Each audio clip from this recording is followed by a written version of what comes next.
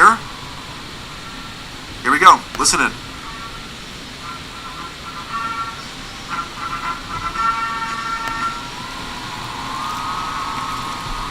Ladies and gentlemen, Please welcome the President and First Lady of the United States, Donald J. Trump and Melania Trump.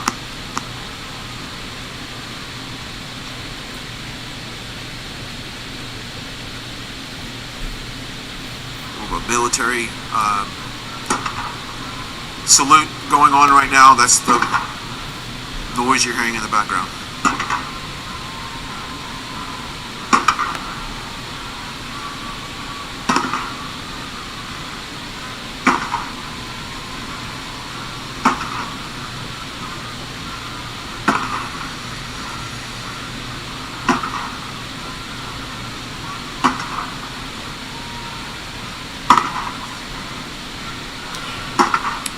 Yes, good morning, folks. Good morning, good morning. This is Spirit President Journey. Trump and First Lady taking the stage.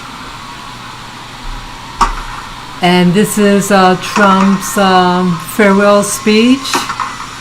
I caught it just in time. Yeah, I'm live streaming right side broadcast. All right, a few words from the President and First Lady. Let's So listen. I'm piggybacking them. thank you very much. Yes, my president. Yeah. Thank you very much, and we love you, and I can tell you that from the bottom of my heart. This has been an incredible 4 years. We've accomplished so much together. I want to thank all of my family and my friends and my staff and so many other people for being here. I want to thank you for your effort, your hard work. People have no idea how hard this family worked. They worked for you. They could have had a much easier life, but they did a fantastic job. I just want to thank all of you, everyone. I want to thank Mark Meadows, who's here someplace right there. I want to thank Mark. But it's been something very special. We've accomplished a lot. Our First Lady has been a woman of great grace and beauty and dignity. Yay! Beautiful outfit. And so popular with the people. So popular with the people. In fact, honey, would you like to say a few words? Yay! Being your First Lady was my greatest honor. Thank you for your love and your support. You will be in my thoughts and prayers. God bless you all. God bless your families. And God bless this beautiful nation.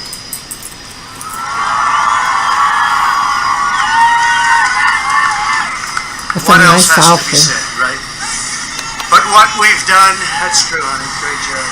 What we've done has been amazing by any standard. We rebuilt the United States military. We created a new force called Space Force. That in itself would be a major achievement for a regular administration. We were not a regular administration. We took care of the vets, 91% approval rating. They've never had that before. The vets have given us, the VA, the vets have given us an approval rating like has never been before. We took care of our vets. And Yes, our he did. Beautiful vets. They were I'm a vet. very badly He treated took before care of we us. came along. And as you know, we get them great service, and we pick up the bill, and they can go out and they can see a doctor if they have to wait long periods of time. We got it so that we can sadly get rid of people that don't treat our vets properly. We didn't have any of those rights before when I came on, so our vets are happy, our people are happy, our military is thrilled. We also got tax cuts, the largest tax cut and reform in the history of our country by far. I hope they don't raise your taxes, but if they do, I told you so. That's right. And if you look at the regulations, which I consider the regulation cuts to be maybe even more important, that's why we have such good and have had such good job numbers. The job numbers have been absolutely incredible. When we started, had we not been hit by the pandemic, we would have had numbers that would never have been seen. Already our numbers are the best ever. If you look at what happened until February a year ago, our numbers were at a level that nobody had ever seen before. And even now, we really built it twice. We got hit, nobody blames us for that. The whole world got hit, and then we built it again. And now the stock market is actually substantially higher than it was at its higher point prior to the pandemic. So it's really, you could say we built it twice. And you're going to see incredible numbers start coming in if everything is sort of left alone. Be careful. Very complex. Be careful. But you're going to see some incredible things happening. And remember us when you see these things happening, if you would. Remember us, because I'm looking at elements of our economy that are set to be a rocket ship up. It's a rocket ship up. We have the greatest country in the world. We have the greatest economy in the world. And as bad as the pandemic was, we were hit so hard, just like the entire world was hit so hard. Places that thought they got away with it didn't get away with it. They're suffering right now. We did something that is really considered a medical miracle. They're calling it a miracle, and that was the vaccine. We got the vaccine developed in 9 months instead of 9 years or 5 years or 10 years or a long time. It was supposed to take a long time, many, many years to develop a vaccine. We have 2 out. We have another one coming almost immediately, and it really is a great achievement. So you should start to see really good numbers over the next few months. I think you're going to see those numbers really skyrocket downward. And I can only say this, we have worked hard. We've left it all, as the athletes would say, we've left it all in the field. We don't have to come and say, we'll never say in a month when we're sitting in Florida, we're not going to be looking at each other and saying, you know, if we only worked a little bit harder, you can't work harder. And we had a lot of obstacles, and we went through the obstacles, and we just got 75 million votes, and that's a record in the history of sitting presidents. That's an all-time record by a lot, by many millions. In the history of sitting presidents, it's been really just an honor. And one of the things we're very, very proud of is the selection of almost 300 federal judges and 3 great Supreme Court justices.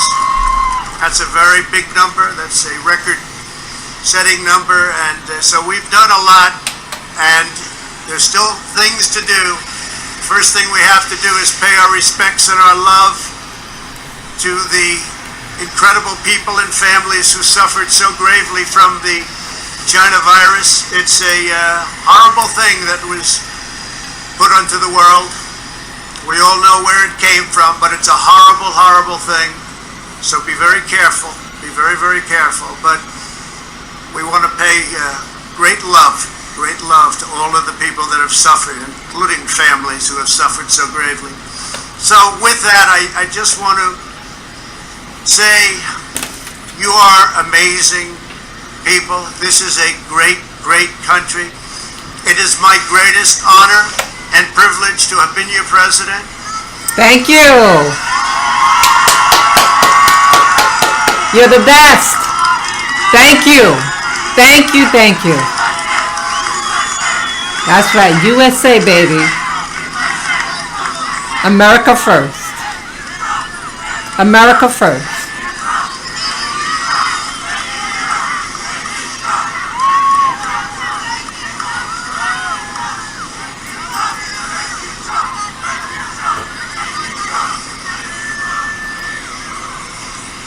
I will always fight for you.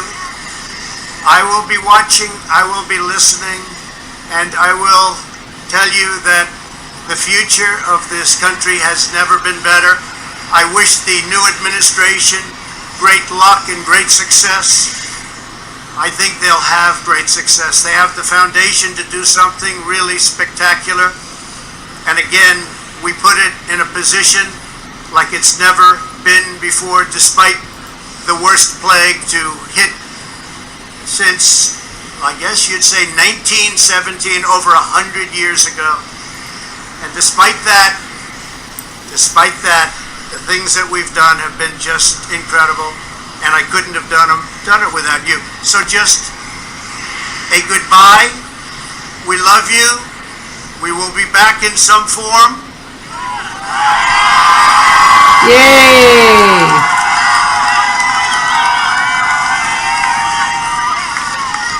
And again, I want to just, in leaving, I want to thank our Vice President, Mike Pence, and Karen. I want to thank Congress, because we really worked well with Congress, at least certain elements of Congress.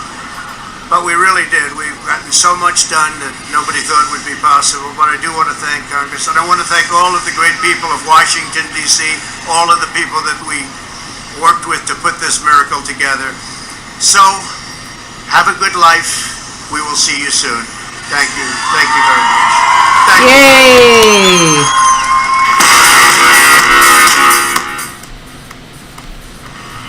All right. Just what we expect the president to say. Yes. Recap a little bit of his accomplishments Yeah. over the last 4 years, and That's right.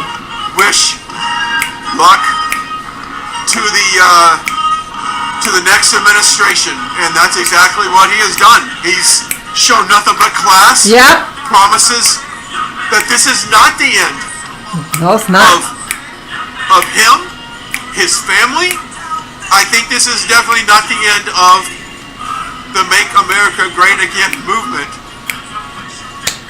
which is exactly what he has started. He started a movement. Yes, he and did. They might have canceled him, but they will not cancel the movement. As he's saying his goodbyes right now, what a special moment between him. Now he's with Eric, and now a hug His with children. Dawn. What a moment. This president, of course, the crowd, not as vocal as you would expect at a Trump rally, but nevertheless, we heard the chants of "We love you." We heard the support. We're now seeing a lot of hugs with people in the crowd. A lot of people saying, Yeah! Thank you, Trump. people saying their goodbyes. Thank you. Thank you. Thank you. Oh, Thank he's you. walking over. Let's see who he's Yeah. going to talk to now. Just a moment in history right now. Yes. Melania looking absolutely stunning Yes. as they make their way. Might be a tight shot to cut through those flags, but they're going to go red carpet, walking up into the Very classy. Very, very Air Force classy. One. And Yeah. the crowd obviously going to stick around. We're going to stick around. We want to see this Air Force One take flight as he's walking through the military. Of course, we had the salute, the military salute with the cannons being fired off when he first got here. We had the I band missed that. playing upon his arrival, and now we've got a shot of him walking through. I know it's very difficult to see these flags right now, but of course here in just a second you'll see him go up the stairs there to Air Force One. We want to remind everybody, thank you so much for staying with us here at Right Side Broadcasting. You can always go to our website, find out more of what's going on with our country. rsbnetwork.com, rsbnetwork.com. The President and First Lady almost to the top of the stairs, so we'll turn around, I'd expect, and give one final wave. And there you have it. What a moment. Yep, Of course, yep. the crowd- Beautiful, beautiful, beautiful. YMCA. returning their love Thank for you, the Trump. president Thank you, as Melania. well Yep, you did it with class. as Let them eat cake, right? they walk off Yeah. on Air Force One, and that's it. So That's at this it, baby. point, once they are loaded up, traditionally this takes about 10 to 15 minutes to get this plane fired up and off the ground. And of course, we have a team down in Florida right now to receive the president later on this morning. I just want everyone to stay advised to all of our social media. We will have full coverage on that as well. So Wow. obviously tune into our Facebook and our YouTube and Instagram, as we'll have coverage of that happening. Crowd still sticking around, obviously. I'd probably say 200 to 300 people here. Very limited access here. Also, we want to remind everybody to please go onto our social media and put down what you think President Trump's greatest accomplishment was the last 4 years. What was his greatest accomplishment?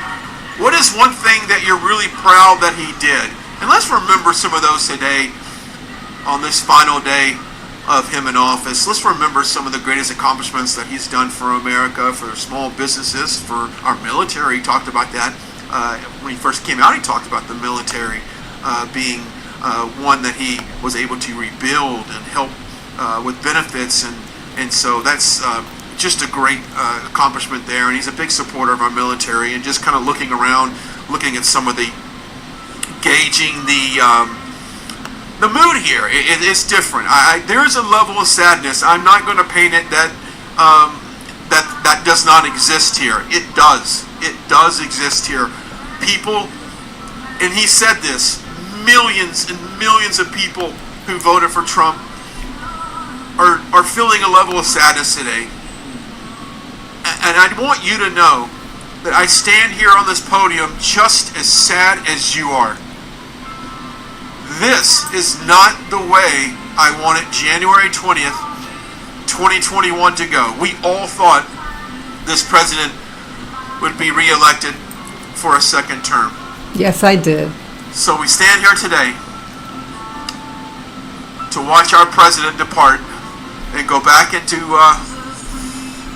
private life down in South Florida. And he said it many times, this family has sacrificed so much for the good of the American people. They've really opened up their lives. They've been subject to a lot of criticism, not only by the press, but other people in politics. And that is something that... Yes, hello folks. What his presidency meant and means to me. He is my favorite president. My first time voting for presidency was in, I think, 1984. I was just 1 or 2 months too young to vote in the 1980 election. Yeah, my birthday comes late in the year. It comes in December, and you had to be born, your birthday had to come before November, sometime before November, to be able to vote in November. And I wasn't able to. But I never followed politics. I didn't like politics. I was intimidated by these people in office. I didn't like watching them on TV. And now, you know, I'm in my 50s. And when I first heard of Trump running for office, I was very curious and a little scared because people were getting edgy, and I didn't understand where the edginess was coming from. And so, I was scared to look and find out, but I was determined. So I went on social media, and I went on YouTube actually, and I think I typed in Trump, and I saw a video of a young black teenage guy. He was about 14, 15 years old, very well spoken, very well dressed. Yeah, bye Trump. Yeah, they're closing the door. Yeah, I'm very sad right now. I'm very sad. When I first saw that young teenage boy talking about Trump and how excited he was so articulate. And he was being harassed by people, other blacks, that it was a taboo to be a black person and want to vote for Trump. Well, I saw through the deception of these naysayers of Trump. And I just felt attracted to this person. Again, I never watched his TV show, I saw the commercials, but I never watched his TV shows. And I saw Trump over the years, on the media. He's from New York City. He's from Queens, where I'm from. And so he always was a New York fixture. He was a part of pop culture and still a part of pop culture. People always made fun of his hair, and that was the only thing I ever heard negative about him, about his hairdo. But I never heard any black person say that he was a racist or a bigot. And in fact, the black rap artists wanted to be around him, that it was cool to hang out with Trump. And there are pictures on the internet showing that. Okay? And again, so in 2016, I started watching more and more about this Trump running for office. And the more I saw his rallies and how eloquent the black Americans who followed him were, I said, I know I'm on the right path. And so I continued watching. He had content. All his speeches had content. They had something to say. They had issues concerns and how he wanted to address these issues. Oops. Ooh, just in time. I almost forgot to plug in my computer. I had taken out the plug because you can't leave it charged too long. You have to kind of let it go for a while. Well, I almost forgot to put it back in, and the computer prompted low battery. Well, I put that bad boy back in. Okay, so we're probably good now. But say he's going off. He's leaving now with his wife and other people. See, he did it with class. And when I saw his campaign 4 years ago in 2016, I said, I feel a part of this. I felt for the first time in my adult history a part of America. All the other presidents didn't make me feel included. President Donald J. Trump is the first and only president that made me feel that I was an American citizen. The only one, not even Obama. Obama was just like the rest, about himself, not about the black community. But Trump was always about the American people, and he served the American people with excellence. Yes, he's brash. He's not an innocent man, but he did what he wanted. But he did what he knew was right. In America first, America first, America first. The first president that I ever heard America first, and made me, a black American woman, born and raised in the United States of America, in New York City, and I'm a veteran. The first time, and he served the vet well. He paid us well too, yes, not Obama. So I want to say thank you, President Trump, for your leadership. For entertainment, Trump is entertaining. He's brash. He always is what he was. He doesn't pretend. What you see is what you get, and I could respect that. I don't have to agree with everything he does. I don't. But I appreciate his excellence and saying America first and about protecting America. I thank you, President Donald J. Trump. Yes. Yeah, there are black people out there who voted for Trump, who can see through the foolishness of the politics of what's going on, right? We saw what was going on, and we said no. America is always to be first. But instead, did you hear about the caravan that's being sent up? Who's sending them here? Well, you have provocateurs who are going to send that caravan from Central America and forcing their way into America. Wow. And what communities are they going to go into? They're going to go into your black community, sucking out your resources. They never give back to you. They never give to your community. Start protecting your community. Start serving your community. Start giving yourself last. Be first in your community. Love your children. Love yourself. Love the person you see in the mirror. And I think that's what Trump is all about. For me. For me. America first. I am American. And I'm to treat myself well and to treat my neighbor well. I thank you, President Trump. I thank you. May you have safety, peace, joy, and health. I thank you. Yeah. Excellent. Excellent. Excellent. Yeah, I'm very excited. I'm very excited, people.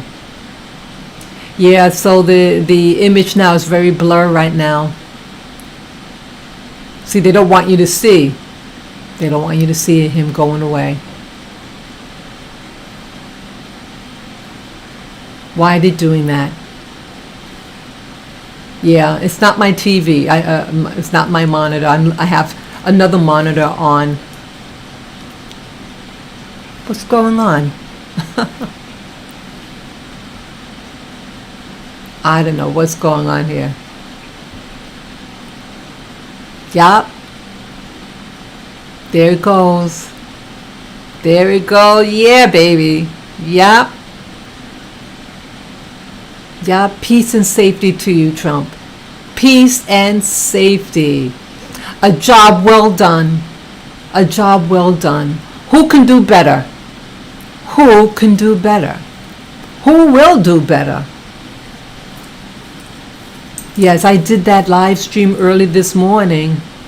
Yep, I just had to get this. Yep. Yep, he has a property here in New York City. New Yorkers had turned their back on him. New Yorkers. He's born and raised. He's a native New Yorker like myself. Yes, he's an alpha male. Yes, he is. He's not a soy boy. See, we're not used to seeing alpha males because they're so busy in New York becoming a soy boy. And he's not about that. You turned your back on him. And now you're putting people in office who want to destroy the city. This city, New York City, has been destroyed. You have more people on the street, more black people on the street. Them groping women, wearing Black Lives Matter t-shirts. Remember that video I did? Yeah, I was assaulted over the summer. This creep, guy wearing a Black Lives Matter t-shirt, and did that to me. People out there just losing their minds because of drugs and everything. And here Trump was the president that gave blacks an opportunity to improve their income. Under his administration, black Americans had the highest employment rate, the highest in history ever under his administration. And as well for Hispanics and Asians, the highest employment rate. Yeah, I was doing well financially under Trump administration. And again, he served the veteran well. He did. He did. He's not a perfect man, but he's a true American patriot. True American patriot. I love you, Trump. This is the first time I ever really cared about a president. Ever. Ever. Yes, I did vote for Obama the first time, and how fooled many of us were. We were fooled thinking because of his skin color that he would serve the black community. He didn't, but Trump did, and Trump supported the historically black colleges. He did. He did. Yes, he did.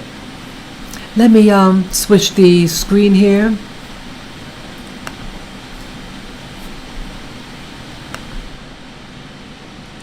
Yeah, hi folks.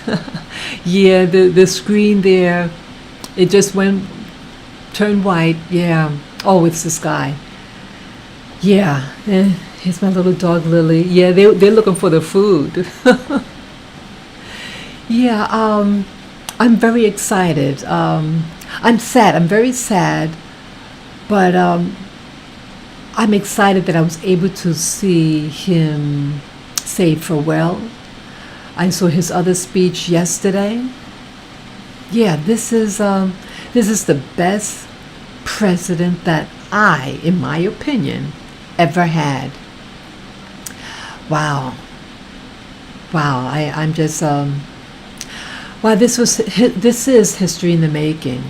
History in the making for all America. Everything is going to change now. See that? He wanted us to have caviar or filet mignon, but you wanted to eat breakfast cereal with a lot of sugar and rot your teeth. Yeah, you're so used to slop. I was getting accustomed to a wonderful way of thinking that that I am accepted. First time my claiming my being American and a proud American. And I don't believe in throwing that in people's faces, you know, not to step on other people's toes, but to say, you know, it's okay to be an American and a black American at that. Yeah. It's okay for everybody else to claim what they are. Why can't I say that I'm an American who is black? Yeah. This was the first time ever in my history that I watched rallies and speeches and things like that. First time. I'm in my 50s, and it's the first time ever that I participated in something like this. It's amazing. It's absolutely amazing. Yeah. So I'm just looking at my monitor in front of me here. The people are moving their gear off of this this airport. I don't know where he's left from. I just assume that it's Washington. Wow. So it's going to be, you know, with Biden now. So I have to try to find what Biden, you know, because now Biden's going to be, okay, it's 9:07 a.m. in the morning. Okay, I want to find, you know, I want to record that as well. Yeah, I have all these monitors. I have a monitor there. And then okay, I had something here. Okay. Yeah, I want to find with Biden. They're taking, you know, you have a lot of what you call the National Guard. Oops. Oh, I'll have to change that. I'm sorry. Oh, okay, it's not showing. Yeah, I'm trying to navigate here. Okay, because I have, let's see. Okay, yeah, because I'm streaming live, as you know. I want to find, let's see here. What is this now? Oh, this must be with the white, let me see. Okay, I have right now in front of me Alex Jones show, Infowars, and this looks like the White House. Oh, okay. Let me see. Let me see now. So I want to get that too. Yeah, he did that with class. Trump did that with class. He didn't say any bad words about anybody. They were dressed very nicely and then they walked off. Yeah, this is the first time. See, I feel good about to be able to claim that, yes, that my vote mattered. When I voted for him 4 years ago, and I voted for him this year, 2020, I thought my vote counted. And it's one of the few times that anyone who I ever voted for ever won. So I felt my vote counted. Yeah. So I want to look now to see, let's see here. I want to try and find something with Biden now. Because see, that's the next in line, right? So let me see here. Let's see here. Yeah, that was Right Side Broadcasting. That was their live stream that I piggybacked off of. So I thank them for sharing that live stream. And I wanted to share that also. Yeah. Let's see here. Let me type. Okay, I'm on YouTube right now. I want to see if anybody else. Okay, let's see. Oh, let me see. So I don't want to use the regular. Okay. Let's see. Yes, I don't want to use the regular, the mainstream. Oh, I have something on the stove here. Hold on just a moment. Let's see here. Just have to fix something here. Okay.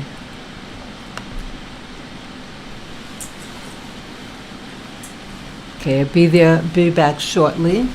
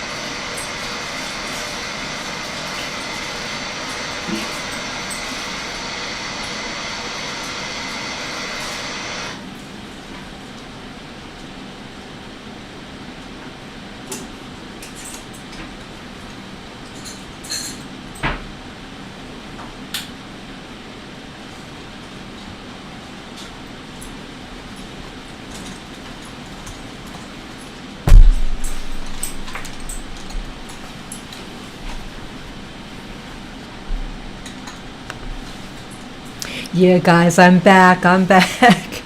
Yeah, the timer went off, and I had to feed my little dogs. Yes, so that's what was happening there. So they'll be a little calmer. I got their little treats in case I know they're still hungry. Yeah. So yes, this is history in the making, and let me just see the live stream here.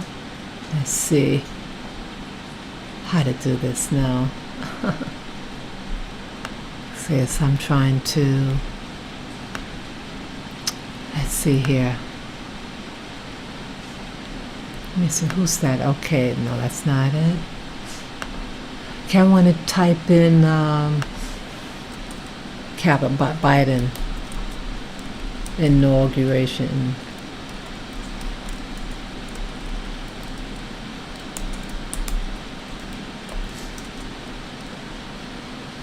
Okay. Okay, Washington, D.C. preps for Biden inauguration. It's ABC, CBS.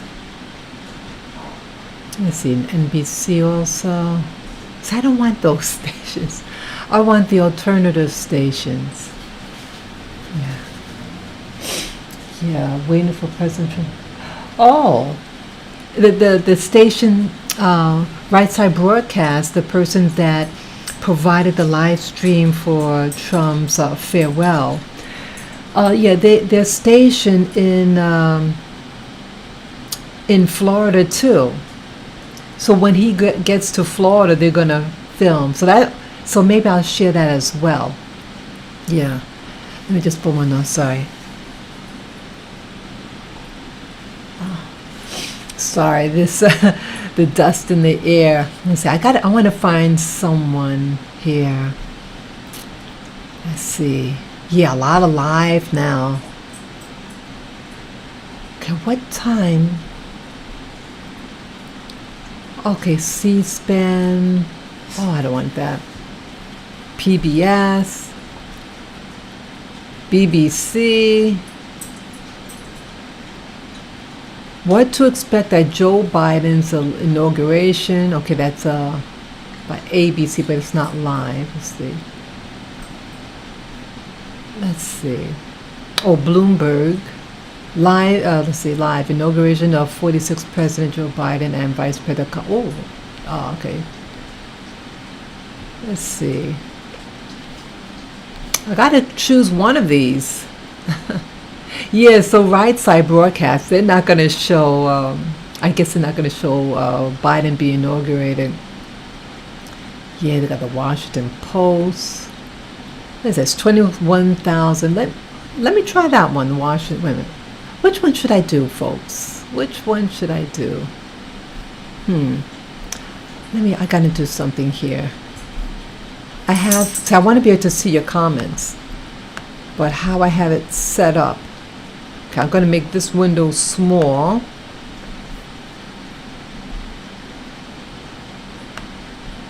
Okay.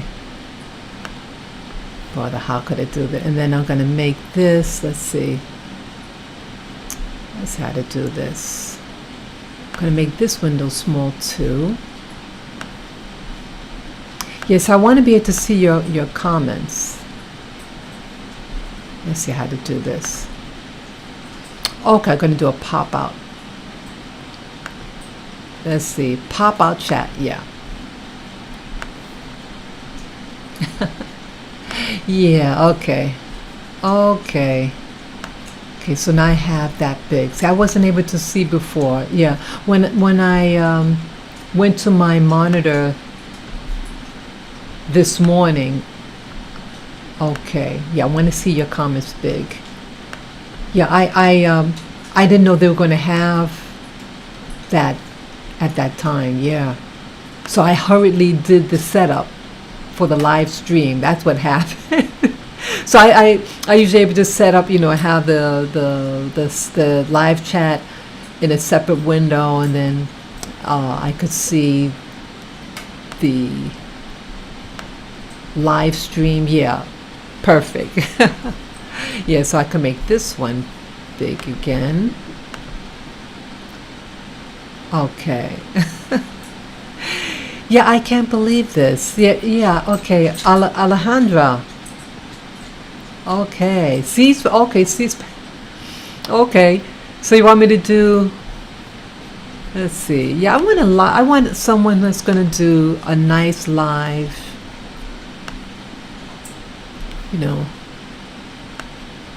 Yeah. It should be really interesting, people, this live stream. Let's see, who's there? Oh, brother. Guys, which one do you think I should choose to do the live stream? Okay, there's a Washington Post. Okay, I'll just do that one. Let me press on that one. Okay. Yeah, it should be really, really interesting. This is history in the making. Okay. So what I'll do, okay, looks like they're setting up. Oh, let me get another one. That's awful. I'm just looking at this guy. No, let me try somebody else. Let me go back an arrow. Let's see. Okay, that was Washington Post. Let me try another one. Okay. Bloomberg. Okay, so basically it all looks the same. They just have a different. Okay, she looks safe. Okay. Okie dokie. Let me just see another one. I want variety. Let me see. So that's Bloomberg. Let's see. What does this one look like? PBS. Let's see what PBS looks like. Okay, that was originally aired. Okay. No, not that. Okay, so we're not gonna go PBS. Something. Okay, what's this now? Oh, what's this? C-SPAN. Okay, we're gonna do C-SPAN. C-SPAN. Okay, let's see now. Monitor. Okay. Yeah, let me just set up my. Brother, I'm trying to set up this here. Come on. Brother, what did I do here now? Okay, I'm trying to move this screen here. Bear with me. Oh, brother. I don't know. It's not moving now. I'm trying to set up my screen here. Brother. Can maybe do that. Come on now. Let's see. It's not allowing me to move this window. I'm trying to. Come on. It's not acting right. Okay, maybe I'll do this.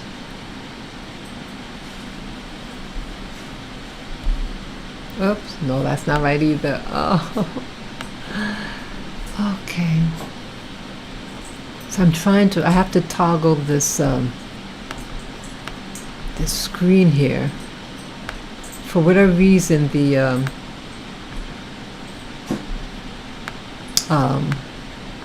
I have this software that it permits me to do the live stream. I want to get this perfect. Come on. It's not letting me move it. I know I'll get it. It's just right now it's acting up. Come on.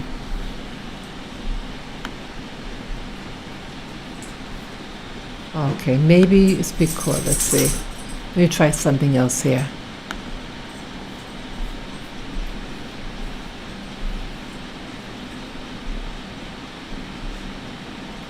Come on.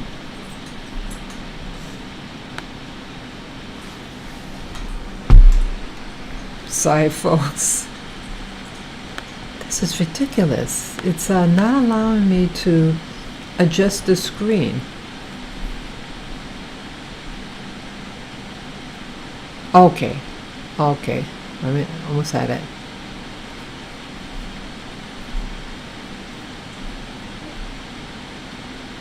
Okay. Make that small.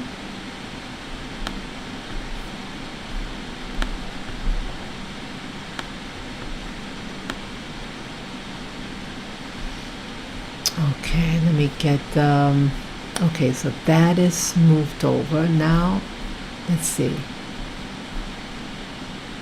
Make this green. I'm going to put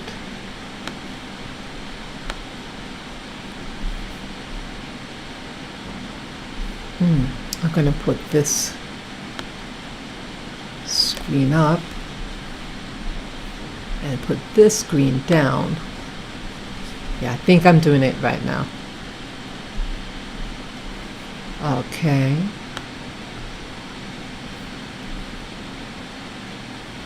Okay, I'm just trying to set up this. Oops. Yeah, see, this is history in the making, people. History in the making.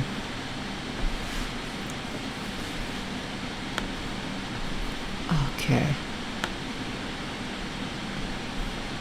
Yeah, okay, I'm almost there. Yeah, so I'm navigating the different windows. Again, I don't do this all the time on my large screen, so I can clearly see your chat, and I appreciate your chat. Alexandra and Wisdom Amethyst. Yeah. Okay. So what I'm going to do now, let's see, transition. So I'm going to show you the screen with the president. Okay. Not the president, you know, the setup. Okay, people, so you can see my face on the top right. Okay. And as you see that they're setting up the inauguration. And so once he comes out, wow, look at that. Oh, that's pretty. Once he comes out, I'm going to turn the audio on. Yeah. Let's see. Yeah, I hope you can hear me. Could you guys hear me? Yeah, please type a 1 if you can hear me. I want to make sure the audio is good.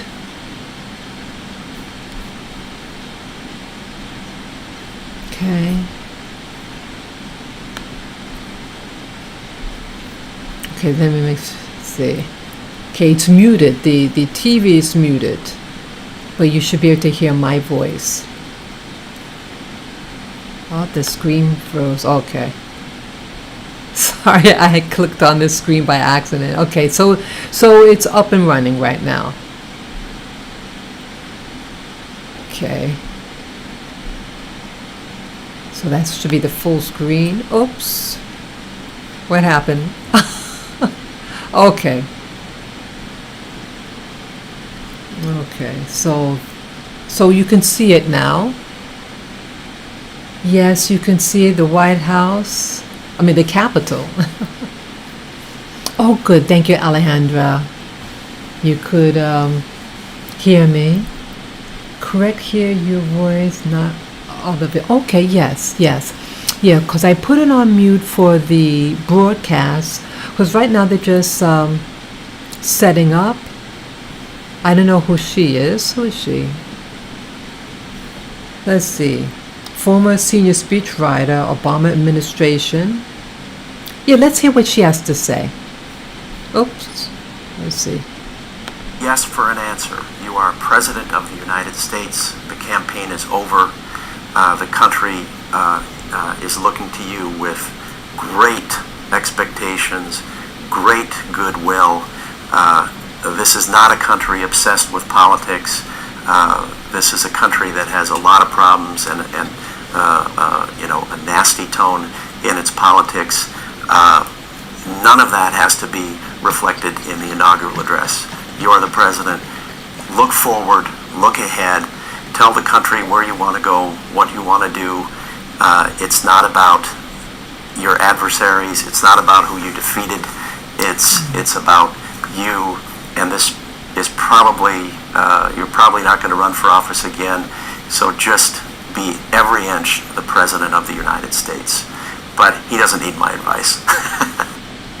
And that was from last week's Q&A program on C-SPAN.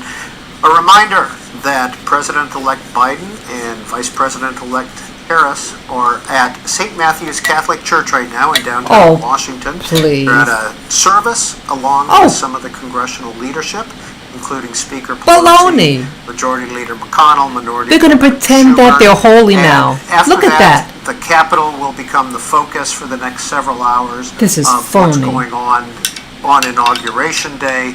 People are already starting to arrive and sit down there on the West Front. These people Catholic? And once the ceremony begins at 11:30, noon is the 2 constitutional hours. time that the office needs to change over. So that will happen, and then there'll be some events in the Capitol afterwards, a signing ceremony, military pass and review on the East Front will happen, and then President Biden will be joined by former Presidents Clinton, Bush, and Obama at a wreath-laying ceremony at Arlington Cemetery. And then there'll be a short parade, semi-parade from 15th Street to the White House. That's all happening today, all live on C-SPAN. A reminder, follow us on social media to get updates. If you have to be away from your TV, at C-SPAN for Facebook, website, and Twitter. And we're going to continue to take your calls, and we're going to talk next with Eric in Dallas. Eric, have you been around long enough to witness previous inaugurations? And if so, which one stuck with you? Well, I'm an independent. I've been in this world for 55 years, and I got strong vibes for Martin Luther King. And where I'm going with this is everybody is an individual in the United States of America. They have their own opinions, but what I would really love to see amongst all Americans is to unite together, no matter who you represent, Republican or Democrat. I would like to go fishing with with anybody, white, black, red, or whatever, you know what I'm saying? I want people to be able to unite. You got your own opinion about what's going on in America, but I know everybody knows the difference between right and wrong. And so I would like for everybody to kind of lean toward the right to the best of their ability so we can have unity. So how should Joe Biden address that, in your view, in his inaugural address?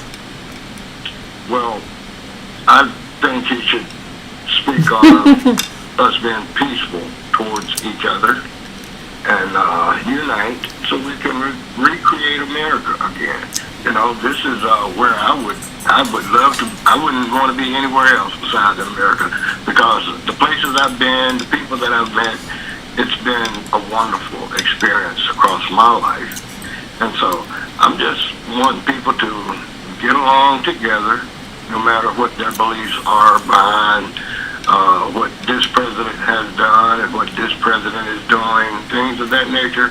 I want everybody to put their personal opinions aside and let the president and all the look at that on the cabinets bottom. do their job to make everybody satisfied in America. So, Eric, you're 55 years old. You told us, what kind of work do you do in Dallas?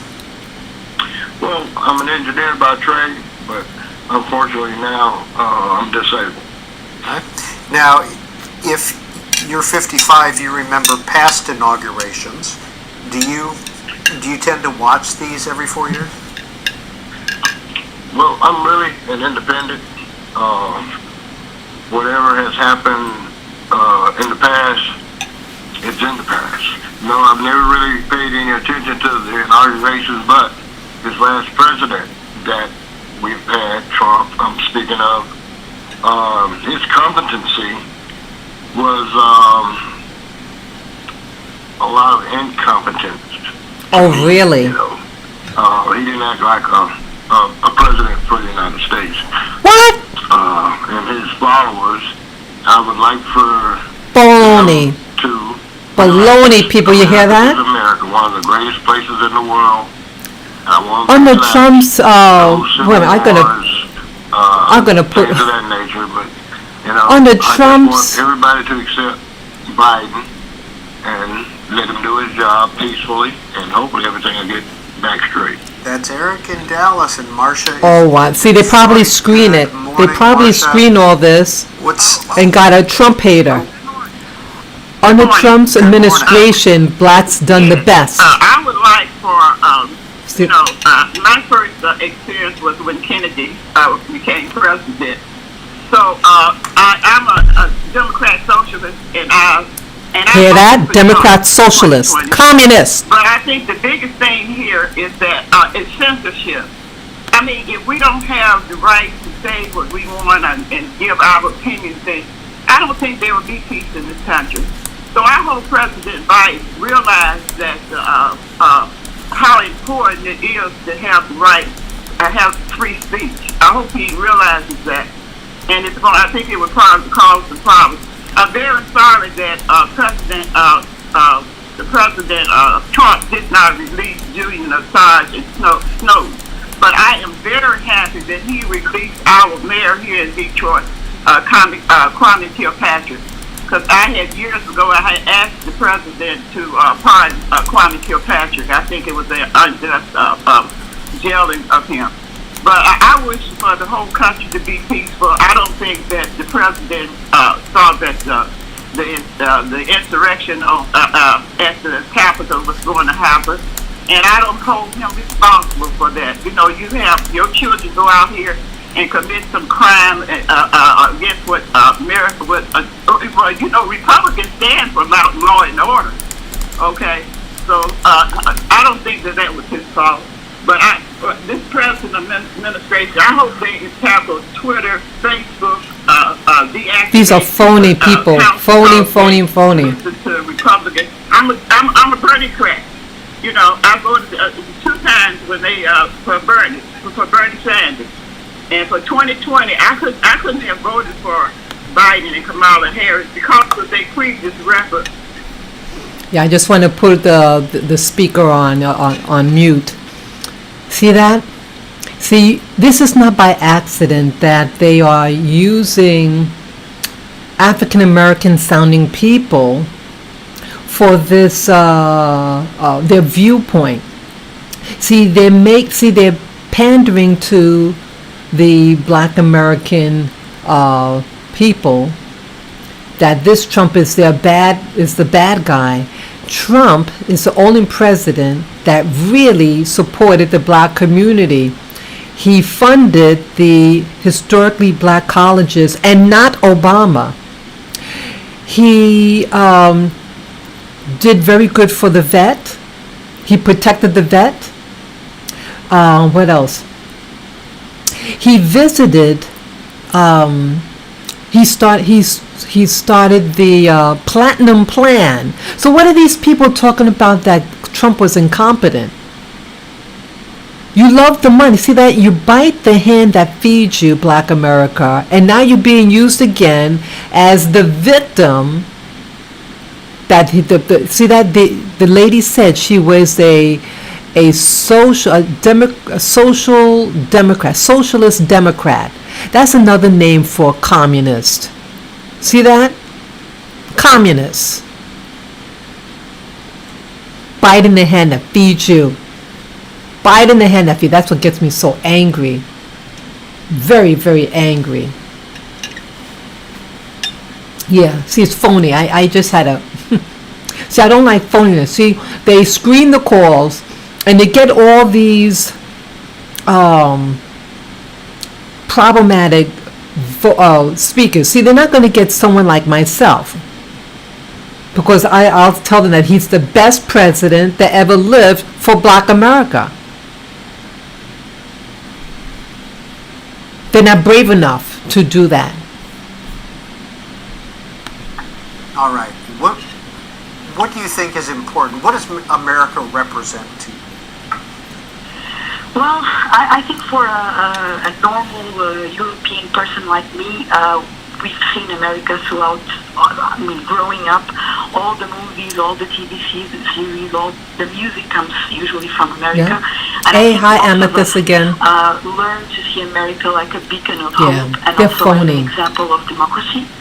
And I think most of us got more interested in politics because the last 4 years were completely the opposite of what we were, accustomed to. And so that's why I'm feeling really, really hopeful for today. And I hope that America can go back to being, like an Call from open, Luxembourg. multicultural They should call country, me. and to be an example for everyone. They should call Marissa me. in Luxembourg, thanks for your time today. Greta Bronner, what do you have for us? Eli Stokols, who reports for the LA Times, sends this tweet out noting that the nuclear codes, called the nuclear football in D.C., is flying to Florida with President Trump, while President-elect Joe Biden is in D.C., set to receive another one at noon. You can read more from the LA Times on how Trump's avoidance of Biden's Inauguration Day has complicated matters Oh, and please. upended tradition, is what Eli Stokols writes. And then Alexander Jaff, who writes for the Associated Press, two of the Biden administration's top communications officials are describing the incoming president's inaugural hey, address CDL. as a forward-looking speech How you that will doing, make little to CDL? no mention of his Wisdom predecessor. Amethyst. Hey. And then a little history for you today. Yeah, hi, Excuse me, sweetie. Rick Scott first. I'll give you this. The senator, Yeah, former it's governor fake of Florida, news. says, I will be Fake. attending the inauguration of President-elect Biden and Vice President-elect Harris today. This ceremony is an important tradition that demonstrates the peaceful transfer of power to our people and to the world. Many members of Congress, Republicans and Democrats, attending. And then also Alexandra Jaff, again with the AP, reports that the Vice President-elect is wearing Christopher John Rogers and Sergio Hudson. Christopher is a young black designer from Baton Rouge. See that? He lives in New York City. Sergio is a black designer from South Carolina. Doug Emhoff is wearing Ralph Lauren suit. And then finally here, a little history from the White House History Association. Thomas Jefferson was the first president to take his oath in the new national Capitol. His inaugurations were modest compared to those of modern presidents, but he did establish two important traditions that endure still today. And they write that Jefferson's second inauguration in 1805 gave birth to the other tradition. After the swearing-in ceremony at the Capitol, the president made his way home down Pennsylvania Avenue. And Thomas Jefferson, when he was inaugurated as president, was living in a boarding house up by the current Library of This Congress. is history in the which making, is just people. to the right there. And I'm on really the, glad that on I'm the here. far side of the Capitol. Aubrey's in Coventry, Connecticut. And Aubrey, would you like to hear from Vice President Biden, or President-elect Biden, sorry about that, as far as the theme of American unity goes? I want to see Biden take care of the younger generation. I'm 22 years old. I believe that the younger generation is the future of America. You said that the theme of the inauguration What was does she unity, sound like, people? And I feel like we have regressed significantly. What does she sound like? since Trump has been in office. You think this is And all I by also feel like design? he has divided us as a nation. See, they want to make you think. Misinformation, Then put the on hatred, the mute. immaturity.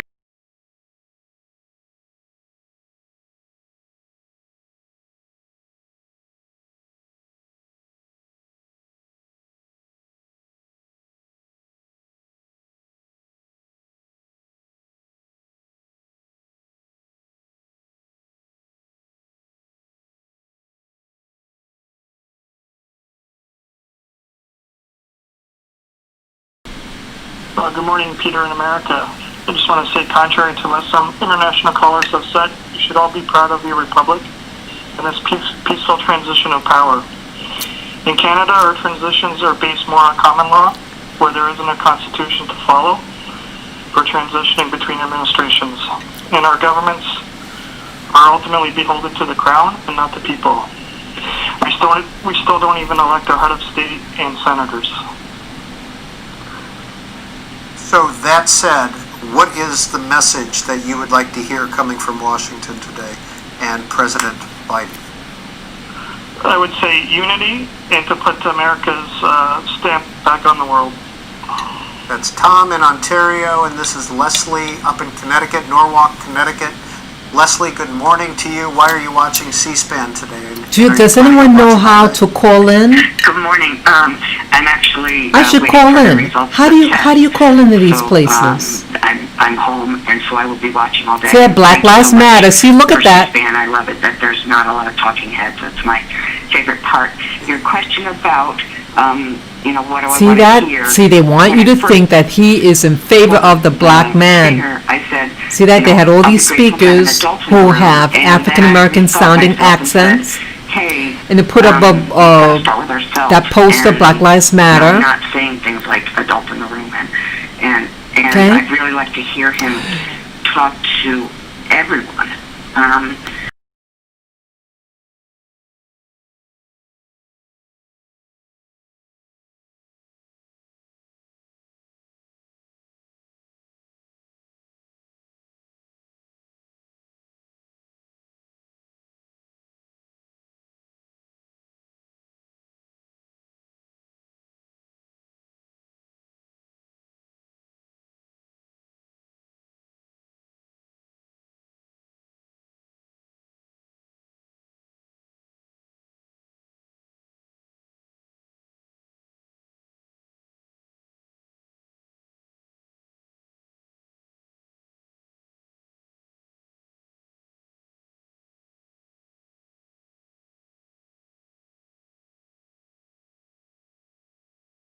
No, but I've got some symptoms, so I'm hopeful it's just a passing flu or something. It's phoning. I can't stand phoniness. We are too. Amen. All right, Leslie. Thanks for calling in. Okay. Chauncey in Hermosa Beach, California. Chauncey, have you been around long enough to have observed other inaugurations? And if so, which ones are memorable to you? I haven't actually observed all that many. Good morning to you as well. The first one I remember watching was Obama's in 2008. I don't believe I watched in 2012. I definitely watched Trump's inauguration in 2016. And certainly that was a much different affair from Obama's. Remember, I was impressed by they had the Marine Band or someone play fanfare for the Common Man. There was a lot of elegance to that that presentation, and Obama's speech was wonderful. We got to just want to check something out.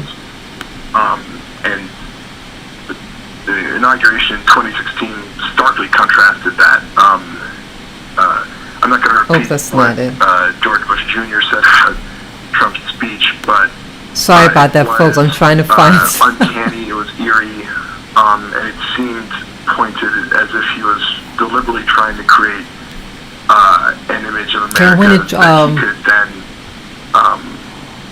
manipulate and use to manipulate his base, unfortunately. All right, the theme this year is American unity. What do you want to hear from Joe Biden? If you were writing a speech, Chauncey. I'm going to just try to switch the screen. You're going to see a different screen. I have to check something out. Just a moment. You're going to see my face. Restoring faith in okay, I have to check something, but you're going to hear the audio. Institutions and media outlets. I think that's something that really took a hit during the Trump presidency, and that's something that continues to stoke tensions. I think that would go a long way, if not directly addressing the lack of unity. That would be a place to start. Yeah. If we could be on the same page about what is real, what is not, and most importantly, if you could from Sorry. Trumpian I'm multitasking here. I think most Americans would breathe a sigh of relief. That's Chauncey in Hermosa Beach, California, as we continue to watch the arrivals at the Capitol, but let's check in again with Greta Broner. President-elect Joe Biden tweeting out this morning, "It's a new day in America." And his former boss, the former president, Barack Obama, tweeting out, "Congratulations to my friend, President Joe Biden. This is your time." Okay. And also up on Capitol Hill, Manu Raju of CNN notes that George W. Bush and Laura Bush have arrived at the Capitol for today's ceremony. And Kamala Harris, the incoming vice president, "I'm here today because of the women who came before me," is what she writes. No one voted for her. Also, just a note about no one voted for Kamala. Remember when she was running for women? A schedule sent to National Security Council staff to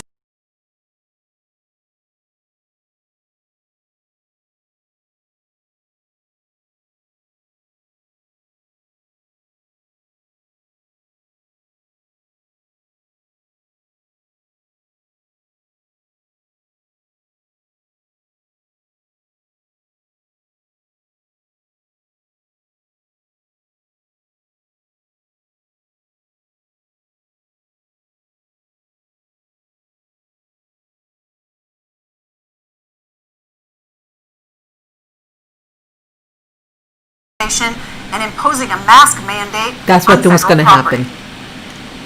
Next call is Catherine in Hewitt, New Jersey. Catherine, what would you like to hear from Vice President-elect Biden? Oh, I hope you know what I think I did? Peter, yes. I had put it on mute, but I think I made a mistake. I would love a recognition of, before there can be healing for the nation. Did I just mute myself? I think I accidentally muted myself a moment ago. Factions that exist in our country. And I'm calling you as an independent evangelical Christian who has recognized that I can identify with one of your previous callers who said, there's a fear to speak up. Evangelicals are not cookie cutters who someone fell. The same thing. You see that? It's just broken my heart. Someone just fell on the ground. That has erupted with flags waving in the name of Jesus. Oh wow, you saw that, folks? It's not who we are. It's not who we're called to be. But oftentimes, those of us that oppose such behaviors have had to be silent because we're afraid of repercussions on the other side.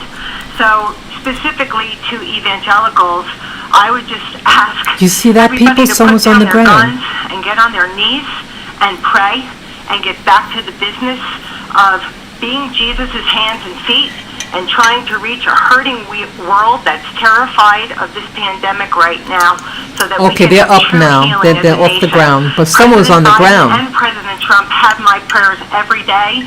And Peter, I also want you to know, on January 6th, my heart was with everyone at C-SPAN, and you guys were being thought of and prayed for from my house. Thank you so much for what you do for the public that's and not. for America. It looked like him. That's Catherine in Hewitt, New Jersey. Ka Ori is calling in from Tokyo. First of all, did I say your name correctly? Almost. Okay, say it for us, please. Kaori? Kaori. Thank you so much. Why are you watching C-SPAN today? This is my first time to see Inauguration. I'm sorry, because of time zone, but I'm long around enough to attend peace movement at Street Airport in 1969. I have similar experience with Vice President Harris. So very, I feel related. Yes. What I should say? No.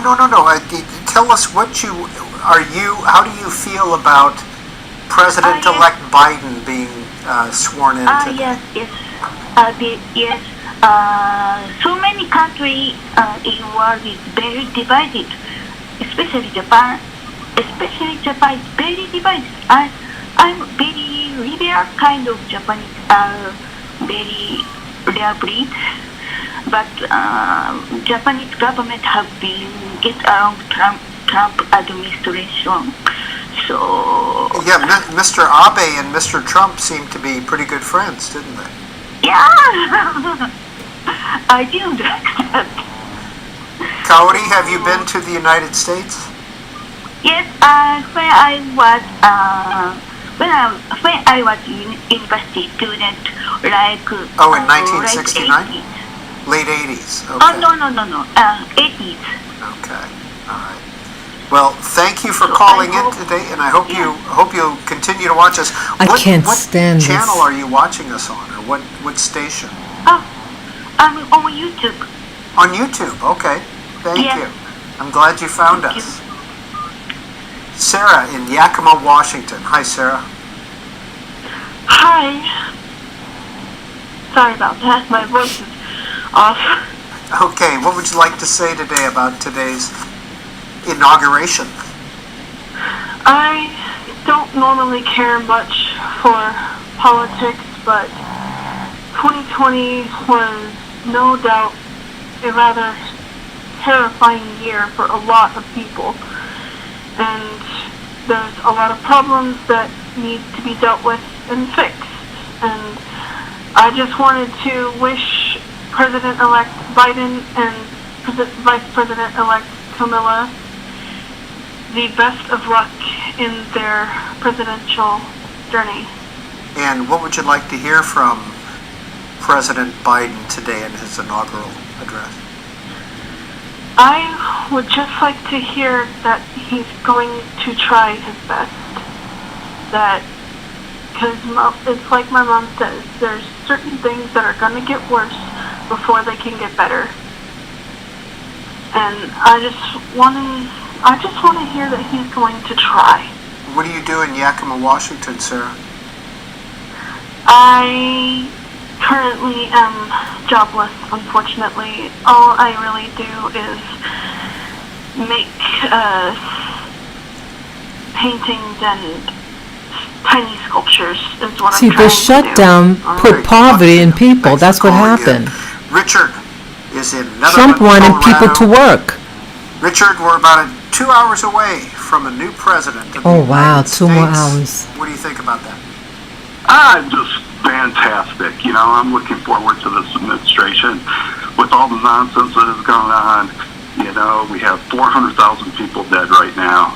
I'm hoping his speech is going to be, I don't know how it can be about unity, which is nice, but I think civility would work to get towards unity because people just need to be civilized, use common sense, and choose civility. You know, when unity, it's tough when you come in as president and you're going to remove a lot of things and that people that are supporters of Trump aren't going to like you removing those things. So I'm just hoping choose civility. You want unity, legalize federally legalize marijuana. That'll bring unity to the country. And that's Richard in Netherlands, Colorado. Tom is in Schenectady, New York. Tom, are you looking forward to noon today? Well, yeah, I'm looking forward to hearing the inauguration, certainly. And if you're not excited by any presidential inauguration, I think you're really missing the point of what's going on. But to answer your question, in terms of what I'd like to hear today, I expect to hear him talk about unity. I want to hear him certainly speak about personal responsibility. But what I'd like to hear him say, and I'm not sure I'm going to hear it, is that there's a responsibility on all sides as it relates to the media in not continuing to make people fearful, not dividing people. I think such a big piece of unity is related to what people are being fed, if you will, when they're watching media, whether it be Fox or CNN, regardless of where you're getting your news from. Because the people who I know who are not watching 24/7 cable news are far more unified, or certainly far more likely to be unified, than those who do. So I'm not sure he's going to bite the hand that feeds him. I certainly, as a career politician, I don't think that he will. But I would like to, if you're asking the question in an ideal world in his speech today, what would I like to hear? I would like to hear him call for responsibility among those who share the news or spread the news to, as C-SPAN does, let people get the full story and judge for themselves as opposed to some talking head interpretation of what happened that day and trying to let you know how you should feel about it. Yeah, Tom, we've heard from several viewers this morning about the personal responsibility aspect and the need to reach out to all sides. Of course. Look, we're 330 million some odd people in this country, and only 150 million of them voted. So while we can puff out our chest and talk about how voter turnout was the highest it ever was, it still wasn't unanimous. There were still many people who chose not to vote, and there's a large contingency in this country, myself included, who are just disgusted by politics. But, I think we also don't blame either Mitch McConnell or Nancy Pelosi for the problems in our lives. If we have issues in our marriage, if we have issues with ourselves, health related, if you're, putting on more weight than you like, if you're not, eating the right things, if you're having an issue as it relates to your job that could be within your control, that's not the government's responsibility. And I think that's oftentimes far too often, I should say, we don't look at ourselves the way that we ought to, and the news is certainly making it easier to look at somebody else and lay blame. Sorry. I thought they weren't going to have an inauguration out in public. Didn't you hear the same thing, people? Didn't they say that it was going to be a virtual reality inauguration, meaning like it's just going to be maybe behind closed doors? Right? Isn't that what you heard? Oh, the Obamas. Isn't that what we heard before? It's going to be inside in a virtual reality. I think that's the term they used. I forget, but it wasn't going to be open. So what happened? It looks like they have an outdoor event. They have seats outside, so what happened? See that? Well, you should look for it. Grace is in Fayetteville, North Carolina, as the music starts on the West Front. Grace, you're on C-SPAN. Hi, how are you? How are you? Good. Grace, did you want to say anything? Yes, I'm from Fayetteville, North Carolina. This is my first time watching the inauguration. I'm actually watching it right now in class with everyone in my AP government class. There's about like 20 of us in here right now. And I just wanted to say that I'm very excited to be watching this morning and to have a woman of color in office, and hopefully Biden brings healing. I don't think she's going to represent women of color. Grace, how many people in your classes are being held by Zoom? We're actually... Are we going to implement the platinum plan? There's about 20 of us in class. Right? Who's your teacher? Oh my God, the Hillary. I'm Stephanie Eastman. Eastman? Ms. Eastman? Yes, sir. All right. Yes, sir. And what school do you go to? I go to Freedom Christian Academy. Freedom Christian Academy. Okay, can all the kids hear me right now? Yeah, they can. Everyone. All right. So, that's my class. Let's hear, Grace, and you do the counting. How many people supported Joe Biden during the campaign? Everyone raise their hands. Who supports? Who supports Joe Biden? I think there's about nine people in my class. Okay, and those who supported Donald Trump? Who supports Trump? We're counting. About 9 who support Trump. So it's pretty even. So pretty even. Yes, sir. I'm sure Ms. Eastman has talked about this extensively, but the peaceful transfer of power that this nation has. What do you think about that? She's actually right here. No, she's actually right here and would love to speak on that. All right. Hi, Ms. Eastman. Hi, Ms. Eastman. We have talked at length about that and how, it's happened. Yeah, I have several screens up to toggle because Trump is going to a live in Florida. Our democracy that we're watching today. So I also want to get that To be too. here with all my students watching this. And we're honored to have you call in. We're honored that you're watching us. Thank you, Ms. Eastman, and thank Grace, and wave to the AP class at Freedom Christian in Fayetteville, North Carolina. Let's return to Greta Bronner. Peter, we showed our viewers earlier the Bible that President-elect Joe Biden will use when he is sworn in. Here's the image again from the New York Times. It's 5 inches thick. It's from 1893, has been in the Biden family, and has a Celtic cross on the cover. And we also noted that this Bible was used when then Senator-elect was sworn in for the first time in 1972. That image taken in the hospital when that deadly car crash happened with his wife and his daughter. And you can see in the foreground one of his sons who was injured in that car crash.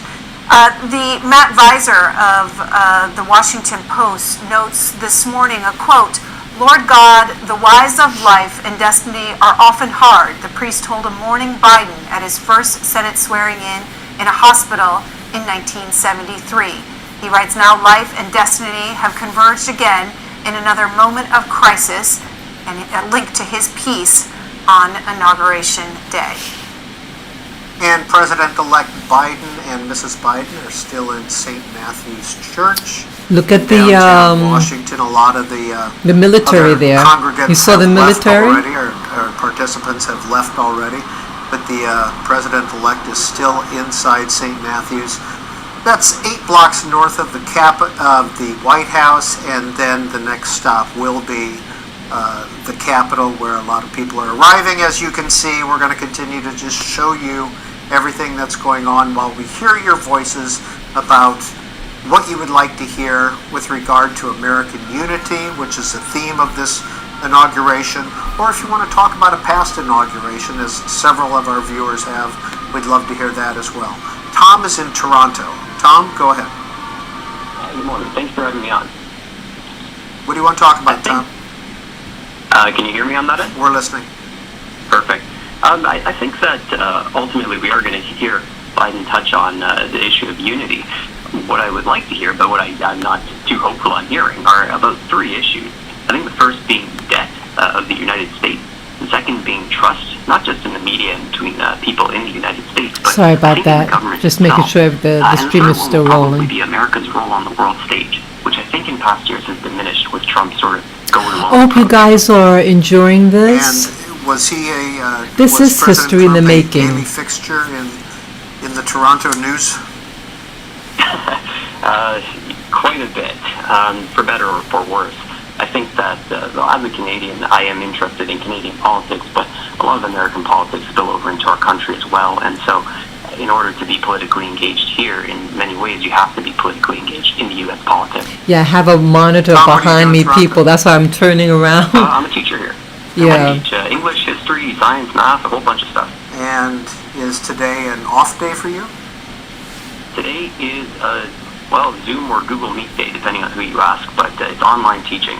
We do either morning classes or afternoon classes. Okay, all right. Have you returned to any in-person classes in Canada, or in Toronto? Originally, at the start of the semester, we did have in-person classes. See that there are Recently, people we've had outdoors. more lockdowns that have switched us back into They said it's online, going to be and closed. It's going to be for the foreseeable indoors. future, No anyway, one's it to looks be like we'll out. online. That's what Tom in confused me. Toronto, we appreciate your time. As the Capitol fills up, we're going to watch.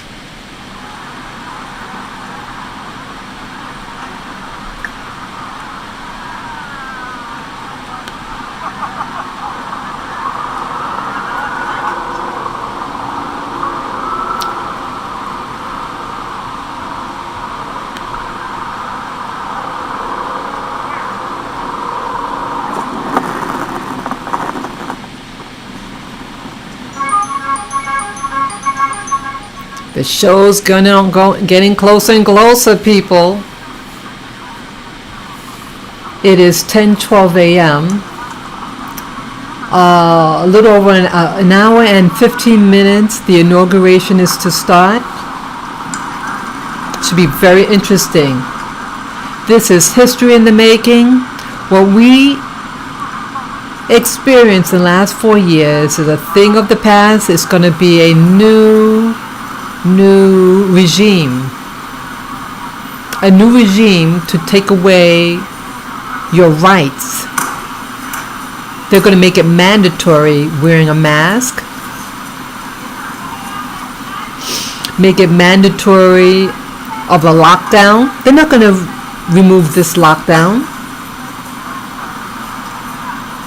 Not at all.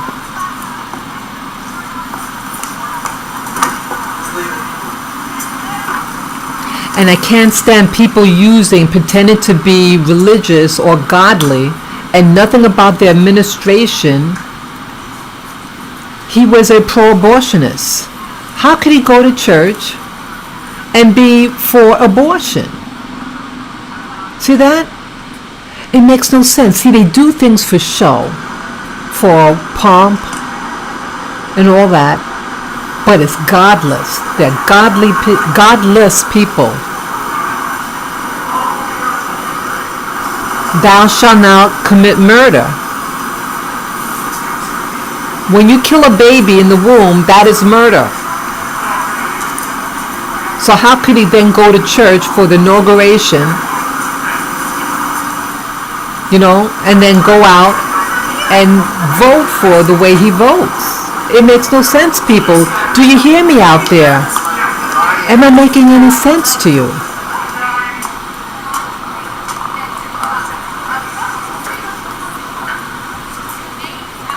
Okay, great.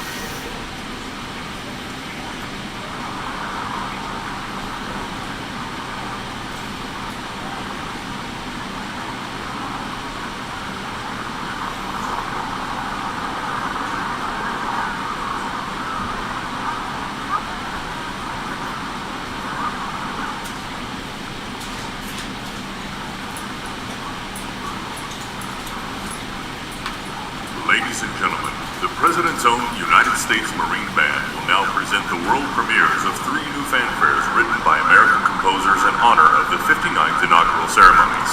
Fanfare for Democracy by James Stevenson, Fanfare Politia by Kimberly Archer, and Fanfare for Tomorrow by Peter Boyer.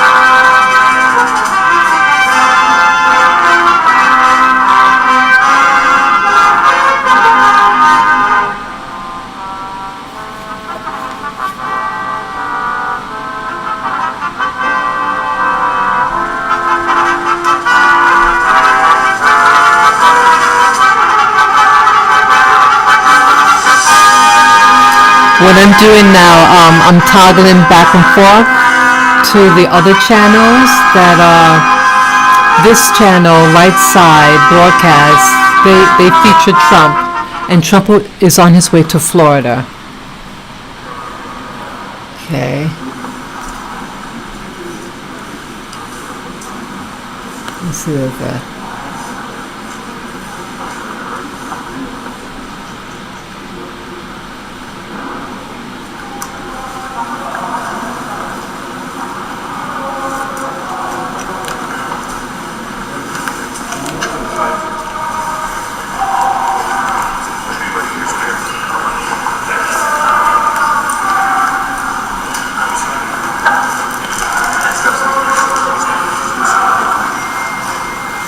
I hope you guys are enjoying this. This is history in the making. I want us all to see.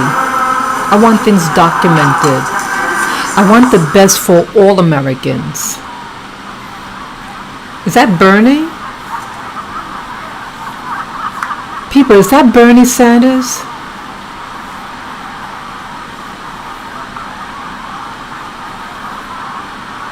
That looks like Bernie. Tell me someone, is that Bernie that you see on the screen with the blue mask?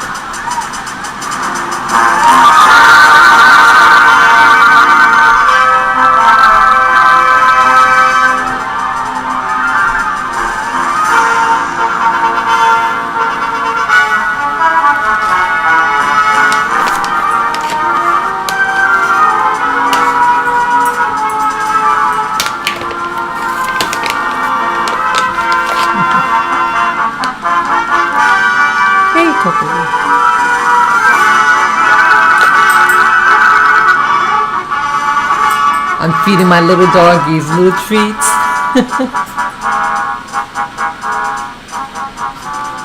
Yeah, it's a caravan.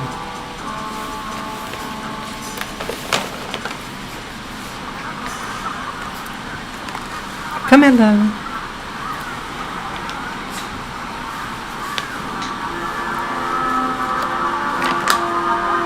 History in the making, people.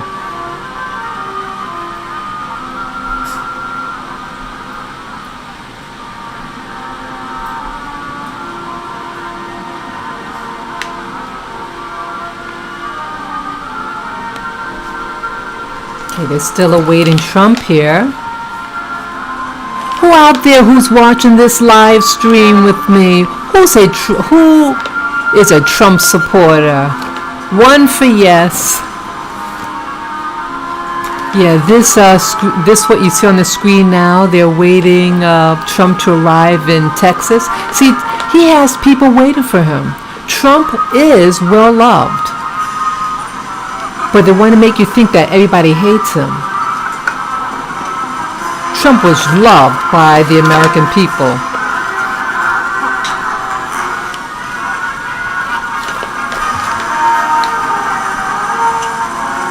Yep. Anybody out there?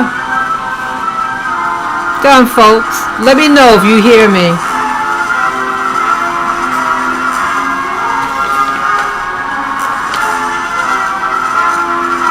Who loves Trump out there?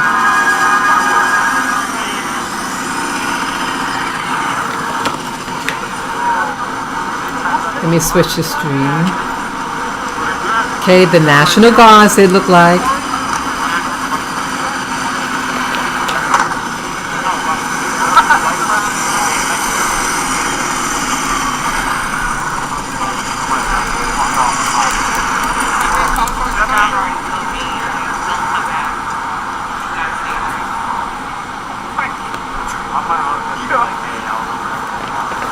Wow, that is a big convoy, boy.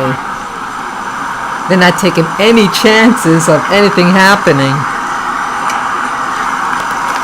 That's right, people just stay at home, get your popcorn, your favorite beverage, and just watch.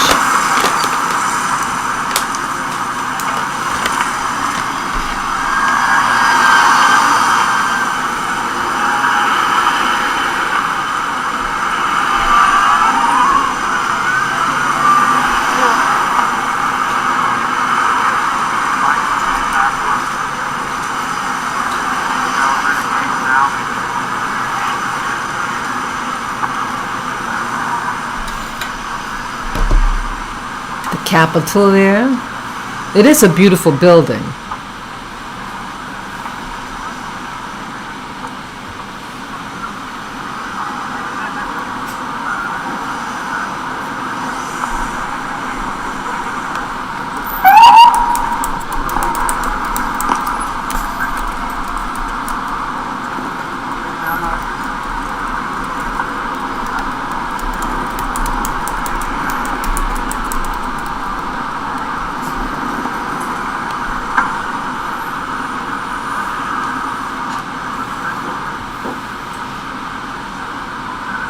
That is a beautiful building, boy. It is pretty.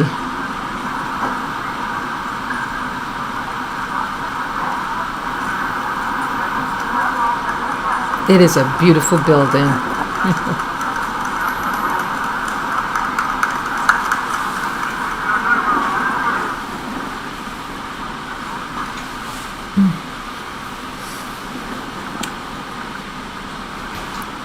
Oh, I guess he's going to come out now. Oh my goodness, that's him. That looks like him. Oh, that's Kamala. That looks like Kamala.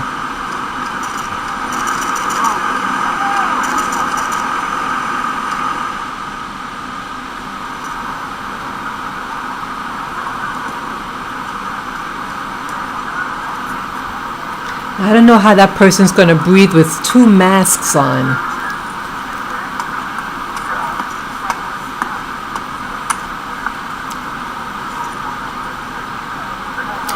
So this will be our new president and vice president,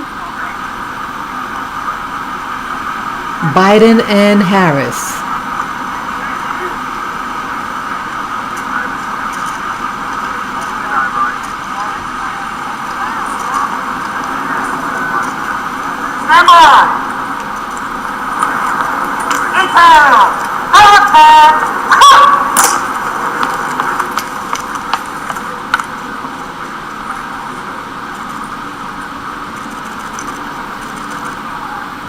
Wow. This is history, folks. America is going to change at this point forward. But I pray that it's going to be something beneficial for all Americans. And if they're going to try to take over and make it a communist place, that we bind that we prevent that from happening. America, the land of the free.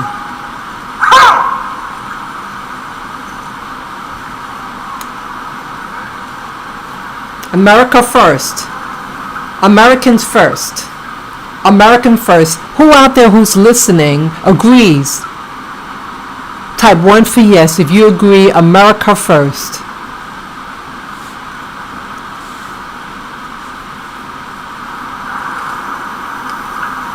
America first. We bind the spirit of communism and socialism from perpetrating in America. We bind that from happening. We bind the devil. That's right. Thank you there, Miss Jefferson. That's right. America first.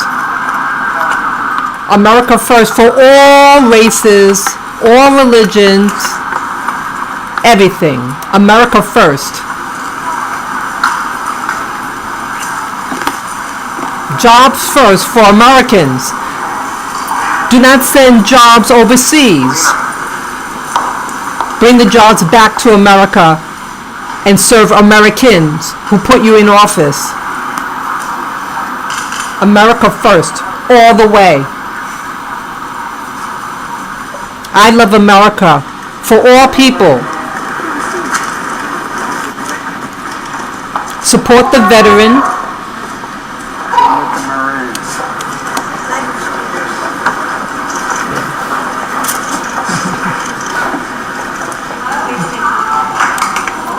America first, all the way.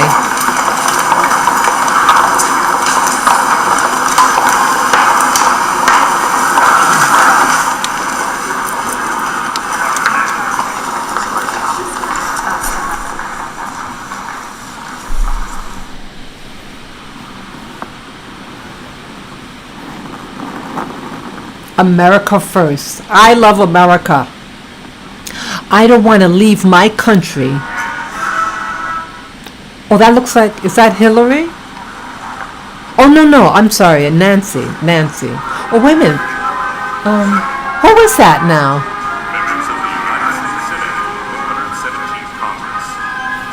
The President-elect's cabinet members and agency designees.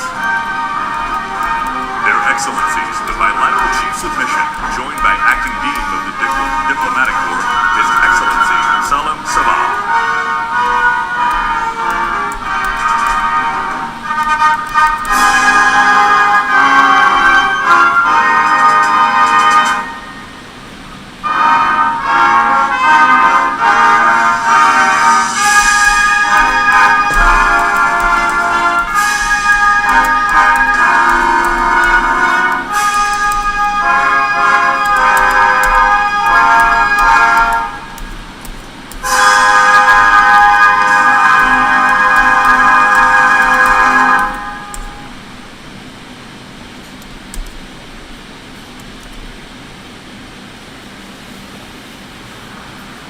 Yeah, God save America.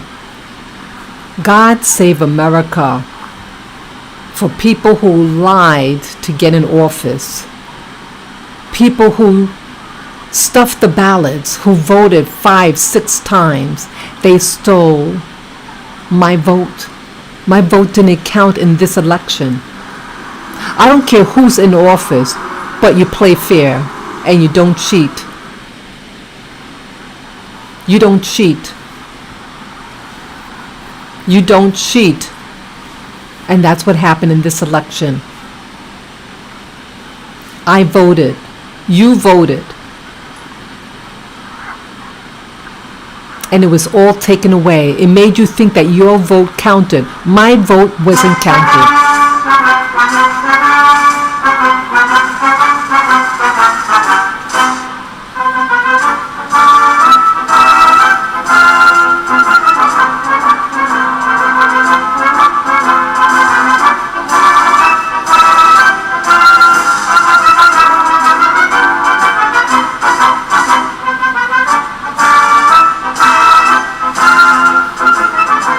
Could you all hear the music?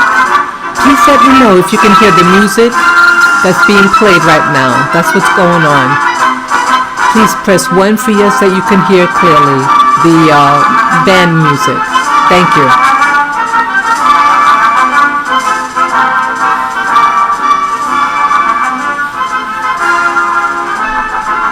Ladies and gentlemen, please direct your attention toward the inaugural platform. Oh my goodness.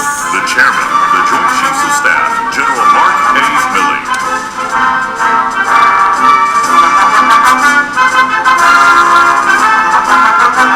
Thank you, Sydney Sophia. Thank you. Yes. Thank you. I see your response that you can hear the music. This is history in the making, baby. He look good, don't he?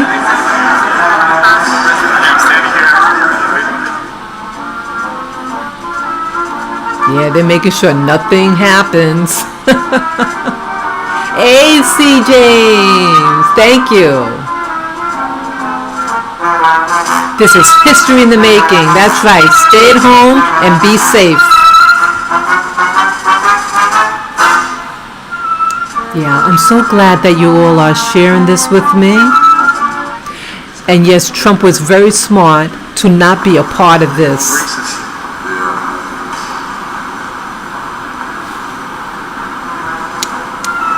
Who's this, everybody? Who's this person?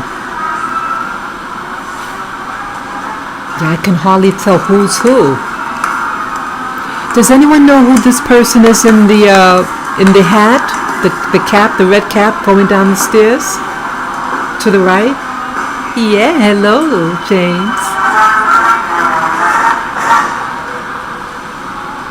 There is a sound delay. It's a couple of seconds delay when I speak and then your response. It's like a 30-second delay.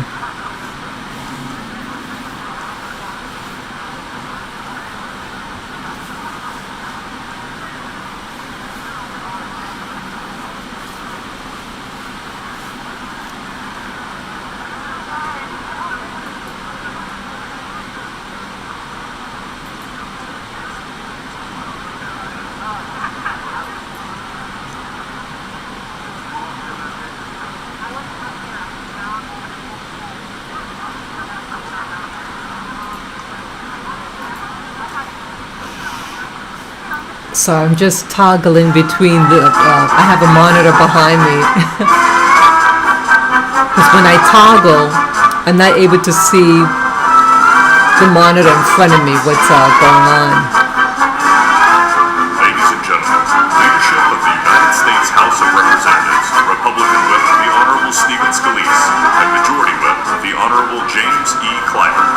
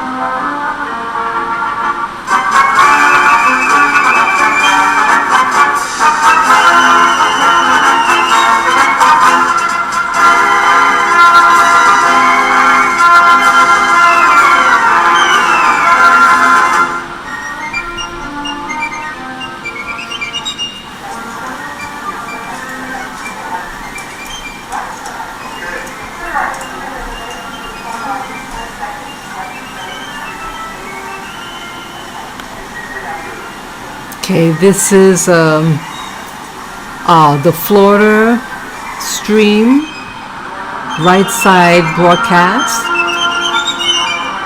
So they're waiting for Trump to arrive. So I'm going to periodically show this stream to see if Trump arrived yet.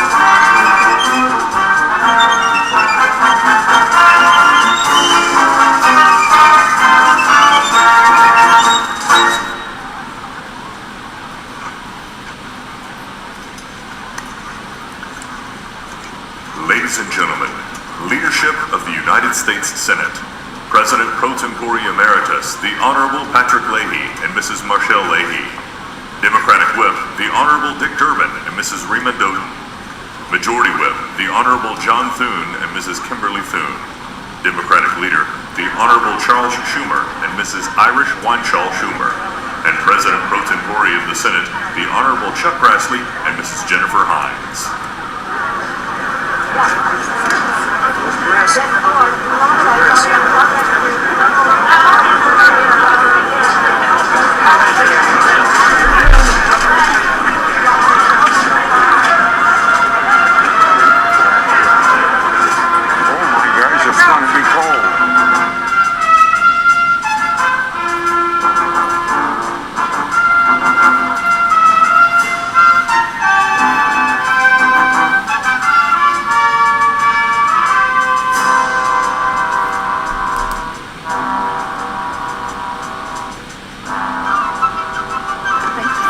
Look at those floors, boy, they are shiny.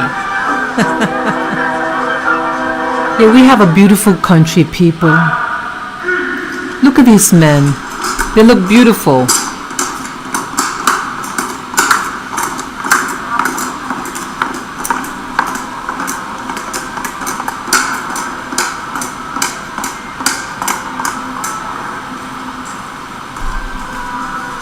These people look absolutely beautiful. See, this is your country, our country. It's not about communism. Beauty like this cannot exist in communism or socialism. This is a constitutional republic. That's what makes this country beautiful. Go to Russia. People want communism. Look at I meant to say Cuba. People live in Cuba. They want to get out of there. They're under communism and they're not happy. When you go to Cuba, they beg you for things like soap and toilet paper, and they have to wait on long lines for food.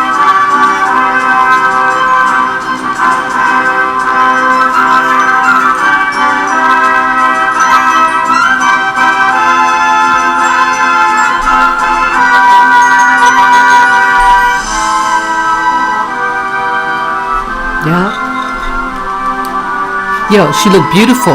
The girl, the woman in the red with the hair braided, yeah, she looked absolutely gorgeous.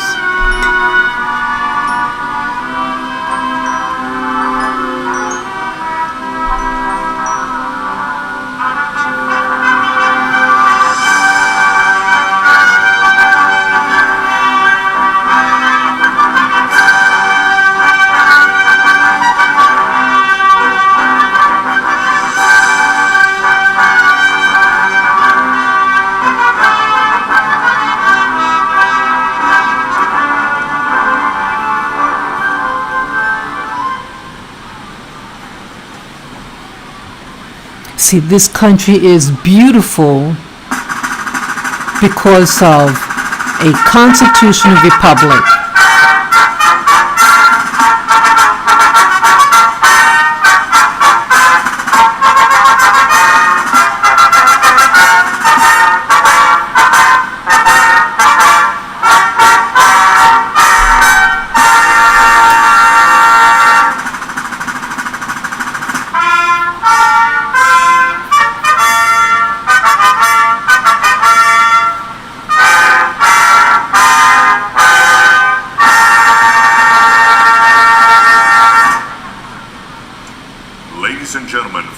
Vice President, the Honorable Dan Quayle.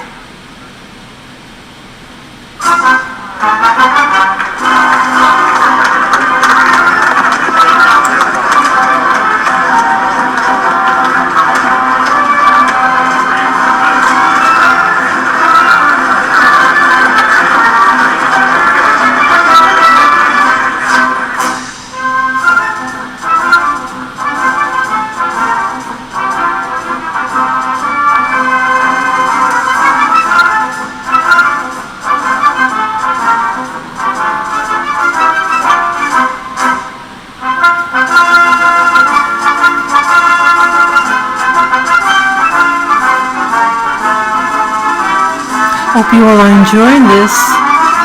Yeah, history in the making. History in the making.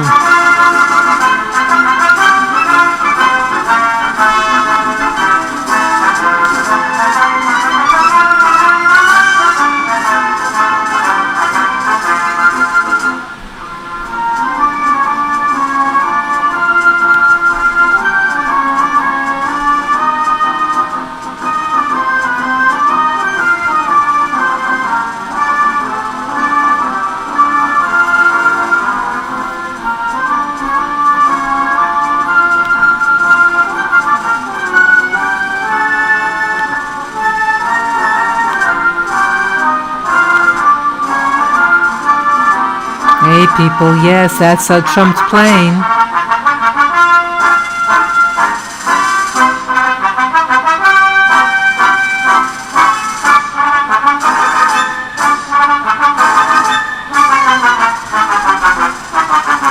That's the true president, President Donald J. Trump.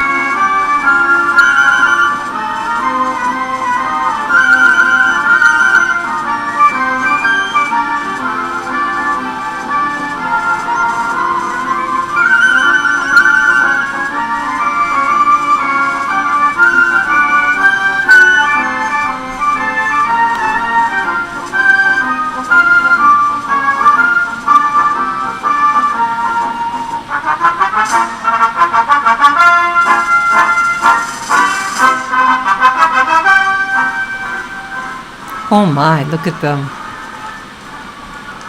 The Clintons.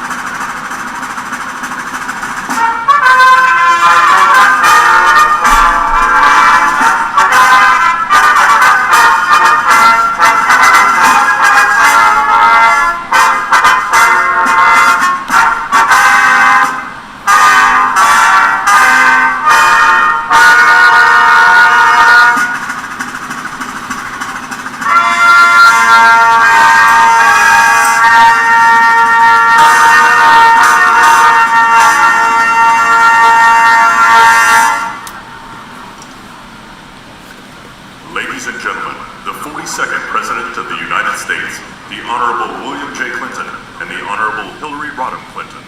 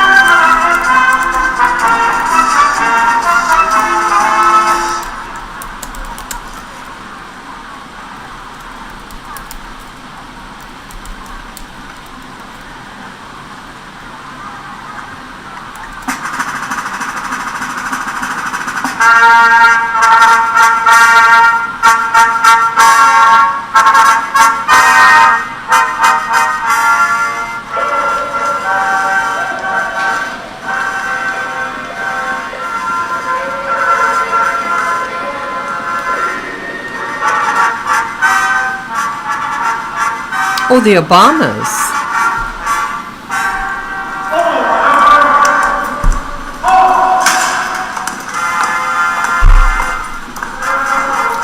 That's a nice outfit that Michelle has.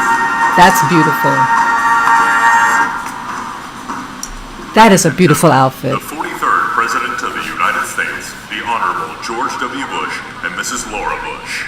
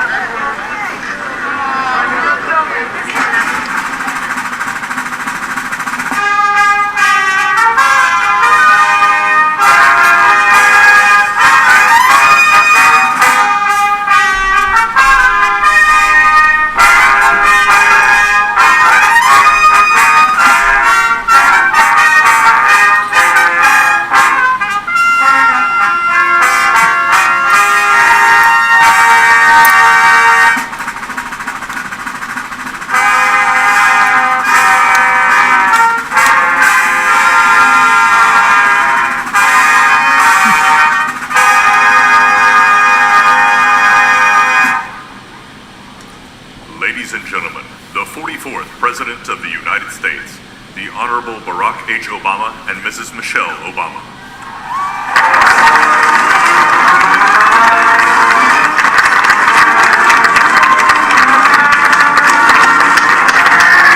They didn't do anything for America. Bunch of communists.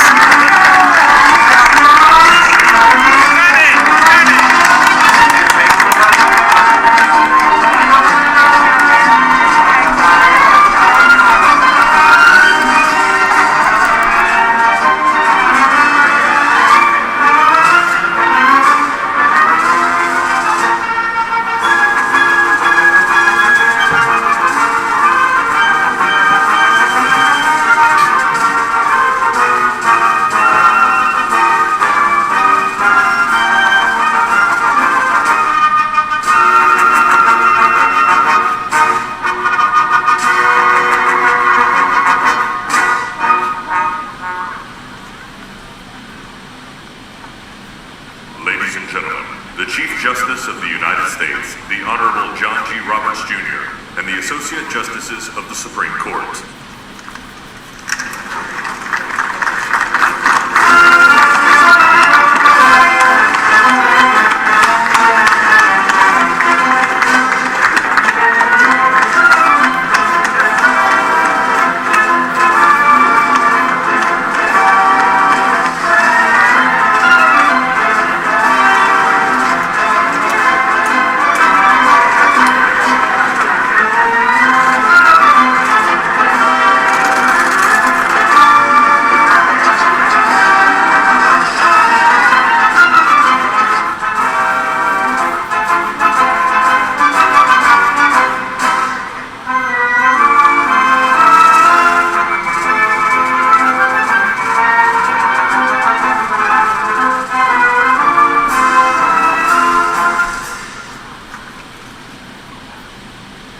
Ladies and gentlemen, the children of Vice President-elect Harris and Mr. Douglas Imhoff, Cole Mackin Imhoff, and Ella Rose Imhoff.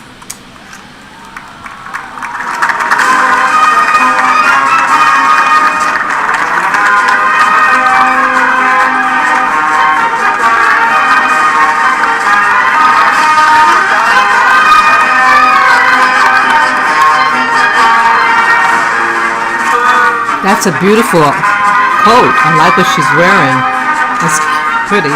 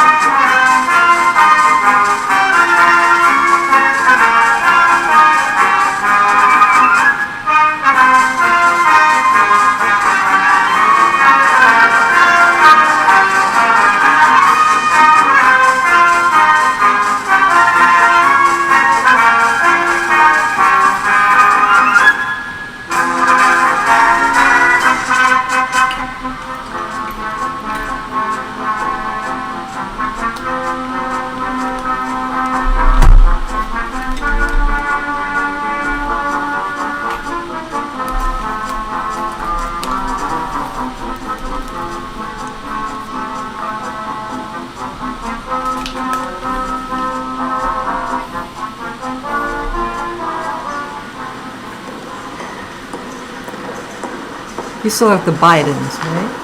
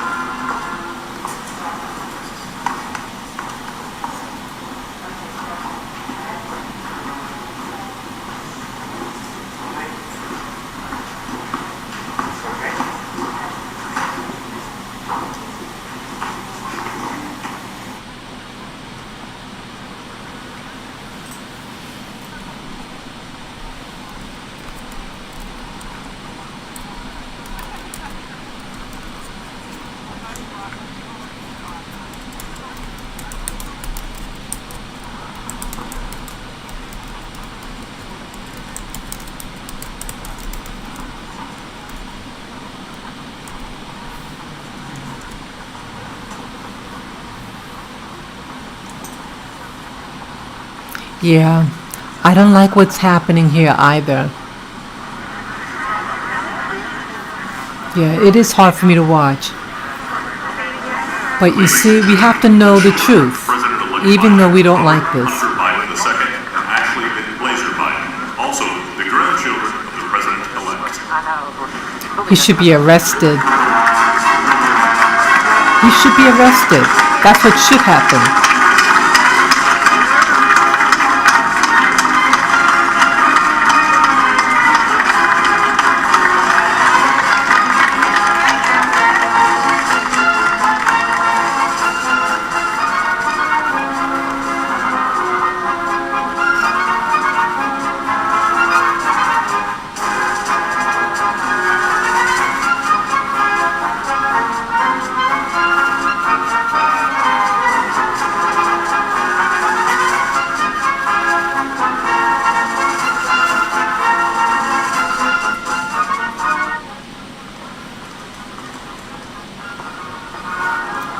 My goodness, Pence is there? Traitor.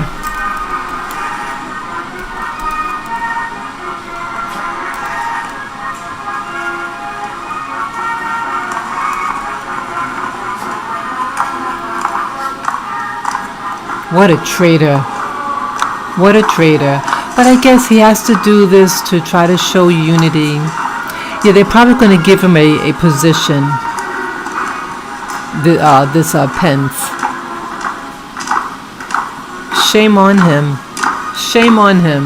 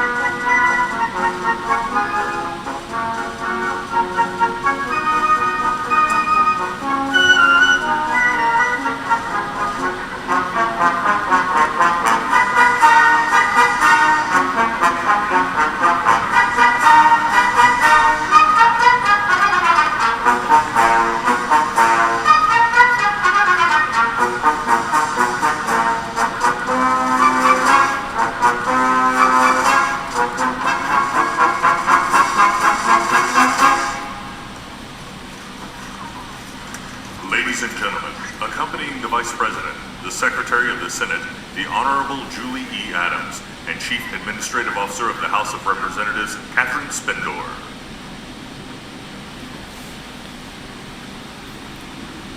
Yes, hello people.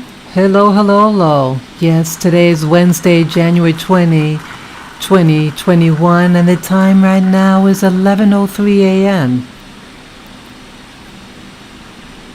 I'm so glad that you have come to share this event with me. I do not believe in this coup.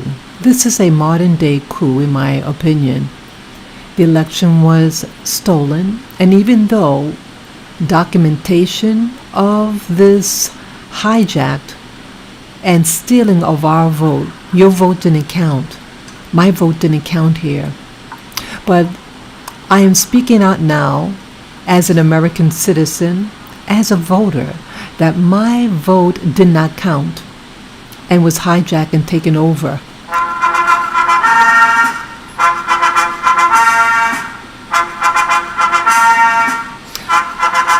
But I'm watching this to document the coup of America. Of the United States, the Honorable Michael R. Pence and Mrs. Karen Pence.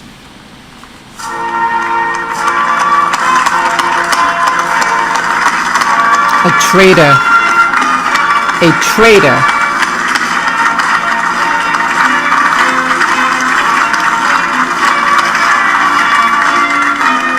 Yeah, he was real quiet, and I didn't trust him. I never trusted him. And this is why.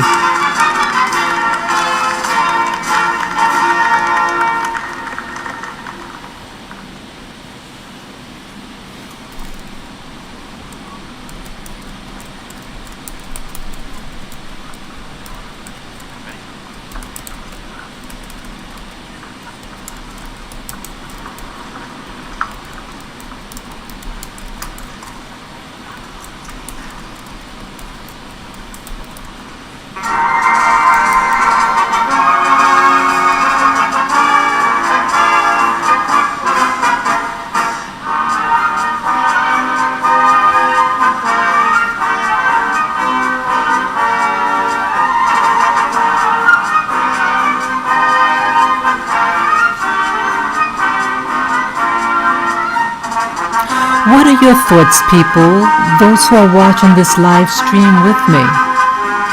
What are your thoughts? Please share your thoughts in the chat room. Do you believe this is a modern day coup? Or do you believe this is an honest election? Please share your thoughts. I thank you.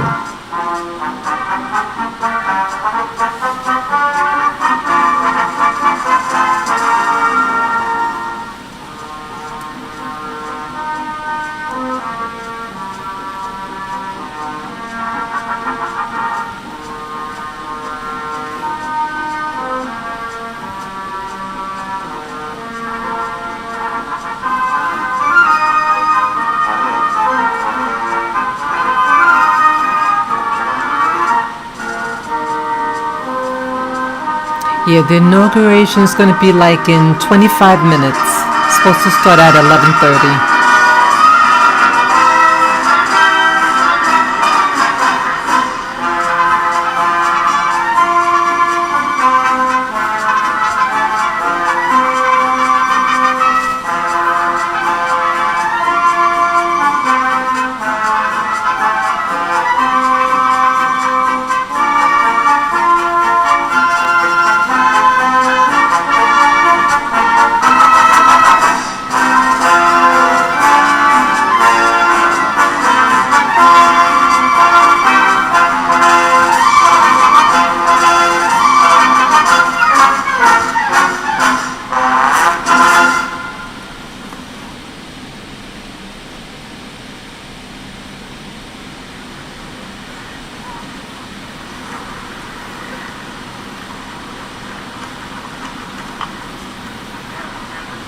God bless America. God bless America. And may truth be revealed. Please protect our constitutional republic for which we stand. This is a constitutional republic. This is not a socialist or even a democratic country. This is a constitutional republic. Let's keep it.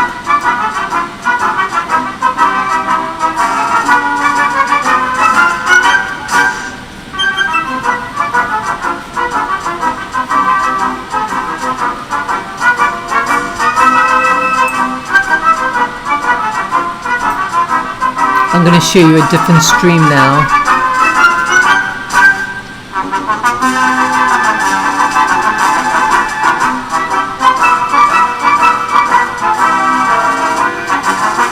This is over in Florida. They're waiting for Trump to arrive. Yes. Trump is the best president that America ever had. Was he brash? Yes, he was. He's very brash, but you know where he's coming from. Oh, I guess they're coming. I love you, Trump. Thank you so much.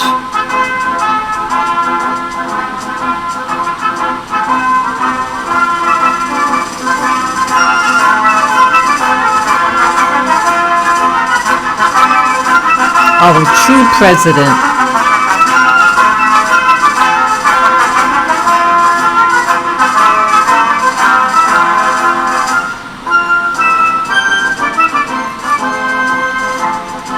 Yes, you still have fans out there, Trump.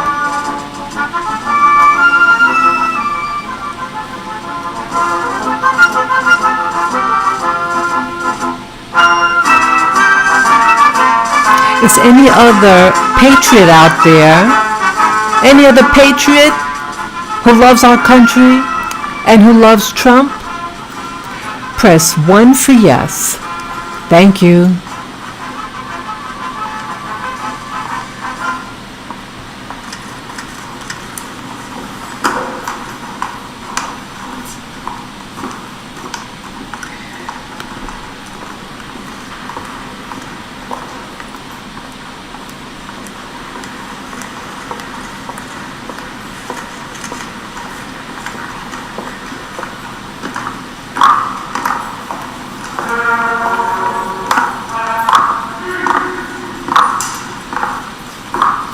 Going to be soon, people. This is Harris and her husband. It's a very nice coat, though. Very nice outfit.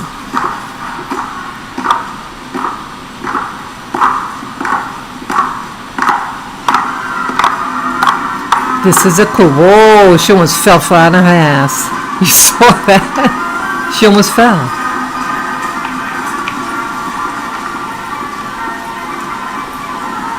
Platinum plan for the African American.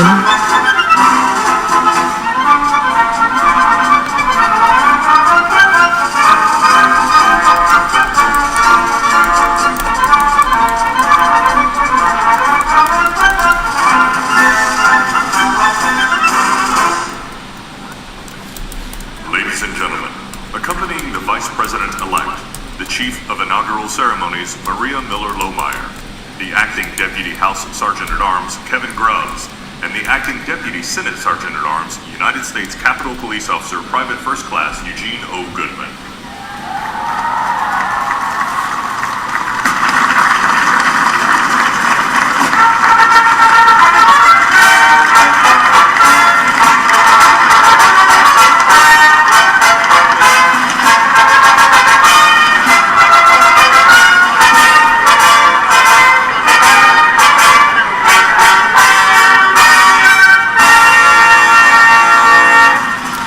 For all you patriot out there, I encourage you to write in the chat room that Trump is the lawfully elected president. Ladies and gentlemen, the Vice President-elect of the United States, Kamala Devi Harris, and Mr. Douglas Emhoff.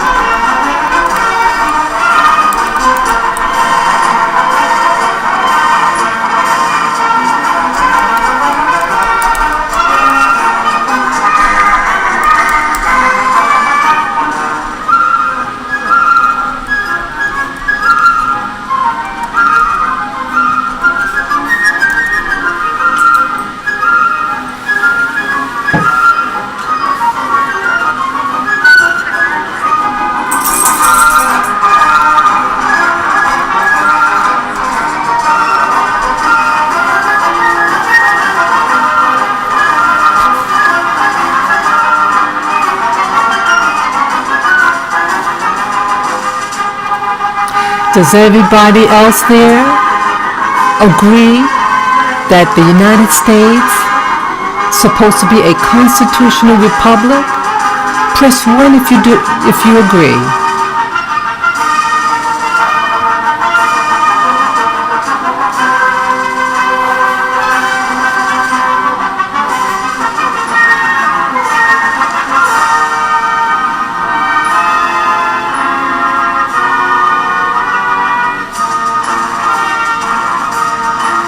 It's going to start. The inauguration is in 15 more minutes.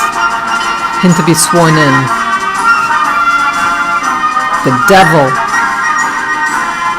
The devil.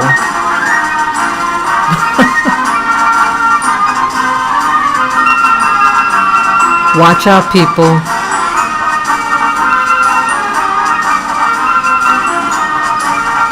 Why does she have an American flag on her lapel when she's not about America? She should have the communist flag.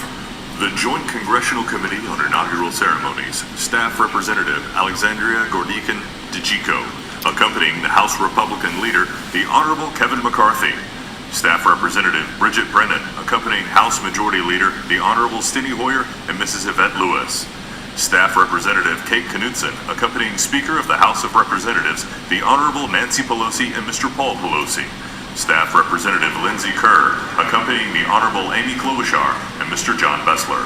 Staff Representative Stephanie Hager-Mucko, accompanying Senate Majority Leader, the Honorable Mitch McConnell and the Honorable Elaine L. Chao. And Staff Representative Rochelle Graves Schroeder, accompanying the Chairman of the Joint Oh, here he comes.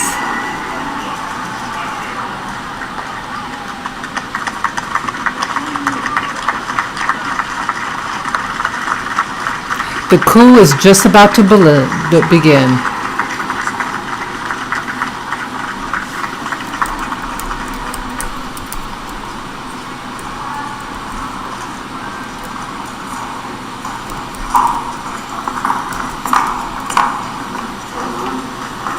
Yeah.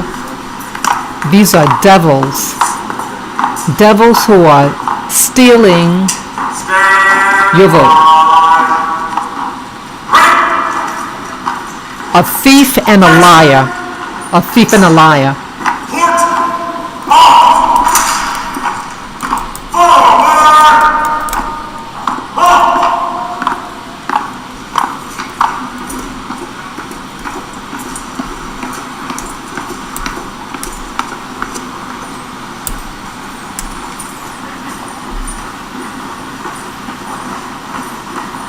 Shame on you, Biden, you thief. You plagiarized your speech, you plagiarized your term paper, and you lied about your position in your graduation class. A robber. I do not agree with this. I do not agree with this coup that's about to take place in a couple of minutes. I love my country. This is a constitutional republic, and they're trying to overthrow and make it into a communist/socialist government. Fitzhugh Elder IV, the acting House Senate Sergeant at Arms, Tim Blodgett, and the acting Senate Sergeant at Arms, Jennifer Hemingway. I don't agree with this coup.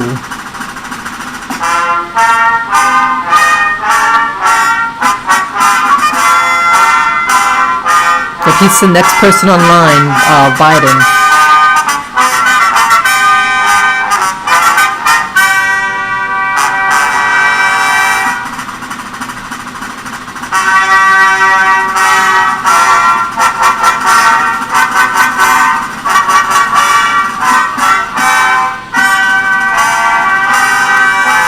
It is hard for us to watch this, but we need to watch and look the devil in the eye. Ladies and gentlemen, the President-elect of the United States, Joseph Robinette Biden Jr. and Dr. Jill Biden.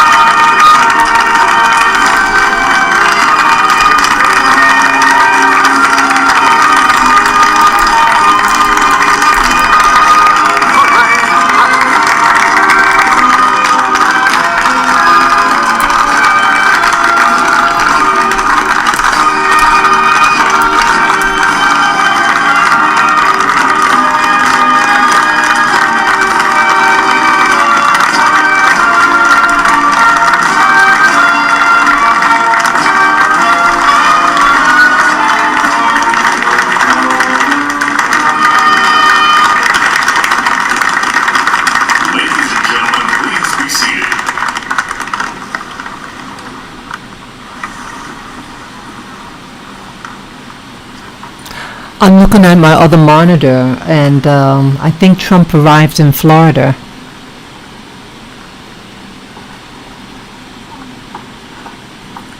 Please welcome the Honorable Amy Klobuchar.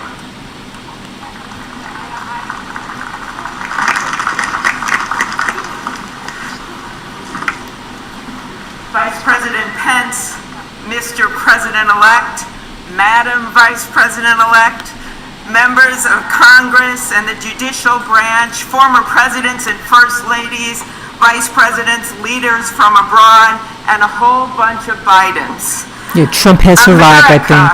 Welcome to the 59th presidential inauguration, where in just a I love you, few Trump. moments, I Joe love you, Biden Trump. and I do not Kamala agree Harris with this will coup. take their solemn oaths. This ceremony is the culmination of 244 years of a democracy. It is the moment when All right, Trump. Yeah, he arrived. We love you, Trump. That's him. That's to Trump. our Constitution, to cherish it and defend it. My It is president. the moment when they become, as we all should He is be, my president. guardians of our country. Have we become too jaded, too accustomed to the ritual of My the passing president. of the torch of democracy to truly appreciate what a blessing and a privilege it is to witness this moment? I think not. 2 weeks ago, when an angry, violent mob staged an insurrection and desecrated this temple of our Antifa. democracy, it awakened us to our responsibility. Our country's left, Sorry. better. And that's the only way that we can continue to be that country that the world looks I don't know what upon happened. as a leader. All right, that's Ted in Los Angeles. Elsa is joining us Oh, I from thought I did Paris, something. France. What happened? Elsa, greetings. Thank you for calling in. How closely are you following this inauguration? Well, I'm following it minute by minute because I don't know what I happened. lived in the U.S. for about 5 years and was an avid C-SPAN listener, so I'm still doing that now, being across the Atlantic, and I really wish everyone to be safe and I'm not sure what just happened here. on this day and for the rest of the term. I think the main message I wanted to say is that aside from the theme of unity, I really think that the new administration should also focus on combating disinformation and sort of establishing, a new standard of objectivity, truth, and sort of facts, because I think that we have the same issue here over here, by the way, in Europe, that a lot of the problems that we've been facing in the past years has really been related to people. People are entitled to their opinion, but not to their own facts, and I do think that Biden should really work on that and try to get people to understand that disinformation is exactly that. Aside from that, I just wanted to say there's been a really great program on C-SPAN in the past couple of days on presidential inauguration. I don't know what speeches, just and happened. I would really advise all the listeners to listen to it, before the speech and to get some practice in and really think about what Biden is going to say. Now, Elsa, are you a French citizen or an American citizen? No. Of this pandemic, Okay. the officers in the Capitol, a new generation never giving up hope for justice. Sorry about that. We celebrate a new president, Joe Biden, who vows to restore the soul of America and cross the river of our divides to a higher plane. And we celebrate our first African American, first Asian American, and first woman vice president, Kamala Harris, who stands on the shoulders of so many on this platform who have forged the way to this day. When she takes the oath of office, little girls and boys across the world will know that anything and everything is possible. And in the end, that is America, our democracy, a country of so much good. And today, on these Capitol steps and before this glorious field of flags, we rededicate ourselves to its cause. Thank you. Trump is number one. Trump is number one. To introduce to you the senator who has worked with me and so many others to make this ceremony possible. My friend and the chair of the inaugural committee, Missouri Senator That's Roy right, Blunt. baby. Trump all the way.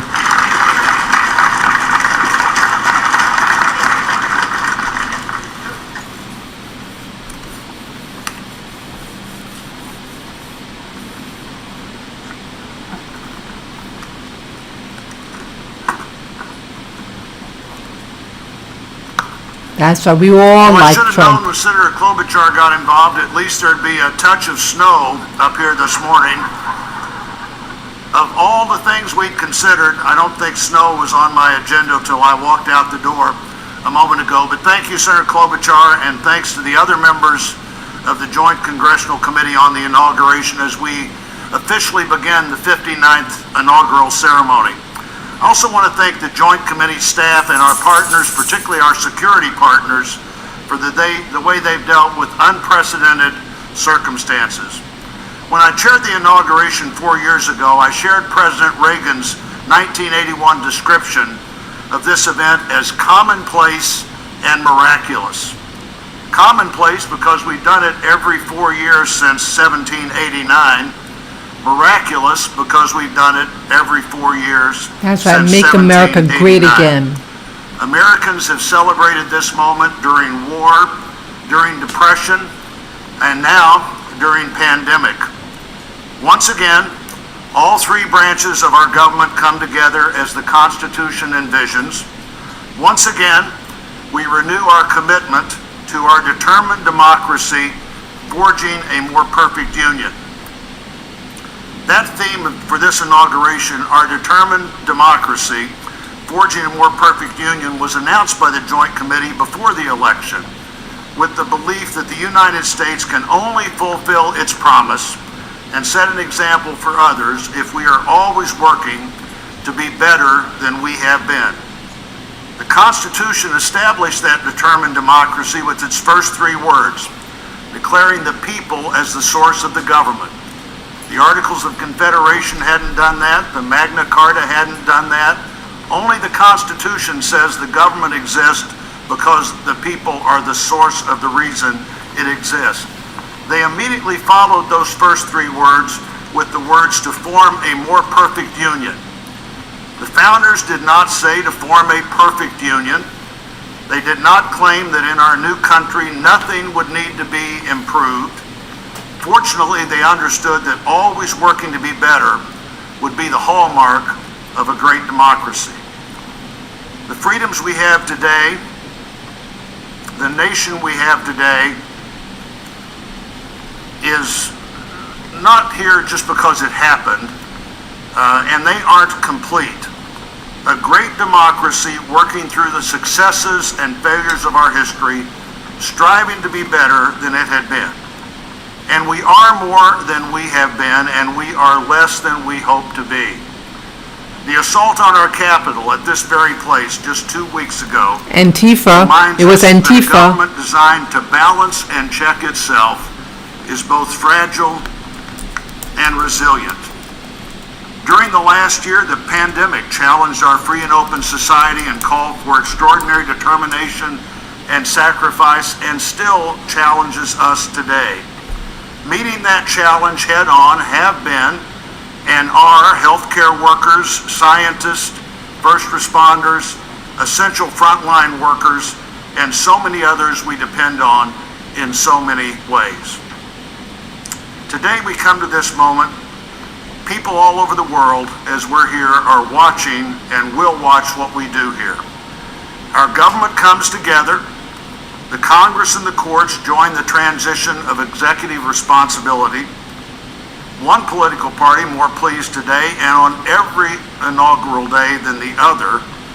But this is not a moment of division, it's a moment of unification. A new administration begins and brings with it a new beginning.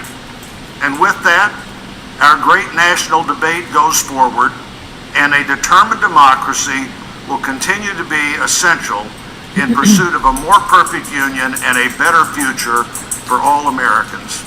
What a privilege for me to join you today. Thank you.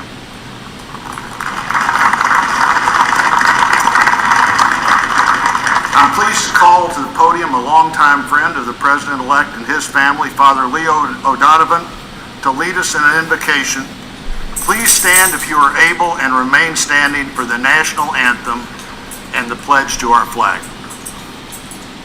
Our constitutional republic, not communism or socialism. Constitutional republic, for which I stand for.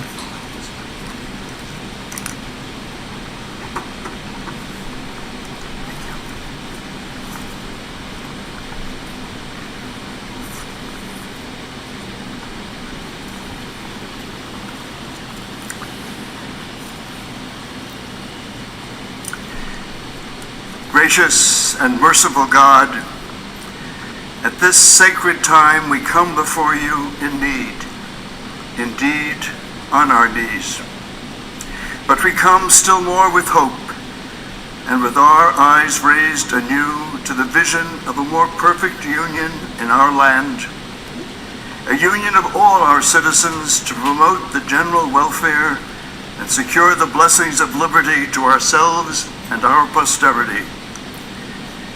We are a people of many races, creeds, and colors, national backgrounds, cultures, and styles, now far more numerous and on land much vaster than when Archbishop John Carroll wrote his prayer for the inauguration of George Washington 232 years ago. Archbishop Carroll prayed that you, O Creator of all, would assist with your Holy Spirit of counsel and fortitude the President of these United States, that his administration may be conducted in righteousness and be eminently useful to your people. Today we confess our past failures to live according to our vision of equality, inclusion, and freedom for all. Yet we resolutely commit still more now to renewing the vision, to caring for one another in word and deed, especially the least fortunate among us, and so becoming a light for the world. There is a power in each and every one of us that lives by turning to every other one of us, a thrust of the Spirit to cherish and care and stand by others, and above all those most in need. It is called love, and its path is to give ever more of itself.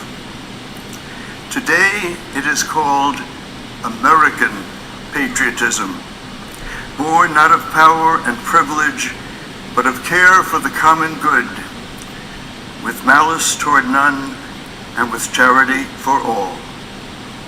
For our new president, we beg of you the wisdom Solomon sought when he knelt before you and prayed for an understanding heart so that I can govern your people and know the difference between right and wrong. We trust in the counsel of the letter of James. If any of you lacks wisdom, you should ask God, who gives generously to all without finding fault, and it will be given to you. Pope Francis has reminded us how important it is to dream together. By ourselves, he wrote, we risk seeing mirages, things that are not there. Dreams, on the other hand, are built together. Be with us, holy mystery of love, as we dream together. Help us under our new president to reconcile the people of our land, restore our dream and invest it with peace and justice and the joy that is the overflow of love. To the glory of your name, forever. Amen.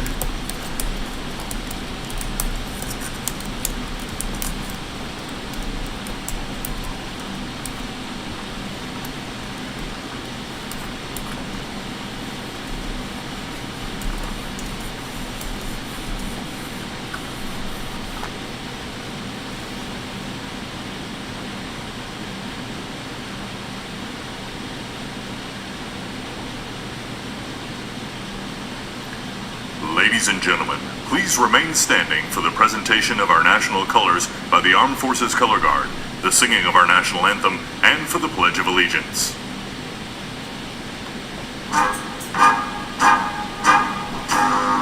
It's 11:35 right now.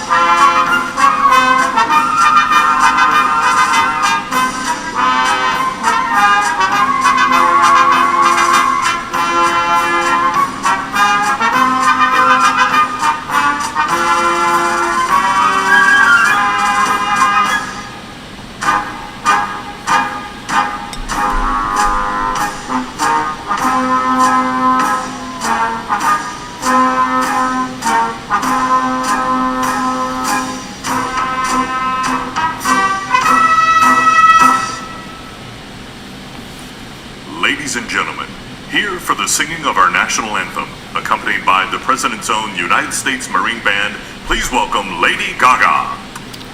Oh, please. Are they serious?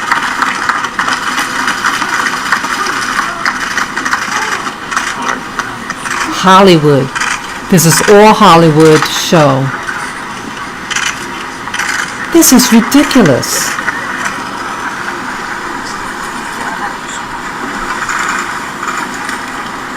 This is a show. See that?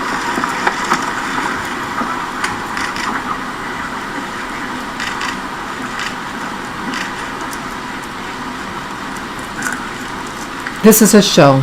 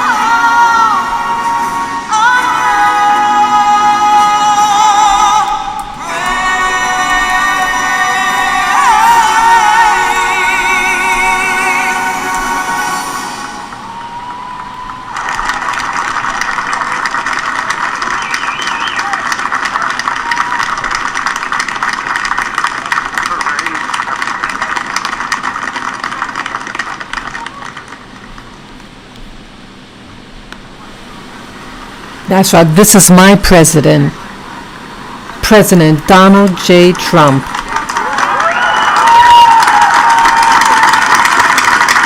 My president, the true president of your country. Ladies and gentlemen, please welcome from the city of South Fulton, Georgia Fire and Rescue Department, President of the International Association of Firefighters, Local 3920, Fire Captain Andrea M. Hall, for the reciting of the Pledge of Allegiance.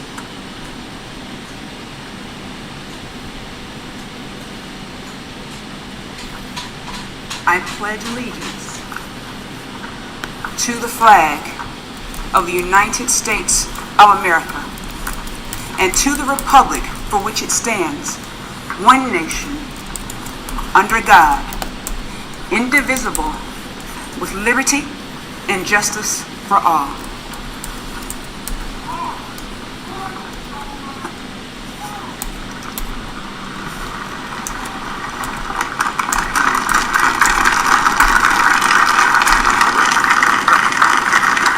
You are my president, baby. You are my president. God bless Trump. What you are all about to be part of, America, is a historic moment of firsts. To administer the oath to our first African American, our first Asian American, and our first woman vice president, Kamala Harris, it is my great privilege to welcome to the inaugural stage the first Latina to ever serve on the Supreme Court of the United States of America, Justice Sonia Sotomayor. You're my president, baby. Trump all the way. God bless Trump. For the oath of office, followed by musical honors. He's my president. He is the lawful, yes, baby, Trump all the way. Please raise your right hand and repeat after me. I, Kamala Davy Harris, do solemnly swear Kamala Davy Harris, I solemnly swear that I will support and defend the Constitution of the United States that I will support and defend the Constitution of the United States against all enemies, foreign and domestic. against all enemies, foreign and She's the enemy. That I will bear true faith and allegiance to the same. that I will bear true faith and allegiance to the same. That I take this obligation freely, That I take this obligation freely, without any mental reservation or purpose of evasion. without any mental reservation or purpose of evasion. That I will well and faithfully discharge That I will well and faithfully discharge the duties of the office on which I am about to enter. the duties of the office upon which I am about to enter. So help me God. So help me God.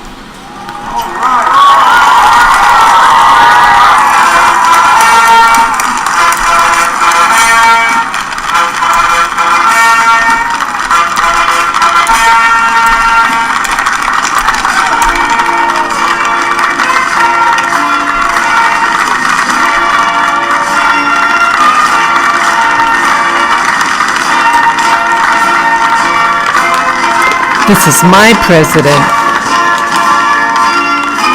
President Donald J. Trump.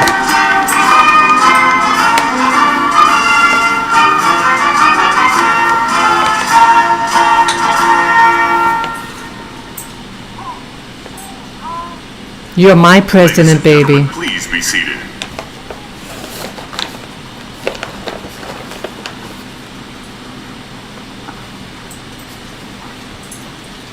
Trump all the way. We know who won the election. Lopez to perform This Land Is Your Land and America the Beautiful, accompanied by members of the President's Own United States Marine Band. Hollywood, Pizzagate, all Hollywood in the music field, actors and actresses.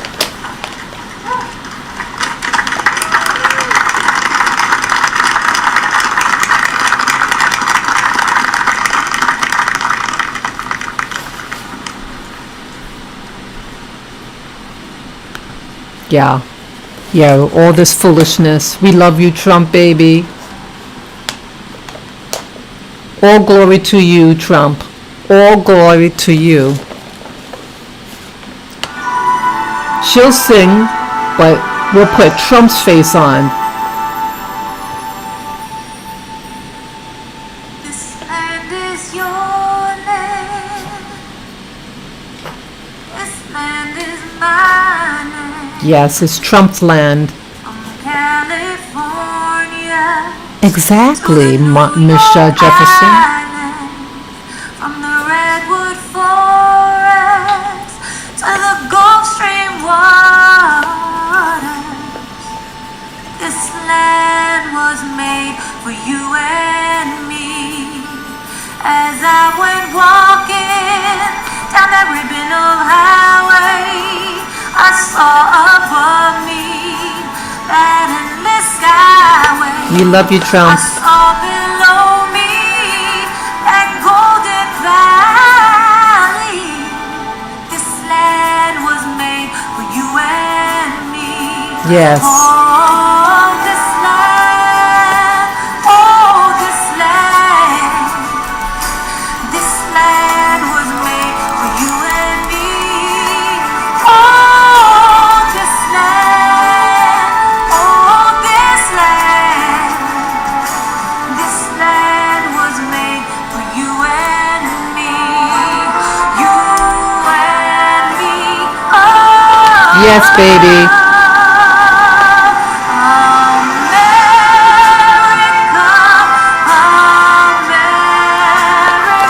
We love you, Trump. I do not agree with this coup that's being taken over in America right now. and tricking us with Hollywood trash.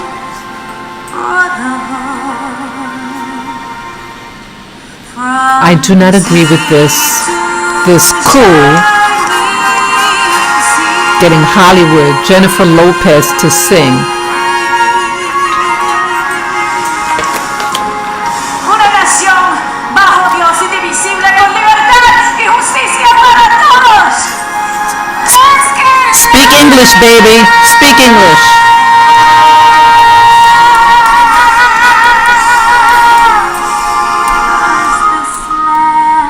Was made for you and me.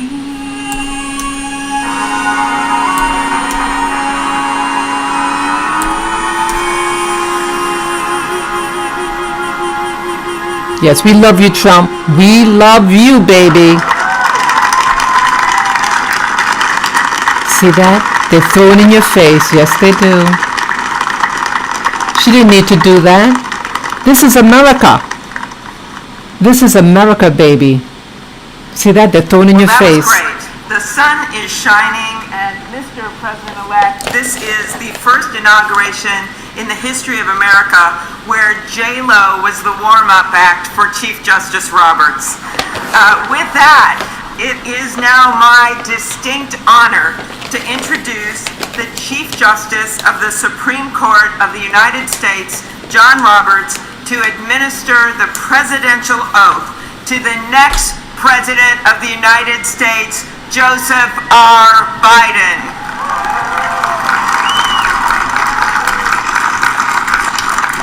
Ladies and gentlemen, please stand for the oath of office followed by musical honors. I do not agree with this, American people. Those who are watching this live stream. This is a coup. I do not agree with this. God save America. I am an American veteran. I'm about a constitutional republic for which it stands for. These people are not of God.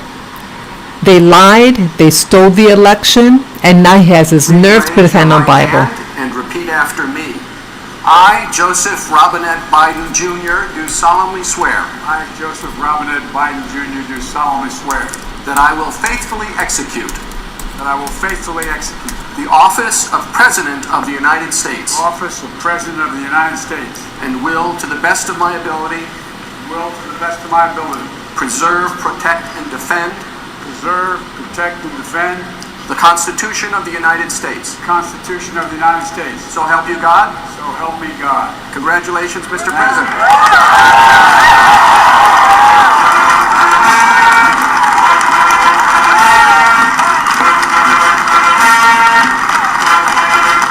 A coup at place.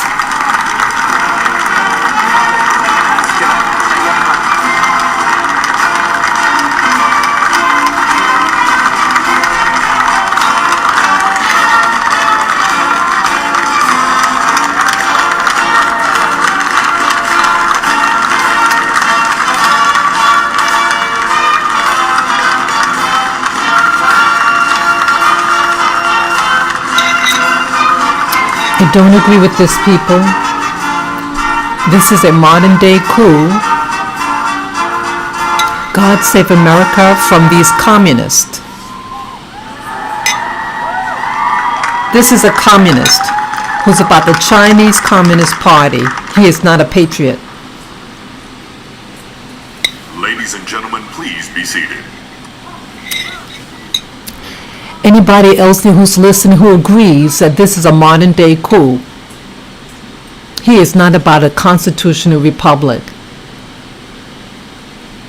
Please let me know what you think in the chat room.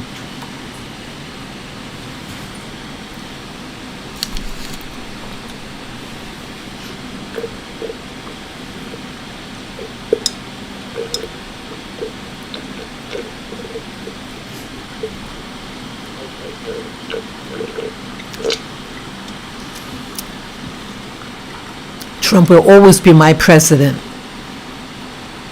He's the first and only president that made me feel that I was an American citizen, not even the Obamas. Not even the Obamas. Yes, Ms. Shah, this is a real joke. This is a coup. And they're going to take over and take away more and more your rights. They're going to have a shutdown. A shutdown, that's why all these, what do you call it, the My fellow military. Americans, a moment we have all been waiting for. It is now my great privilege and high honor to be the first person to officially introduce the 46th President of the United States, Joseph R. Biden Jr.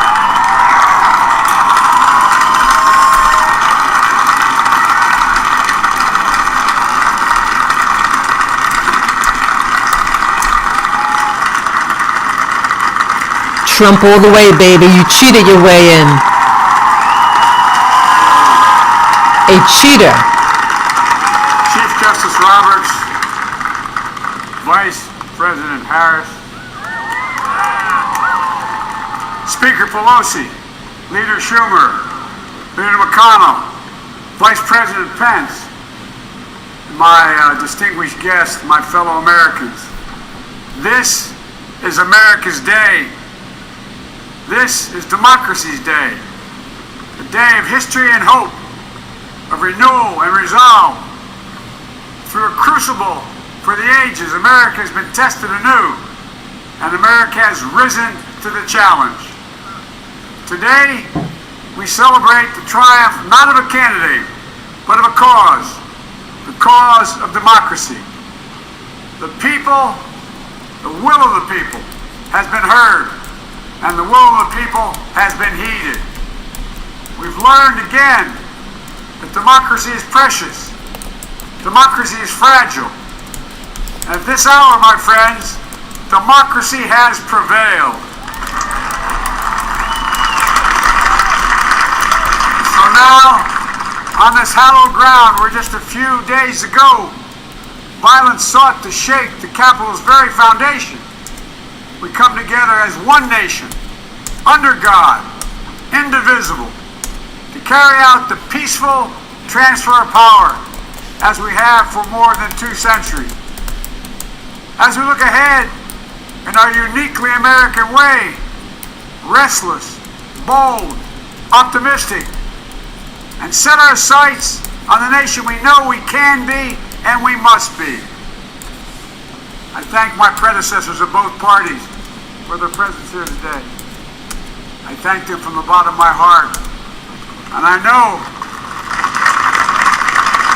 I don't agree with this coup. I know the resilience of our Constitution and the strength of our nation, as does President Carter, who I spoke with last night, who cannot be with us today, but whom we salute for his lifetime in service. You saw all those troops? Why do you got all those troops there? I've just taken the sacred oath each of those patriots have taken.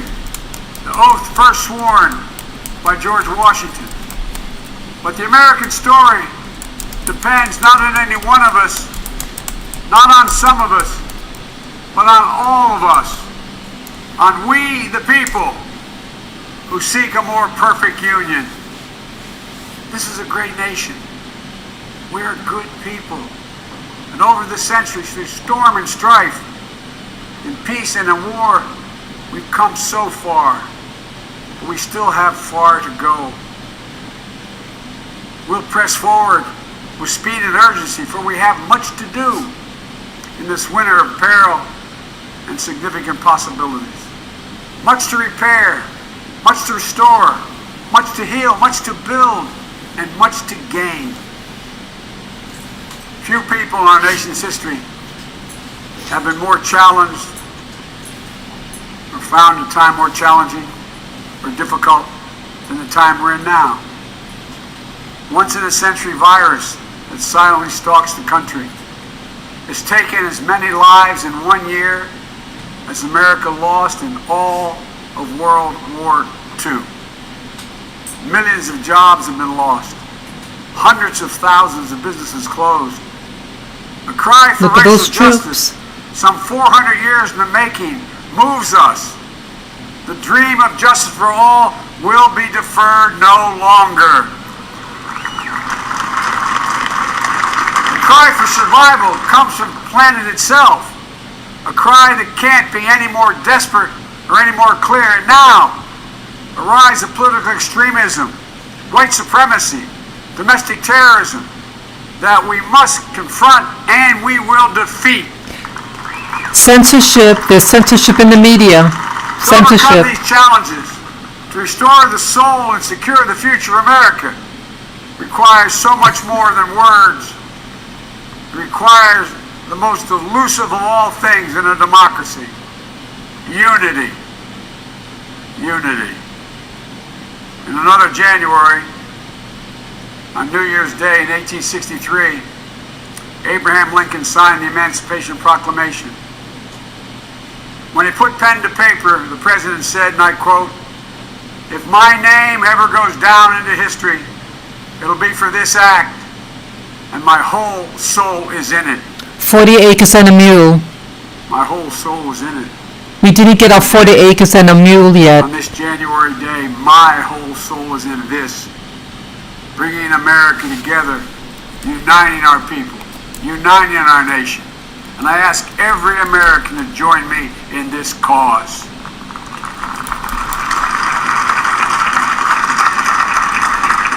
Uniting to fight the foes we face: anger, resentment and hatred, extremism, lawlessness, violence, disease, joblessness, and hopelessness.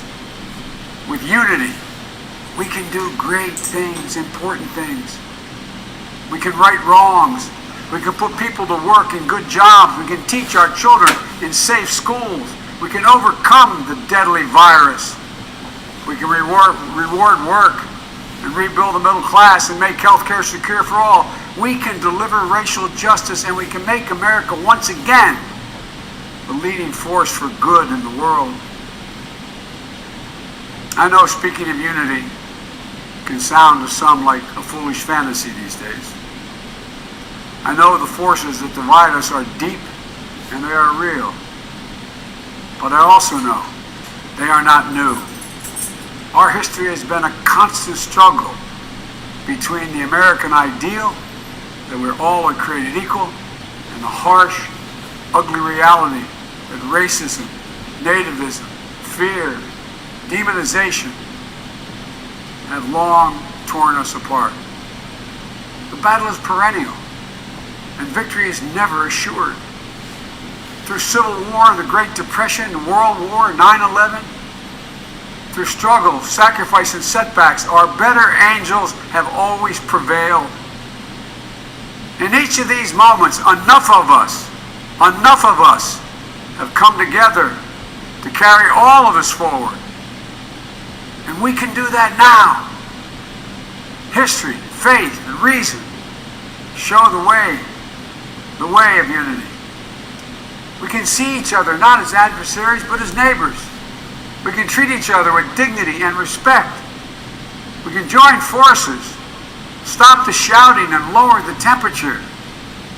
For without unity, there is no peace, only bitterness and fury. No progress, only exhausting outrage. No nation, only a state of chaos.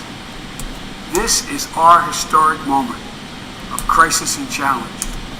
And unity is the path forward. And we must meet this moment as the United States of America. If we do that, I guarantee you we will not fail. We have never, ever, ever, ever failed in America. We've acted together. And so today, at this time, in this place, let's start afresh. All of us. Let's begin to listen to one another again. Hear one another. See one another. Show respect to one another.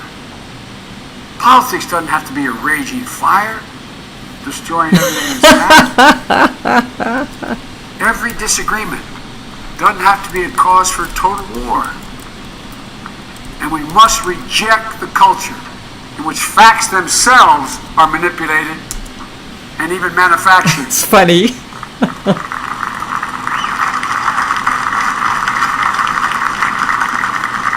My fellow Americans, we have to be different than this. America has to be better than this. And I believe America is so much better than this. Just look around. Here we stand in the shadow of the Capitol Dome, as was mentioned earlier, completed amid the Civil War, when the Union itself was literally hanging in the balance. Yet we endured. We prevailed. Here we stand, looking out on the great mall where Dr. King spoke of his dream. Here we stand where 108 years ago, at another inaugural, thousands of protesters tried to block brave women marching for the right to vote. And today, we mark the swearing in of the first woman in American history elected to national office, Vice President Kamala Harris. Don't tell me things can't change. Here we stand, across the Potomac from Arlington Cemetery, where heroes who gave the last full measure of devotion rest in eternal peace. And here we stand, just days after a riotous mob thought they could use violence to silence the will of Antifa was behind that. to stop the work of our democracy, to drive us from this sacred The ground. Democrats were It did not responsible for happen. that. It will never happen. Not today, not tomorrow, not ever. Not ever. Antifa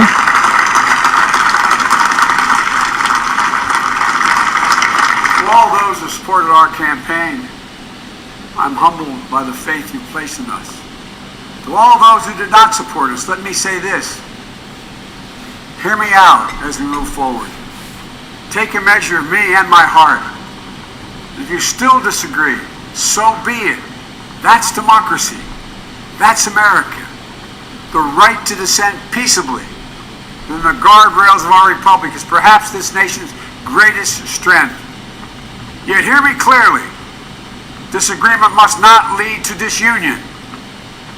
And I pledge this to you. I will be a president for all Americans. All Americans. for the Democrats and those who are communists. I will fight as hard for those who did not support me as for those who did.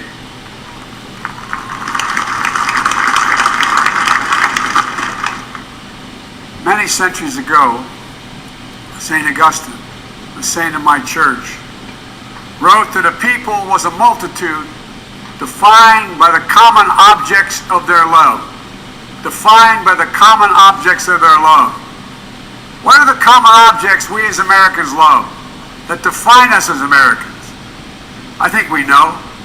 Opportunity, security, liberty, dignity, respect, honor, and yes, the truth. The coup. Recent weeks and months have taught us a painful lesson.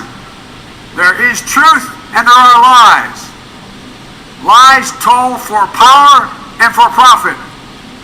And each of us has a duty and a responsibility. You're a liar. As citizens, as Americans, and especially as leaders. Leaders who have pledged to honor our Constitution and protect our nation. To defend the truth. You see that? Defeat the lies. The Clinton was sleeping. You saw that President Clinton was sleeping. I understand that many of my fellow Americans view the future with fear and trepidation. I understand they worry about their jobs. I understand, like my dad, they lay in bed staring at the ceiling, wondering, can I keep my health care? Can I pay my mortgage? Thinking about their families, about what comes next. I promise you, I get it.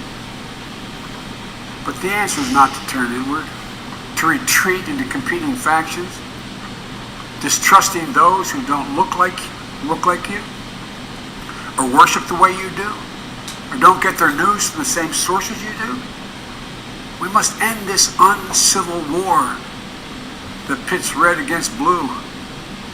Liar. Versus or rural versus urban, conservative versus liberal.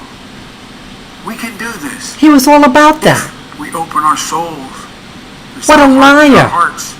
If we show a little tolerance and humility, and if we're willing to stand in the other person's shoes, as my mom would say, just for a moment, stand in their shoes.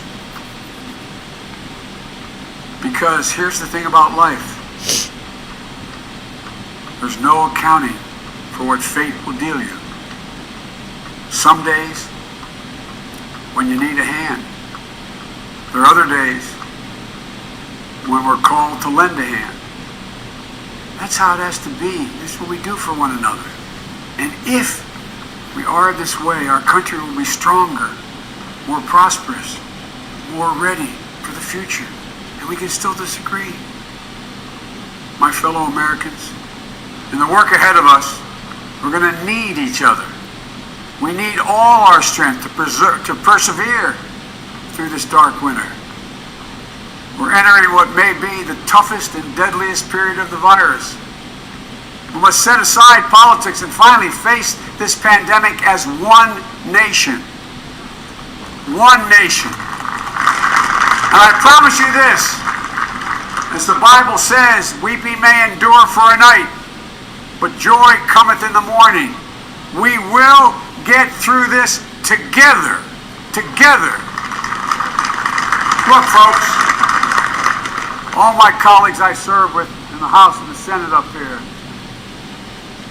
we all understand the world is watching all of us today. So here's my message to those beyond our borders. America has been tested, and we've come out stronger for it. We will repair our alliances and engage with the world once again. Not to meet yesterday's challenges, but today's and tomorrow's challenges. And we'll lead not merely by the example of our power, but by the power of our example. See that they're showing the troops. Watch out, people. A takeover. We'll be a strong and trusted partner for peace, progress, and security. Look, you all know we've been through so much in this nation. And my first act as president, Bernie, I'd like to ask you to join me in a moment of silent prayer. Remember all of those who we lost in this past year to the pandemic. Those 400,000 fellow Americans, moms, dads, husbands, wives, sons, daughters, friends, neighbors, and co-workers. We'll honor them for becoming the people and the nation we know we can and should be. So I ask you, let's say a silent prayer for those who've lost their lives and those left behind, and for our country.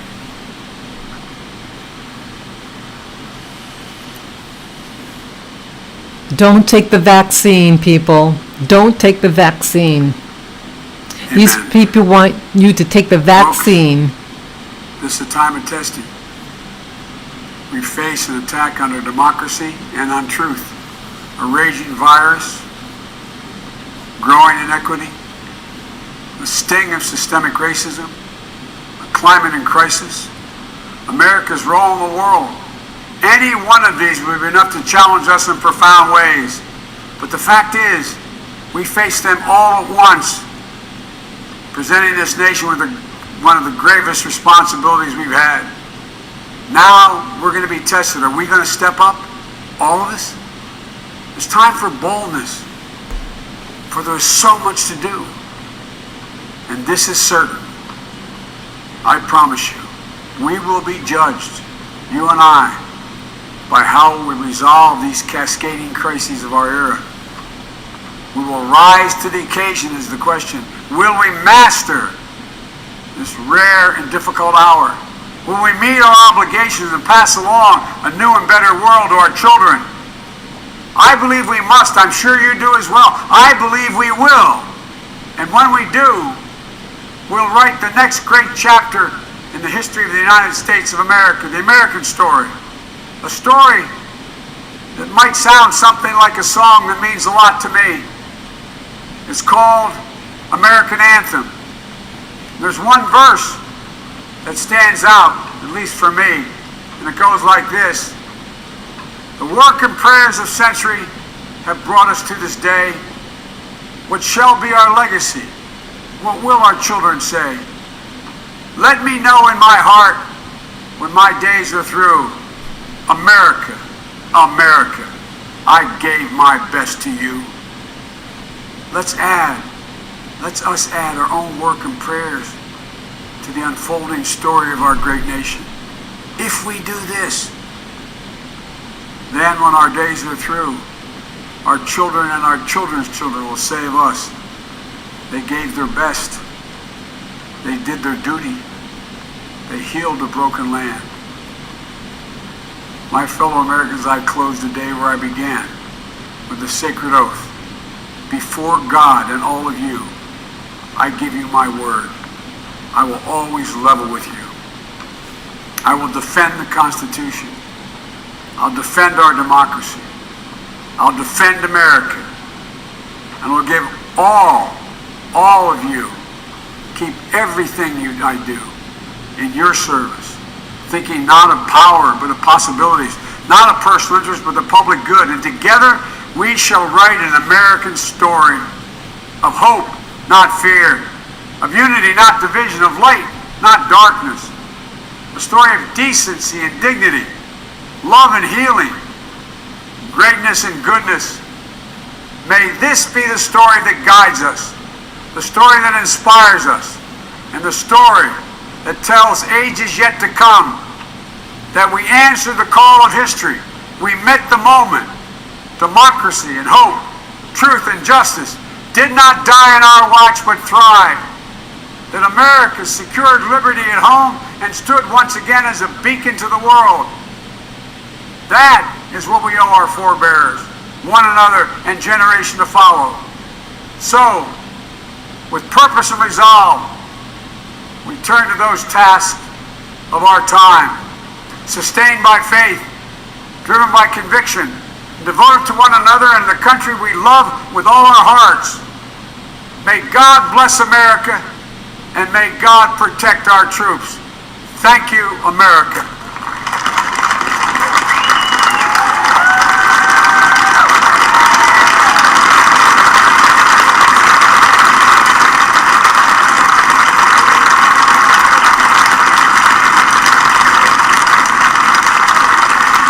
Why are they showing the troops? I never saw the troops out like this at an inauguration. This is a coup. God bless America to keep the republic, the constitutional republic.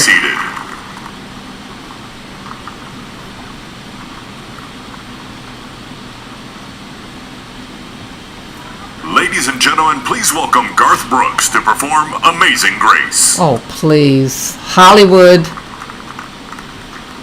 Hollywood. Hollywood.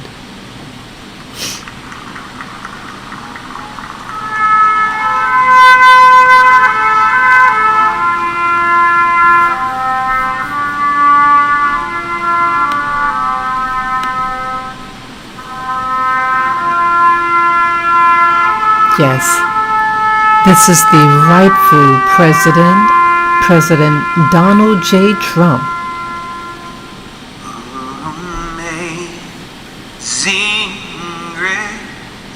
Yes, the true president who truly stood for the Constitution of America.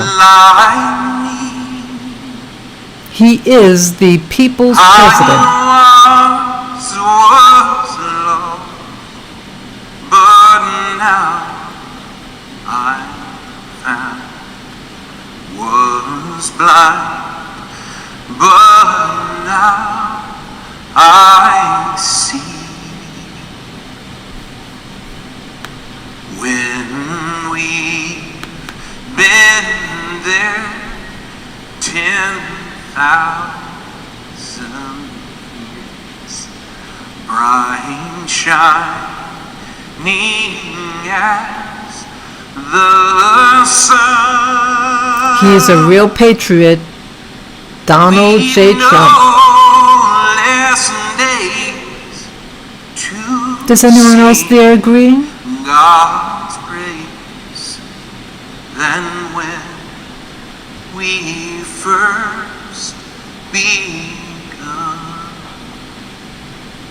If I can ask you to sing this last verse with me, not just the people here. Yes, we love you, Trump. To work as one. We love you, Trump. Amazing grace, how sweet the sound that saved a wretch like me. I once was lost. Yes, the true president. Yeah, the alpha male. See, they want to replace the alpha male with the soy boy. A soy boy is a coward and a cheat. My true president, President Donald J. Trump.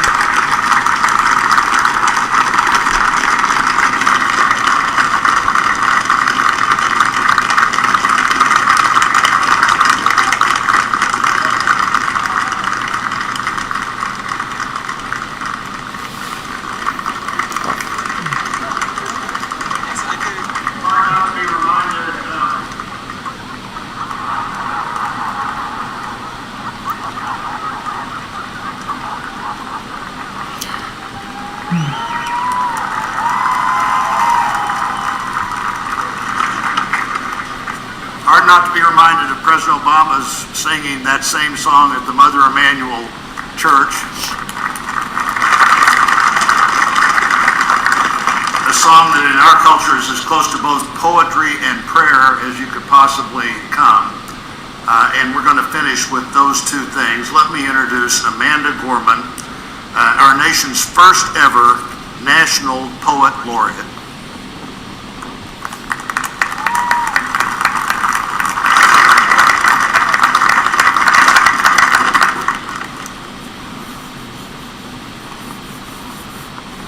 Oh God, more phoning. It's a beautiful outfit though. That is a nice outfit.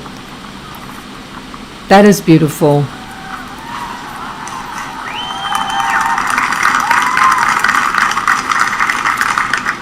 Mr. President, Dr. Biden, Madam Vice President, Mr. Emhoff, Americans, and the world. When day comes, we ask ourselves, where can we find light in this never-ending shade? The loss we carry, a sea we must wade. We've braved the belly of the beast. We've learned that quiet isn't always peace. In the norms and notions of what just is, isn't always just is. And yet the dawn is ours before we knew it. Somehow we do it. Somehow we've weathered and witnessed a nation that isn't broken, but simply unfinished. We, the successors of a country and a time where a skinny black girl descended from slaves and raised by a single mother can dream of becoming president, only to find herself reciting for one.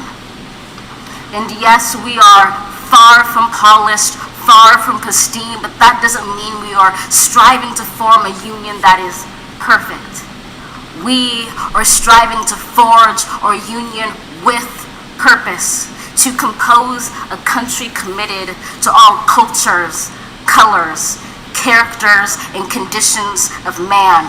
And so we lift our gazes not to what stands between us, but what stands before us. We close the divide because we know to put our future first, we must first put our differences aside. We lay down our arms so we can reach out our arms to one another. We seek harm to none and harmony for all. Let the globe, if nothing else, say this is true.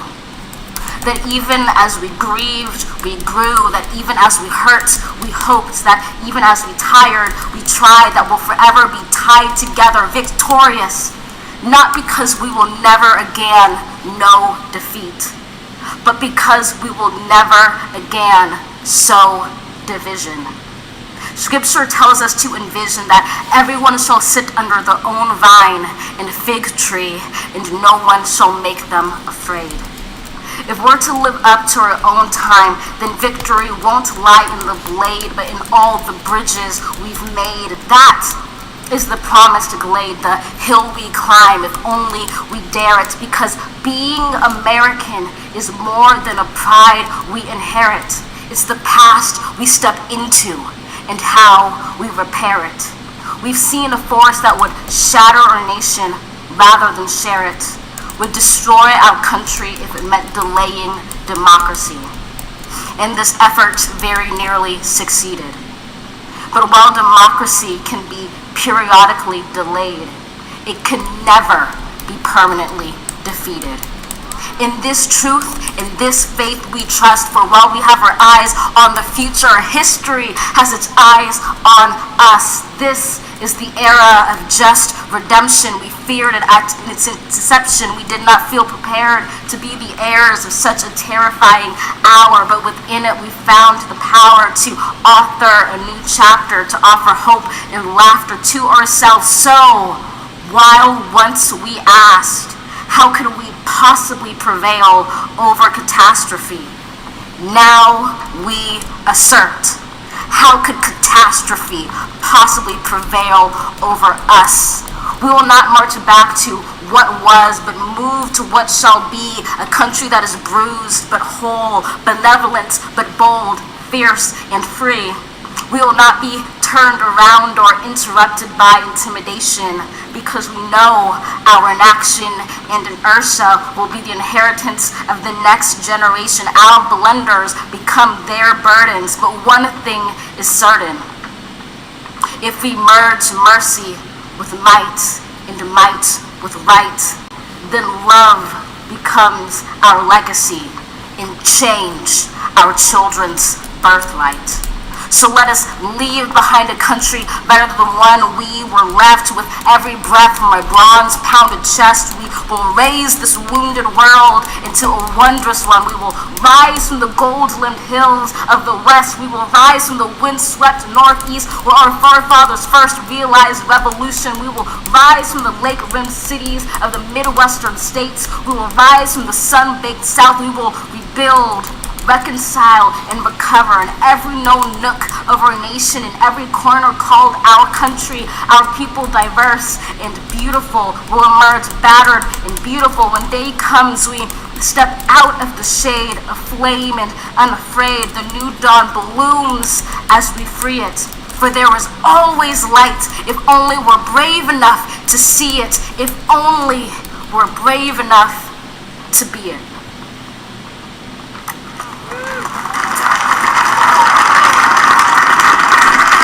That was a beautiful speech, but I'm sick and tired of when they use black people as a mouthpiece, like a flag for let's have justice and freedom for black people, but we're still on the street, we're still homeless.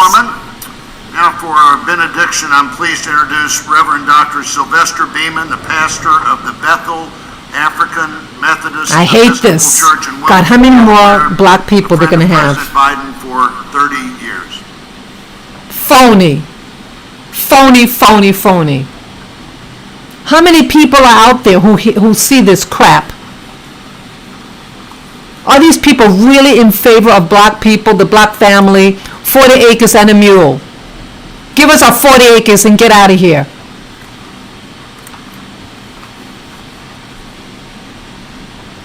As a nation and people of faith gathered in this historical moment, let us unite in prayer. God, we gather under the beauty of your holiness and the holiness of your beauty.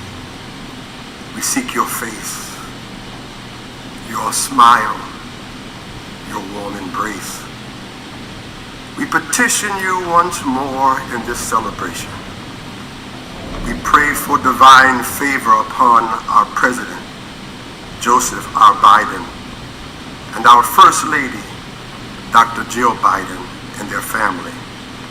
We further ask that you would extend the same favor upon our Vice President, Kamala D. Harris, and our second gentleman, Doug Emhoff, and their family. More than ever, they and our nation need you. We need you, for in you we discover our common humanity. In our common humanity, we will seek out the wounded and bind their wounds. We will seek healing for those who are sick and diseased. God save America, please. We will mourn our dead. Please, God save America from these communists and socialists. We will share our abundance with those who are hungry. We will do justly to the oppressed, acknowledge sin, and seek forgiveness, thus grasping reconciliation. In discovering our humanity, we will seek the good in and for all our neighbors. We will love the unlovable, remove the stigma of the so-called untouchables.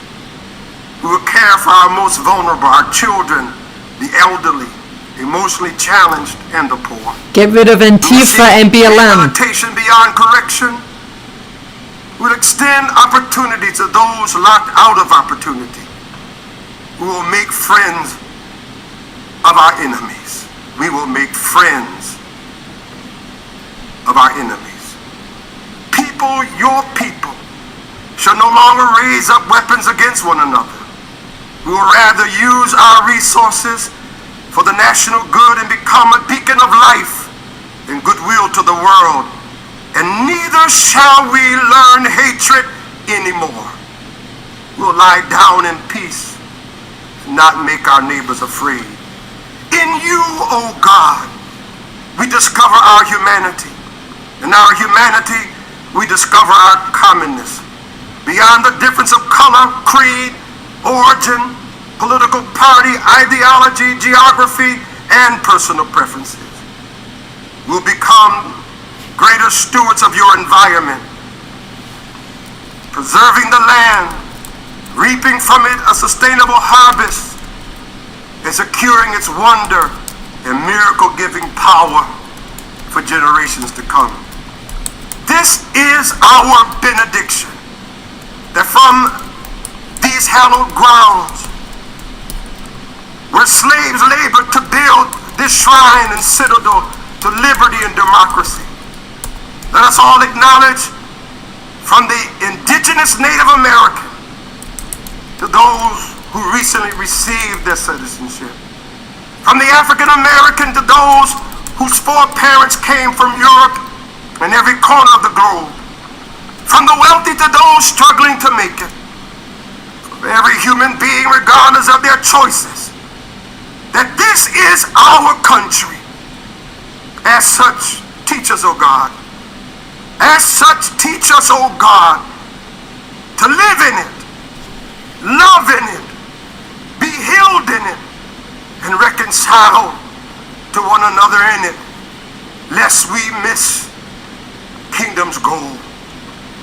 To your glory, majesty, dominion, and power forever. Hallelujah. Glory, hallelujah. In the strong name of our collective faith. Amen. Please remain standing as the Armed Forces Color Guard retires our national colors. Yes. The true president of America, President Donald J. Trump. God bless you, and God bless your family.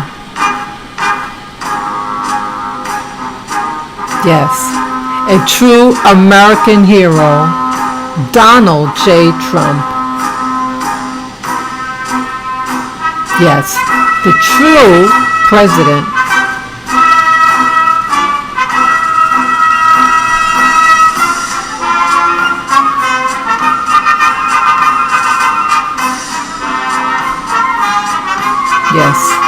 I can't stand when they use black people. I can't stop saying it. They use black people for politics. They get us excited and wild up. They abandon us Ladies in our and gentlemen, communities. please be seated and remain in your seats while the President and official party depart the platform. For safety reasons, your ushers will release your section in an organized manner, following the playing of our national march, The Stars and Stripes Forever. No communism.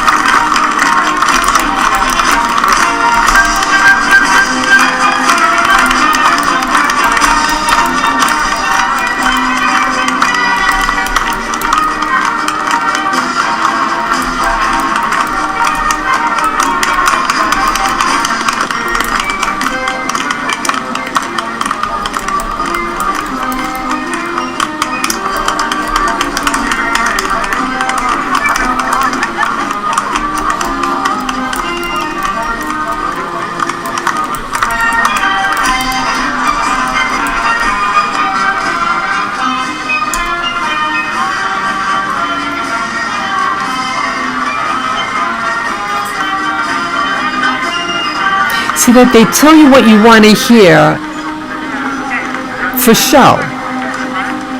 They talk about equality and they always use the black person that that they're about our interest. Give us our 40 acres and a mule so we don't have to be around this mess.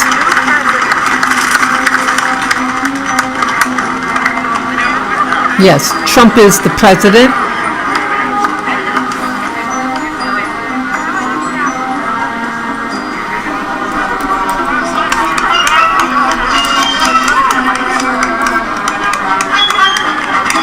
Yeah, this is a coup. They're never behind black people. What you see here with Harris is not about the black family. She's not about the black community. And she passed laws, she done things against black people. She had black men arrested. This is a coup. They're about communism, and they are about promoting the Chinese Communist Party. They're sneaky now, and then they're going to come after you. They're going to come after your guns. They're going to break in your home. They're going to use social media to shadow ban you. When you expose them, they're going to shadow ban your channel. Shadow ban your website. This is not about freedom. This is about control. That's why I'm angry. I don't care who's president. I care about the constitutional republic. This is not a democracy. This is a constitutional republic for which we stand for. I don't like liars. Don't like liars. Look, he looks like he's just going to pass out. Yeah, it's just a matter of time. They're going to get rid of him and they're going to put in Harris. That's the game. He's going to all of a sudden get sick and then they're going to put Pamela Harris to do a number on America, and she's going to abandon black America. She is what you call a beard. Pamela Harris is a beard. Oh, thank you very much. Thank you.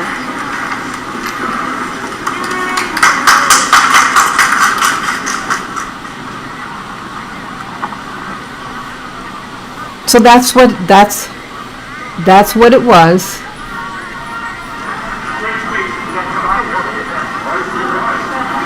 Okay? They're not about you.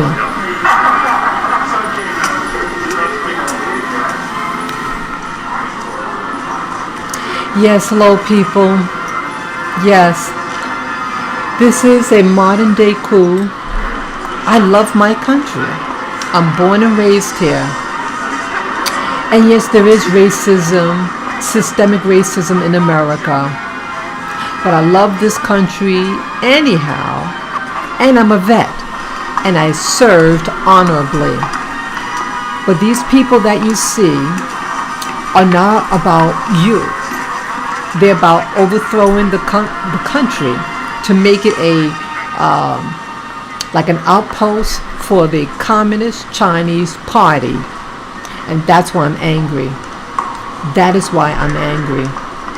Yes, this is a modern day coup. President Trump is the lawful president. But we will see as time goes on how much they really love black people. They made sure they got all these black folks and people from the Caribbean background like Jennifer Lopez and the other young lady. They look beautiful. They spoke beautiful. They sang beautifully.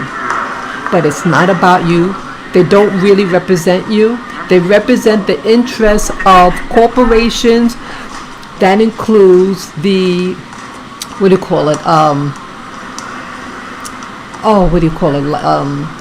social media. Social media was heavily used to create this coup to make it effective. Facebook, YouTube, Google, Twitter, all these people pulled videos off of their channel. Anytime when someone exposed what was really going on with the voting, they pulled it. What about with COVID? What happened with COVID? They pulled some of my videos down. Well, this one video, They pulled this one video on COVID that a medical doctor had put up. I only air what these medical doctors, licensed medical doctors has put up. And they pulled it from my channel. And then they banned my channel for a week. That's the game. This is a modern day coup without using guns. They use this takeover using social media, lied on President Trump. He fought a good fight for 4 years, even before he went into office. The Democratic Party had wiretapped his phones before he even got into office when he said he wanted to run for president. And that's when they did it. The coup started back then 4 years ago. Yes, shame on these people. Yes, we'll see how much they really care about black people. Are they going to continue using Antifa and BLM to violate your rights? You're walking around without a mask? Are they going to continue to try to beat you up? That's what's happening in New York. That's what's happening. They're trying to thug people in the street if they don't have a mask on, even though they're social distancing. That's what it's about. Those are the new brown shirts. Let me show you something else. Okay. That's what it's all about, people.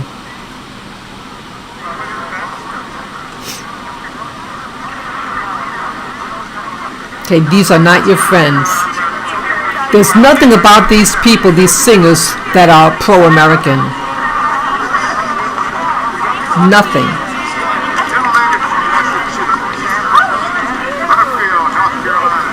Yes, it's very sad. It's very sad. But you know, I love my country still.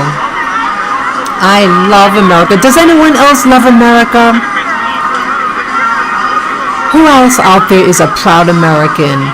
If you're a proud American, a true American patriot, please type one in there in the chat room. Those of you who really care about America and its constitutional republic.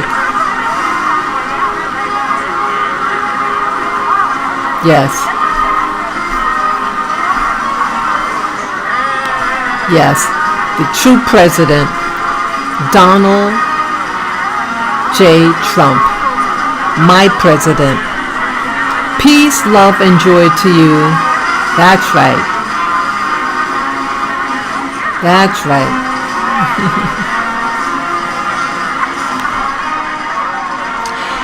Yeah, so people, okay, it is 12, what time?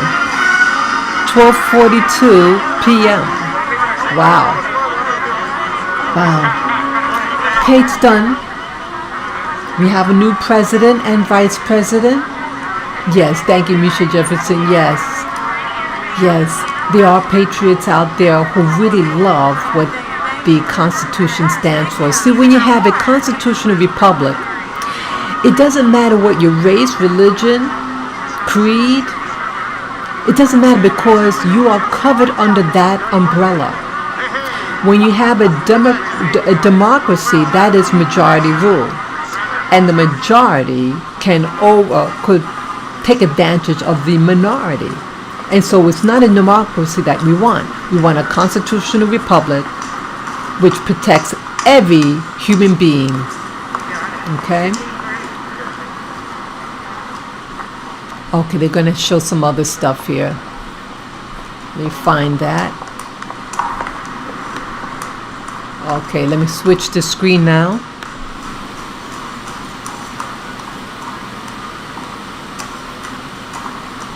Yeah, this is history in the making. Yeah, I felt it was necessary to show all of this.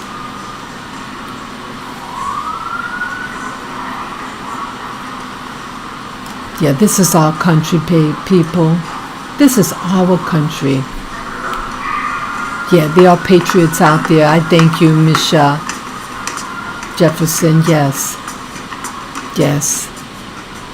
There are true patriots out there.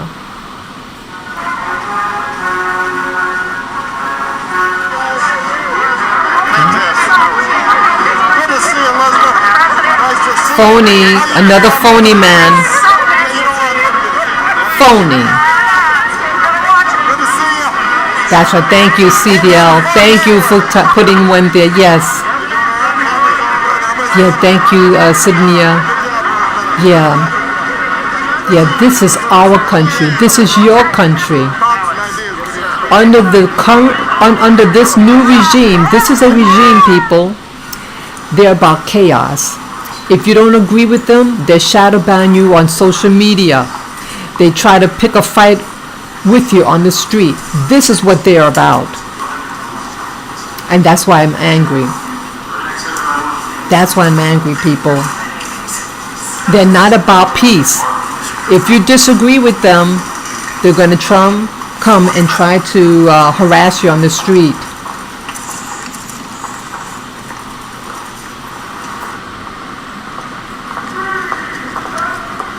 Pence, you are a traitor. You are a sellout, Pence.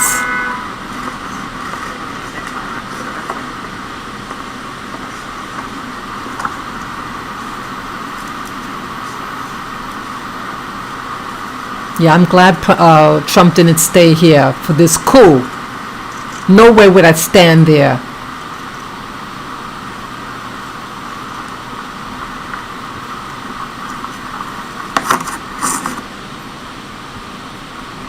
No way would I stand there. Shame on you, Pence. A sellout. This is a sellout.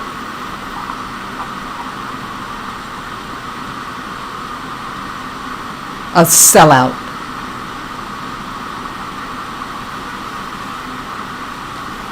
Yeah, I'm getting this all on tape.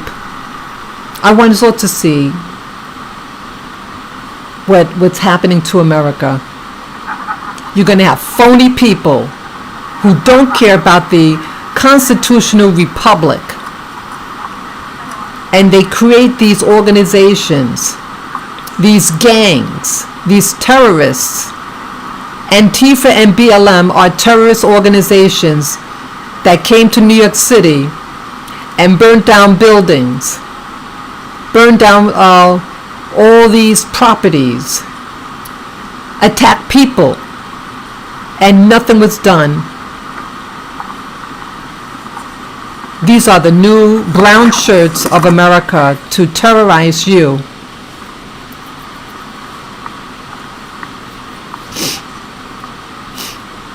Pence is a sellout. They'll probably have something for him. A coward. A real coward. You're a coward. A coward, Pence. A real fucking coward. Excuse my French.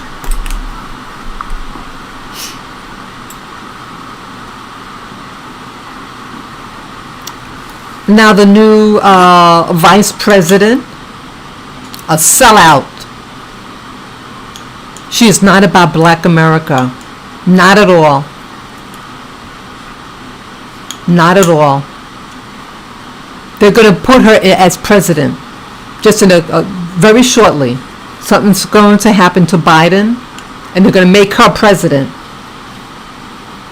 to usher in the new world order.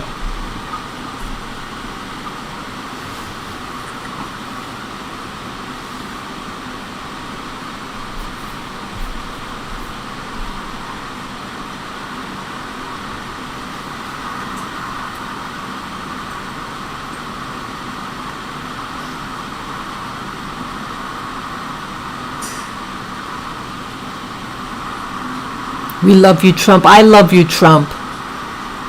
I love you, Trump. God bless America. It's constitutional republic for which we stand for, not communism, not social democracy, or whatever it is called, socialism, democracy. No. 40 acres and a mule. Are they going to have the platinum plan? Is she going to discuss policies and procedures to help black America? See, we all know what the truth is. We all know what the truth is. You all know what the truth is. She's going to finish what Obama started. That's why they have Kamala Harris.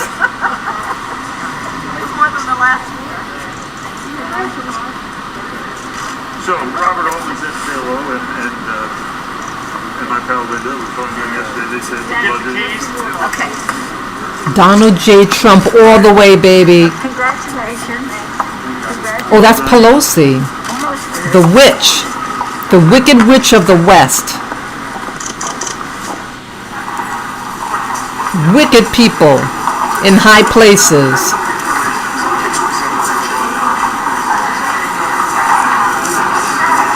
They're like roaches.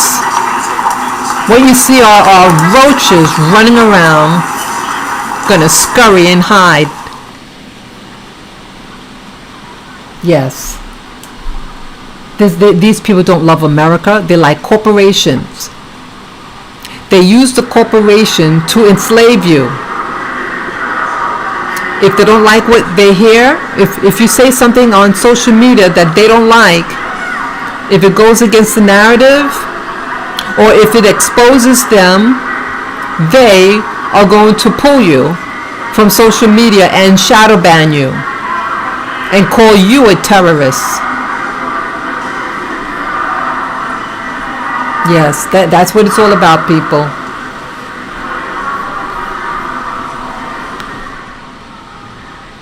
Yeah, this is what it's all about. A takeover. A real takeover. Yes, God save America. God save America.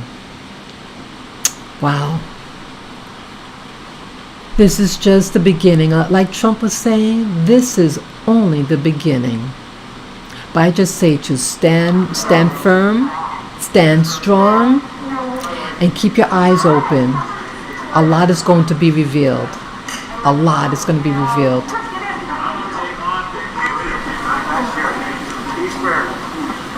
These are the Clintons. Are you still on foreign relations? Very much so. Still going to work on Africa?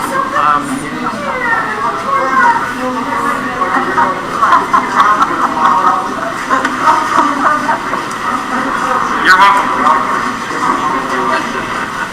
This is phony, boy.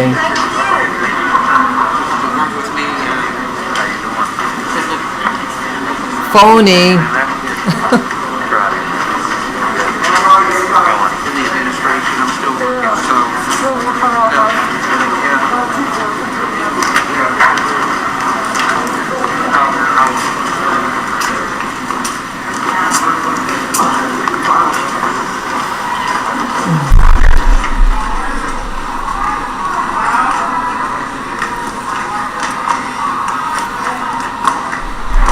Yeah, this is a coup, all right. Yeah? It's not what people say that's important. It's not important what people say, it's what people do. Who else out there that's listening agrees? It's not what people say, it's what people do. What did they do? What did they do all of 2020? They shadow banned. They removed people's YouTube channels permanently. That's what they did, because you spoke out. Continue speaking out. If you see truth, if you see lies, expose it. Expose what is false. Expose it. Do not take the vaccine. They're going to try to force you to take the vaccine, and they're going to target black people first. Many of the black people, let me change it again. Yes, many of the black people in large cities like New York City, many black people and other so-called people of color are what they call essential workers. They work in transit. They work in hospitals, things like that. They work for the city. And these people are considered essential workers, and they're going to target the essential workers to get the vaccine. Don't take the vaccine, people. Don't take it. The vaccine has the HIV virus in it, and it has the ability to attack certain proteins in your body. It also makes you sterile. It causes women to not have their placenta adhere to the womb, and so you have a miscarriage. Don't take it. Don't take it, people. Black women especially. It attacks our proteins differently, a little differently than white people. So you're more at a disposition of having the miscarriage upon taking these vaccines. Okay? Just remember that. Just remember that. It's not what they say. Like they said a lot during this inauguration. That sounds nice. It sounds beautiful. But don't go by what they say. Go by what they do. What did they do all in 2020? They took away your rights. They forced you to put a mask on, even though you might have asthma. They did all these things. Don't believe what they say. Go by what they do. Really nice ceremony. Really nice ceremony. Very well done. It's Clinton. Hey. Music was great.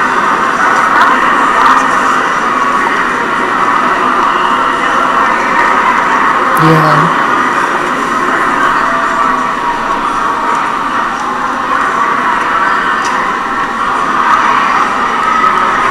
I wonder how the people were able to get seats back there. So you notice he's always with black people. See that? They're getting a selfie. You know, Clinton didn't take care of his child. He has a black son. He has a black child, and he didn't support his black child. But yet he wants to do selfies with black people, yet he didn't support his black child. Yeah, thank you, Dr. Kedar. Yes.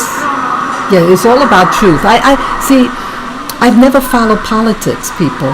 Never. But it was in 2016 when Trump announced that he's running for office and everybody was saying, no, no, no. I want to find out why they objected. And then I became a Trump supporter. Yes, under the Trump administration, I did very well. And blacks historically had done the best. Black people did not do well under Obama. They didn't do well under Clinton or the Bushes. Donald J. Trump, black people, Hispanics, Asians did very well under his administration because he's about the people first. The people first. It's not what they say, it's what they do. That is my issue. That is the truth. And so they set up this coronavirus as a distraction to make Trump look bad. His numbers were high. He campaigned because he cares. But Biden never campaigned. I don't believe staying in your bunker at home campaigning. He didn't earn it. He didn't earn the seat. They stole the seat, stole the presidency, and now they're using black faces. Now, coming up in just a few minutes, President Biden will participate in the signing ceremony, some executive orders, some documents related to taking office. After that, he will review the military on the east front of the Capitol. And that's at about 1:30 or so. And then he and Mrs. Biden, along with Presidents Obama, Clinton, and George W. Bush, will go to Arlington to the rally there. Yeah, that's right. And after that is a military escort to the White House, and that will start at about 15th Street or so. Okay. 2 blocks from the White House, and that will bring them into the White House this afternoon. So in just a few minutes, we'll be live with the signing ceremony and President Biden. Greta Bronner, what have you found on social media or on the news? Well, let's start with reaction from world leaders. Justin Trudeau, the leader of Canada, tweeting out, "Congratulations, Joe Biden, on your inauguration as the 46th President of the United States. Our two countries have tackled some of history's greatest challenges together, and I'm looking forward to continuing this partnership with you and the Vice President Kamala Harris in your administration." And then from the UK Prime Minister, the Conservative Boris Johnson saying, "Congratulations to Joe Biden on being sworn in as President of the United States, and to Kamala Harris on her historic inauguration. America's leadership is vital on the issues that matter to us all, from climate change to COVID, and I look forward to working with President Biden." Now, earlier today, before President Biden was sworn in, the leader of Iran, according to the Hill newspaper, called for the Biden administration to return to the Iran nuclear deal. Quote, "The ball is in the U.S. court now." Hill newspaper also reports that the Mexican president, during a news conference before he was sworn in, before President Biden was sworn in, urges the Biden administration to give legal status to Mexicans working in the United States. Oh my God. Now, the new president has already sent out a tweet from his official presidential account. At 12:36 p.m., see that? There is no time to waste when it comes to tackling the crisis we face. That's why today I am heading to the Oval Office to get right to work delivering bold action in immediate relief for American families. According to Reporters Roll Call reports that Biden will direct federal agencies to review more than 100 federal environmental regulations and agency decisions by the Trump administration. And also Jennifer Epstein with Bloomberg reporting Joe Biden will take office later today and begin a flurry of executive actions, including stopping border wall construction, revoking the Keystone Pipeline, rejoining the Paris Agreement and the World Health Organization, imposing a mask mandate on federal property. And it was exactly 1 hour ago that Joe Biden took the oath of office.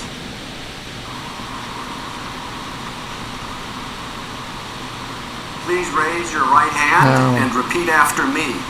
I, Joseph Robinette Biden Jr., do solemnly swear. I, Joseph Robinette Biden Jr., do solemnly swear that I will faithfully execute that I will faithfully execute the office of President of the United States the office of President of the This United is all a States. coup. and will, to the best of my ability, Will, to the best of my ability, preserve, protect, and defend preserve, protect, and defend the Constitution of the United States. the Constitution of the United States. So help you God. So help me God. Congratulations, Mr. Thank President.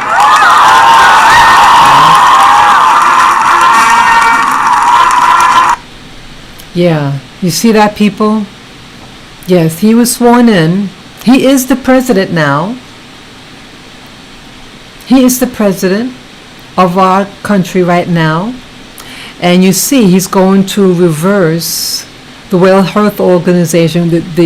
Under Trump's administration, he pulled away from the World Health Organization because the World Health Organization, or the WHO, lied about the coronavirus. And so Trump took away funds. He stopped financing the World Health Organization. So look at this. So the truth is known about the coronavirus, but Biden wants to reverse that act and start supporting and joining the World Health Organization. It's hard for me to even pronounce it, the World Health Organization. And the border, he's going to stop the border, the Mexican border, and stop building it. Why do they want to do this, people? Why do they want to stop the border? Because did you see over the internet today that there is a caravan from Nicaragua heading up north and forced its way into some of the countries? They show videos of this. They're going to enter the United States, and as you just heard, that they're going to give the paperwork to those illegals from Mexico and give them their papers to stay. Okay? So this should really frighten you, Black America, and all Americans. This should scare you, because this is how they're going to take over. They're going to remove the borders, and they're going to have what they call sanctuary cities. Have any of you heard this? Those of you who are watching right now, those of you who have ever heard of these sanctuary cities they're going to initiate in the United States of America? These sanctuary cities will permit illegals access to stay so they don't get prosecuted. Who's going to feed them? Whose resources are they going to take? They're not going to be in a rich white neighborhood or any rich neighborhood. They're going to be in Black America's neighborhood, taken away from our resources. We have few resources because we're not giving the same resources as the general population. Who's going to cram into your hospitals? Who? Did you know that many hospitals are closing because they just can't afford to keep it up? They don't have the funding. You're going to have all these illegals, all these what they call undocumented people, having access into your medical care, your school care, and it's going to be in your Black neighborhood.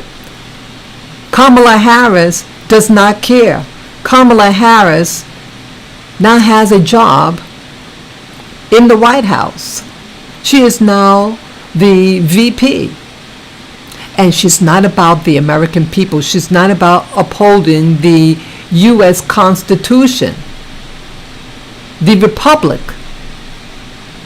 They are reversing everything that Trump put in place to protect the Black community, the white community. These people are hijacking America. And who's going to hurt the most are Black people. Yet they use all these Black people, the poet, the theologian, all for show. Don't trust what people say, trust what they do. And what they just said what they're going to do is to remove the border.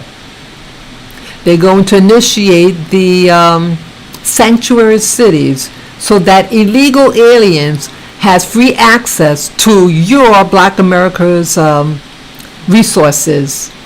You think you're poor now, you're really going to be poor.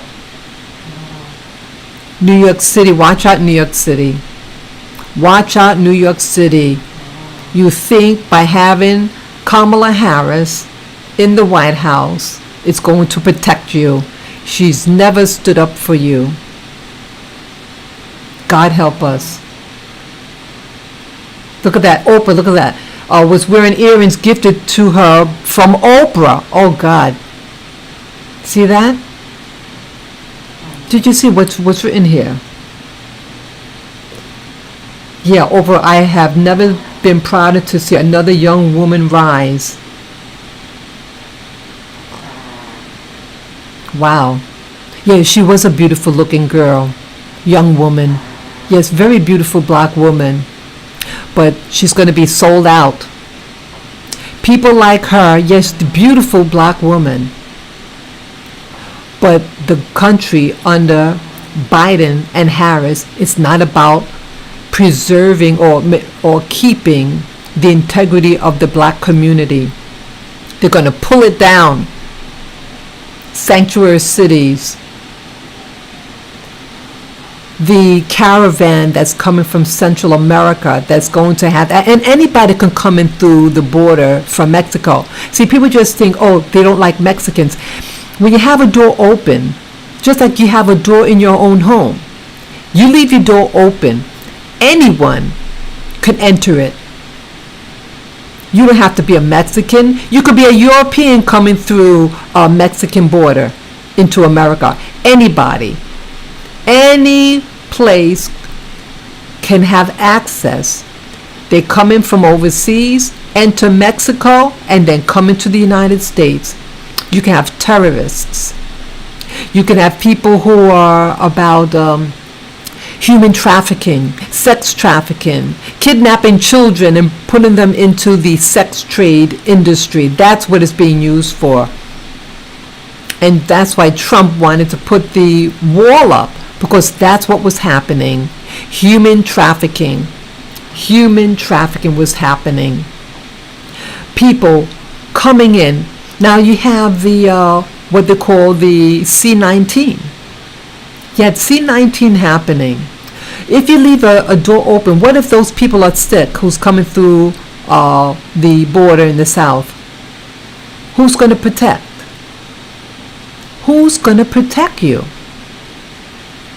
If it's a virus and they're concerned about spreading, if you leave your door open, anybody who's sick can enter, come into the sanctuary city, and infect mass populations. That's what they're relying on.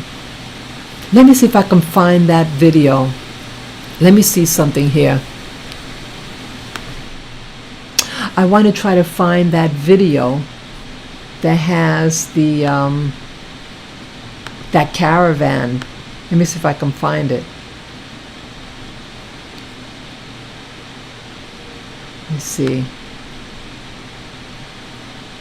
Let's see, YouTube. Okay, so I'm on my computer in front of me. I have a lot of different monitors up. Okay, let me see here. Caravan in Central America. Yeah, okay, let me show you this. Let me show you this. Okay, it has a commercial. Okay, skip the ad. Let me show you this now. You put the audio on. Their arrival. It's thought the migrants are hoping Joe They put in the beginning. Thousands of migrants from Central America are gathering in Guatemala for an expected push north towards the United States. Mexican border forces are alert for their arrival. It's thought the migrants are hoping Joe Biden's incoming administration will be less tough on migration than the current one. Determined not to stop till they reach the US. This group of several thousand Honduran migrants now in Guatemala have been walking for weeks. Some of them clashed with Guatemalan police as authorities tried to push them back towards the border. Look at this. Little effect. Black people, better watch out. Escaping an economy battered by the pandemic, gang violence and hurricanes, they are seeking a better life in the north. These people are going to take your jobs. We are going after the American dream because in our country there's no jobs, there's a lot of crime, and you cannot make a living. Our house was swept away by hurricanes.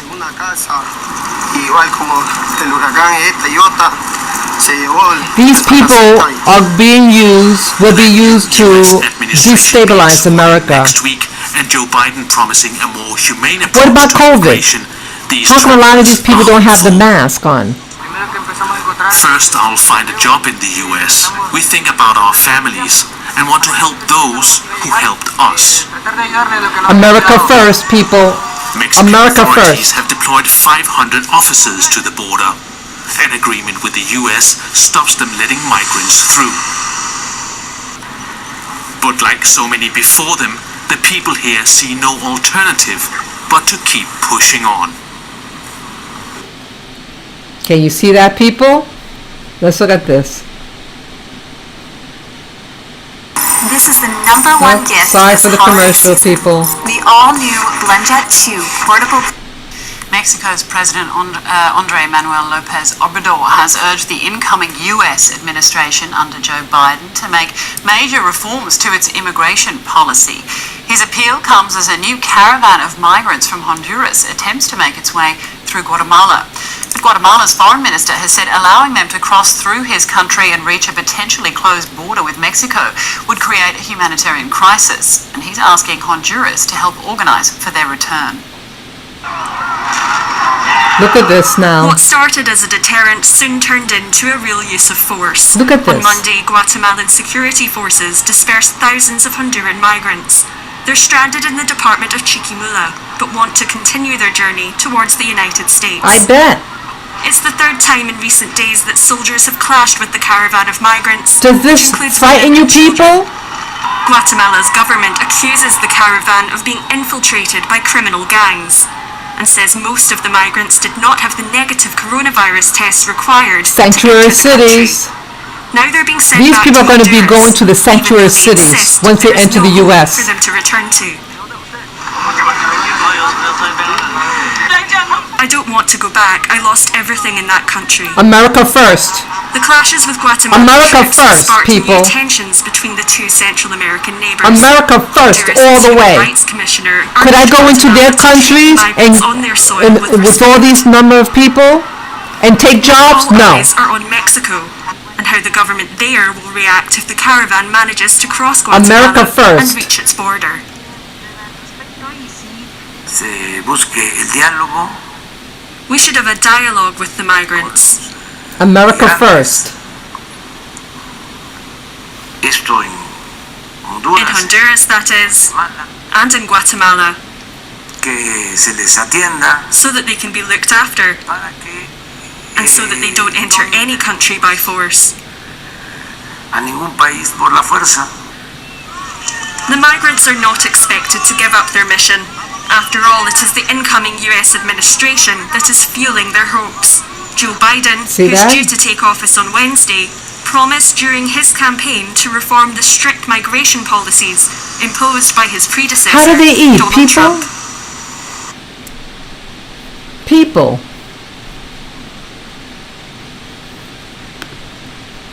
People. Do those people look like they were walking really far? How is that they look really clean? They don't look disheveled. If I had to walk several thousand miles, I'll look tired. Who is sponsoring these people? This caravan? Who? This is, I'm not trying to sound mean. I care about people, but America first. I cannot go into their country. You can't get a whole bunch of black people who are unemployed and go into their countries. But they are allowed to come into the U.S. and take what jobs are available and take it away from you. I'm sick of this. I'm sick of this. See, that's why Trump said America first. That's not being selfish. Just like you have family. And you feed your family first. And you lock your door at night, you better. But see, under the Biden administration, along with Harris, they are going to open up the borders, open up the sanctuary cities, and displace Americans. And going to spread this coronavirus further. Once they come in, there's no screening. They'll just come right in. They get their sponsors, whoever who's sponsoring them, to come here. They set up shop. I'm sick and tired seeing things like this. Where I live in New York City, you have so many black people living on the street, doing drugs, in despair. Kamala Harris is not about correcting this problem. It's getting worse and worse in New York City. The people here are getting more and more aggressive. That's why I'm really stressed out these days, because I'm not safe. It's not about about liking or disliking a political, someone in office. It's about what I see happening, what's being done. That is my concern. I don't care what your race, religion, all that crap. I don't care about that. I care about what's being done. What's being done is that more and more people in America, American citizens, are being forgotten and is being taken over and encouraged with foreign imports to push Americans out of our jobs and in favor of foreigners. That is what's upsetting to me. That is very upsetting. Yeah, it's very sad. It's very sad. Yeah. Anybody else have any statement to share in the chat room? I'm doing a lot of talking, I know. You guys hear what I'm saying? Do you feel what I'm saying? Please type 1 for yes if you understand what I'm getting at. This is not about being anti-humanitarian. This is not about being anti-foreigner. This is about the continuity of America and its American citizens and those people who are documented to lawfully black Americans living on the street in despair. I'm very angry at that. I'm very angry. Very, very angry.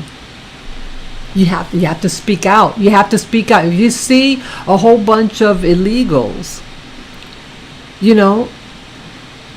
spot it out. Call it out for what it is. And you better lock your doors. Lock your doors. And protect your family. And no, this is not a fear-mongering. But you just saw in the video. And those were recent videos. Recent videos. This caravan is coming. Let's see, this the one that I just showed. Okay, the one that I just showed you was it was today. Let me show you. Make it, so you see that I'm not making it up. Okay, the video that I just showed you. Guatemala cracks down on U.S.-bound migrant caravan. See that? January 19th. Oh, I'm sorry. That was yesterday. That was yesterday. Okay? This is yesterday that they're on the way coming up north because they know the door is open.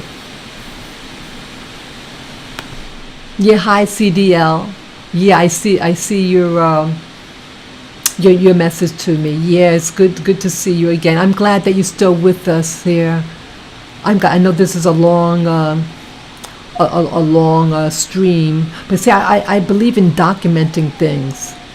I believe in documents, so it's proof of what's going on. As you see that there is a caravan coming in. Could you imagine if a caravan comes through New York City or in your town? Could you believe that? And it's not just Mexico. It's all over. People aren't just coming in from Mexico, they're coming in from the airports as well. They're coming in from Canada. But see, they want to make it a racial thing. Say, oh, well, they're people of color. That's why you don't want them in. No, these are people who have low skills. These aren't people who are highly educated. They're going to take your jobs, black people's jobs. That's what's happening because they don't love black America. Yet they use black Americans in inaugurations because we can sing well, we can speak well, right? Getting Jennifer Lopez, right? All these blacks and Caribbean people to make you think that you're included, but you're excluded because it's all about the corporations. The corporations do not want to stand for America. It's about whatever what is cheap, whatever what is the cheapest route. And so they're sending all our jobs overseas. And that's why Trump said America first. And when Trump said that 4 years ago, the media, the large corporations said, we got to get this guy out of office. We got to get him out of office. So they set him up. They lied and said that he was in collusion with Russia, when in actuality, it was Biden and Biden's son, named Hunter, who was in collusion with Ukraine and Communist China party. Communist China party, political party. They found Biden's computer, and they saw his emails, and Joe Biden knew about it and received money. So he's an unethical man, this Joe Biden. But yet he's talking about peace and all that. He's not about peace if he's in collusion with Communist China. Yeah, that's right, Kedar. It's all an act. That's right. Yeah. Yeah, I love my country. I love my country. Yeah, I'm just looking here. Yeah, they have this thing with, let me see what they're doing here. Okay, let me show you this.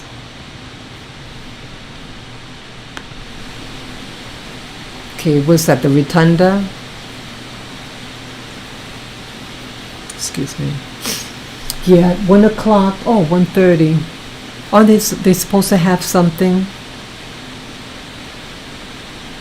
Yeah, they're supposed to have something around this time. I forget the time schedule. Yeah, he's supposed to sign the papers. Yep. Boy, does anyone have anything to say to me?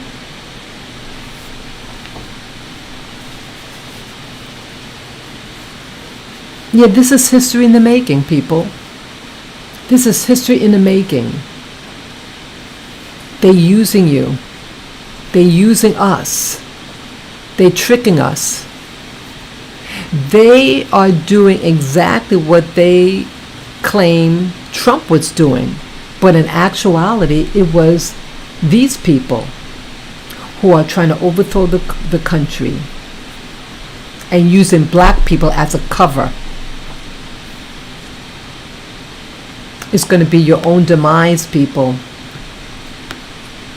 I'm sorry. Your demise. Yeah, that caravan is going to come quickly. They know, hey, it's open. It's open game. And a lot of these foreigners, and it's not an anti-foreign thing that I'm trying to say. I was in a situation. They were recruiting illegals. They were bringing them in these white trucks from New Jersey. This was right after 9/11. This was in around March or April of 2002. And I worked across the street from the World Trade Center and had all that rubble at that time. And they were bringing in white trucks with illegals and bringing them in to New York City to work in the company. And there were actually fist fights going on. These people are aggressive. When they feel their money, that they're not going to get their money, they get real aggressive, and they were fist fighting on my job. Yeah. And most people back then who doing these retails were black people. And then they bring in these other these illegals, having them work around you, and then they try to target you. That's what was going on. Yeah, see, I talk out of experience. I'm not talking about hate. I'm talking about experience, things that I personally experienced living and working in America. How some of these foreigners are being used to thug Americans. And they're displacing Americans from their jobs because these other workers are cheap labor. That's what's going on. Yeah, I love this country. I love meeting people from all over the world. All over the world. It's not about hate I'm talking about. It's not about hate.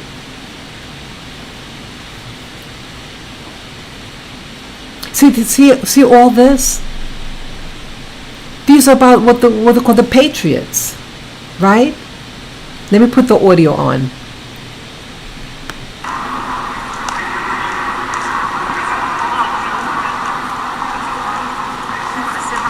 Oh, I think they're going to have the walk.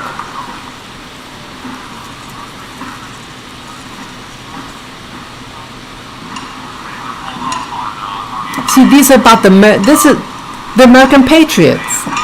This is what Trump stands for. What you see right now is what Trump wanted to promote. But Biden and Harris calls us being racist. Remember that? Didn't they let you think that those type of imagery is all bigots? See that? You can't do that. You can't play both sides like that. I speak the truth, people.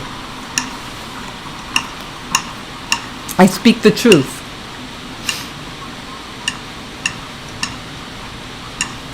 I speak the truth. It's not about hate. It's about America first.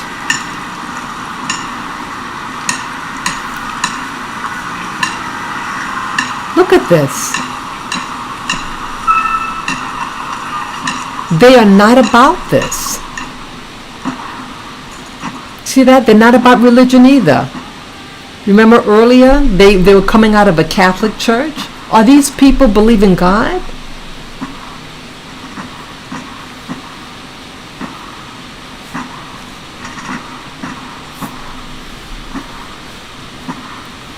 I need water. I need water. Let me get some water. My throat is killing me right now.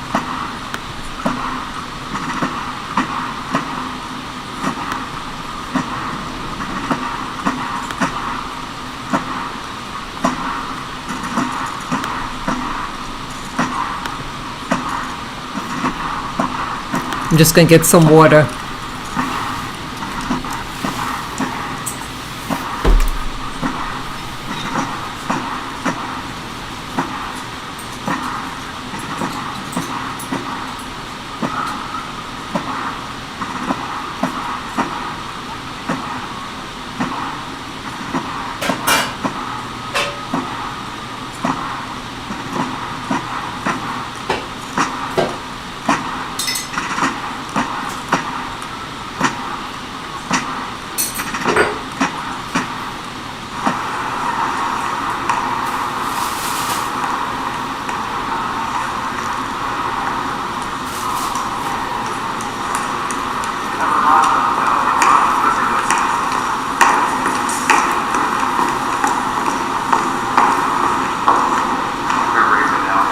Thank you, sir.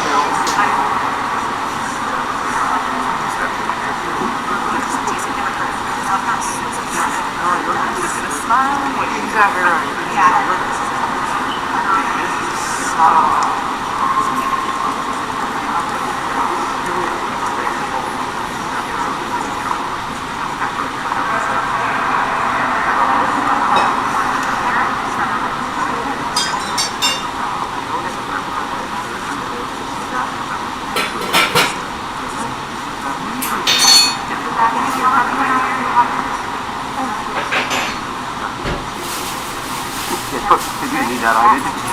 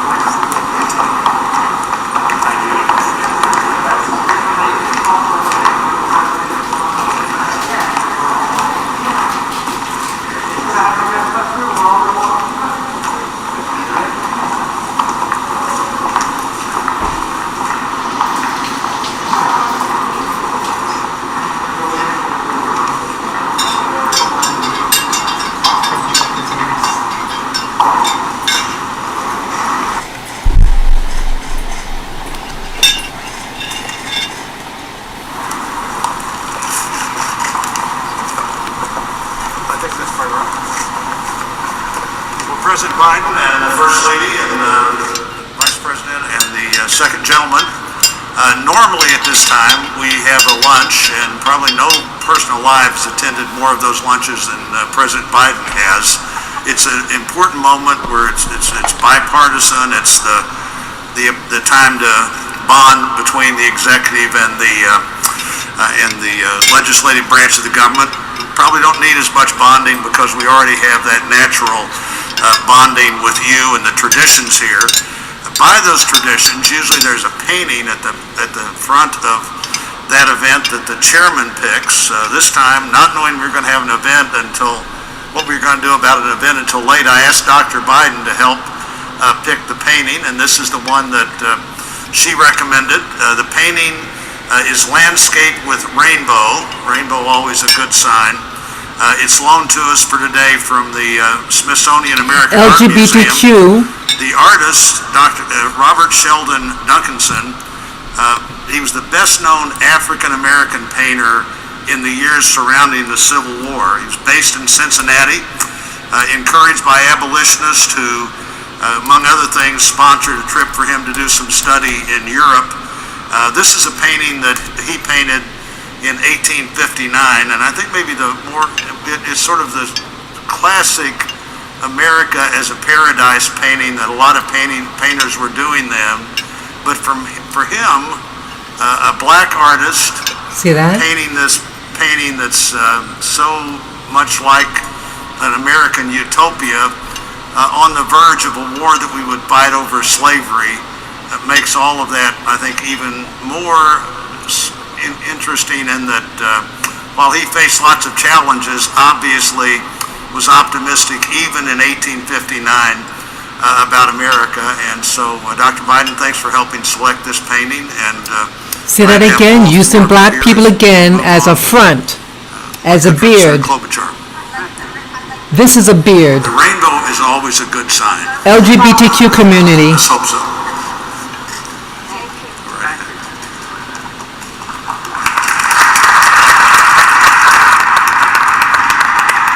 Wasn't that Lenin on the statue to the far right that we just passed? Mr. President, First Lady, Madam Vice President, and our very first second gentleman, on behalf of the American people, it is our honor to present these custom-made crystal vases commemorating your historic inauguration. Lennox, which you know is a great company, American company, has handcrafted these gifts for the past 9 presidential inaugurations. It is a good thing I don't have to hand it to you personally. They each weigh with the base 32 pounds. Wow. But combined 64. But Jill, I know, is very strong and could take them both. Exactly. But the Lennox company is actually based in Bristol, Pennsylvania, which you know, Mr. President, is a mere 132 miles from Scranton. Since we know today all roads lead to Scranton. The team at Lennox has worked for months to capture the spirit of this inauguration and your incoming administration. Takeover. Mr. President, your vase features the White House, and Vice President Harris's features the U.S. Capitol. The gifts represent the hope and the faith the American people have placed in you to move our country forward. Thank you. Thank you.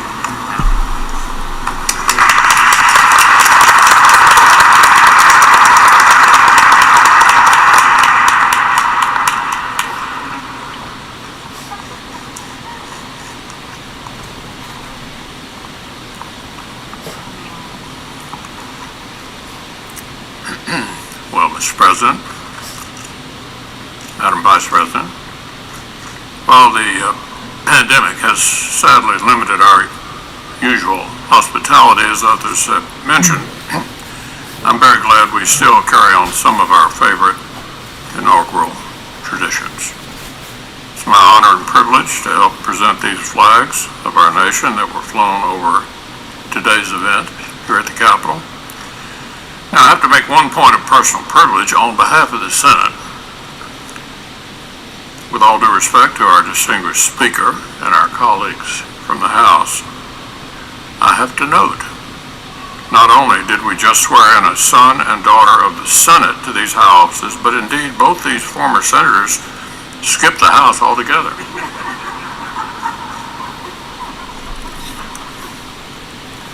The Star-Spangled Banner is our greatest symbol of our endurance of the American idea. It flies over this building on triumphant days and on tragic ones, over all factions and all parties. And today this flag flew over our former colleague's inauguration as the very first female Vice President of the United States. So to our very distinguished former colleague, Madam Vice President, please accept this flag with the highest compliments and congratulations of the United States Senate.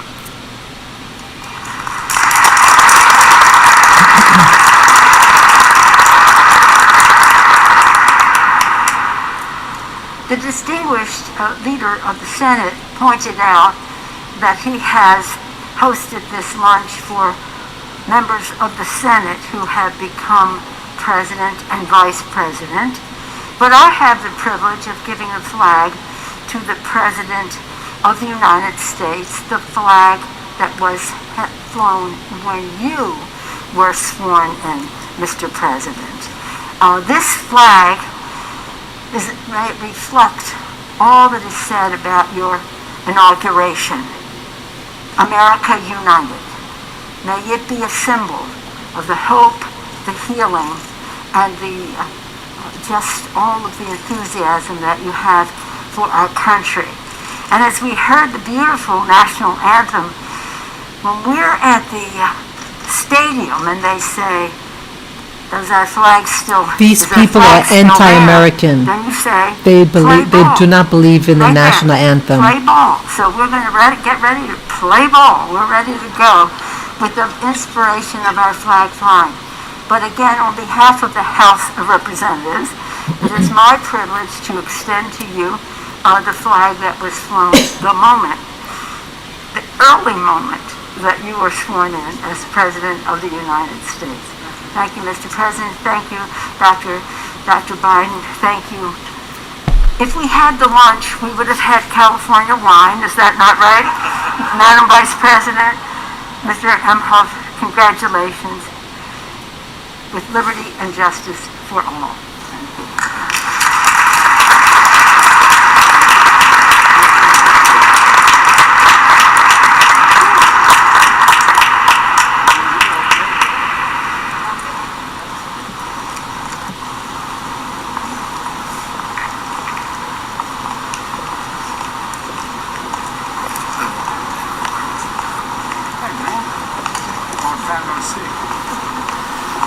Congratulations, Mr. President. Excuse me.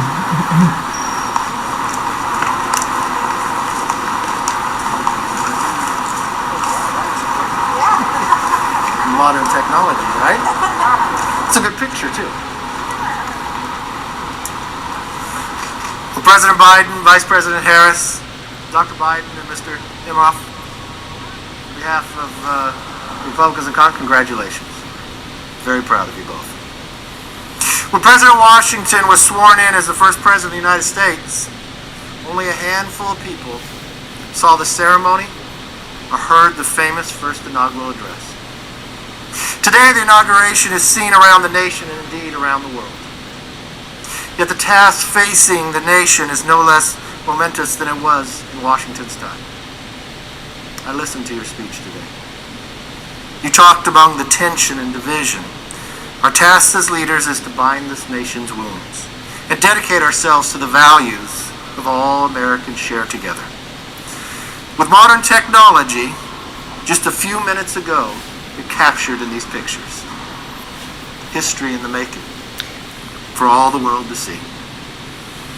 This picture should serve as a reminder of that task that we have. See that again? They're using a black person. That's the statue of Reverend Dr. Martin Luther King Jr. How phony. To a very proud daughter of California. They murdered that man. Today, Vice President Harris made history, and all of America should celebrate that. But we should also remember that this is not the end, but just the beginning. As leaders, we are judged not by our words, but by our actions. So let's go forth from here together, accomplish great things for the American people. And every time you look at this photo, remember the beginning of the job we have to do. Congratulations.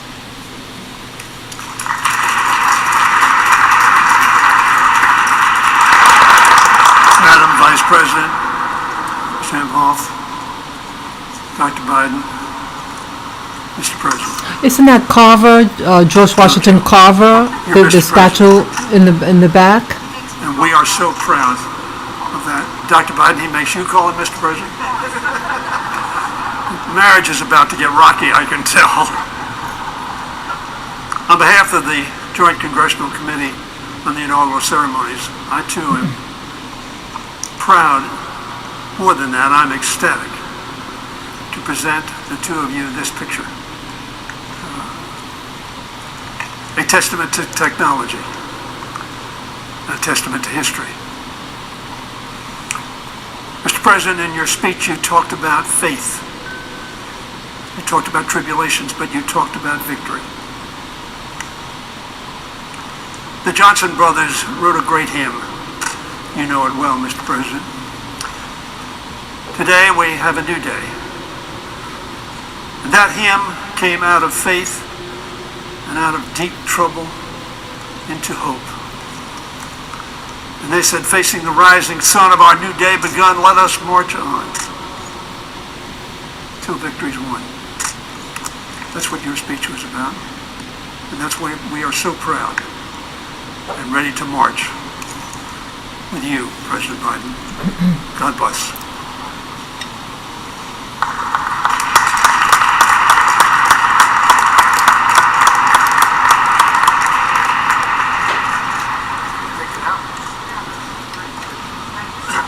They're both different.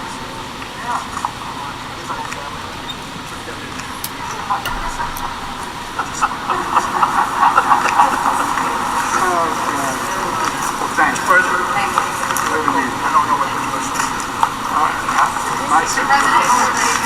Yeah, that's Carver.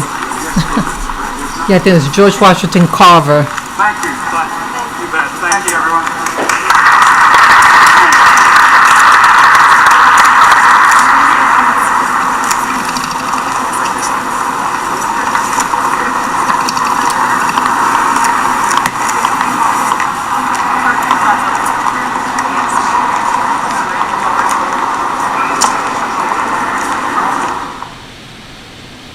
Okay.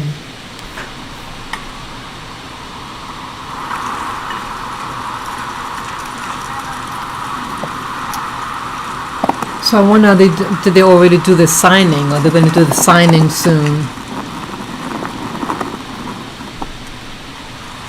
Or they're going to do the walk? I don't know. What's going to happen next? Are they going to walk down the street in the parade, or they're going to? What's next?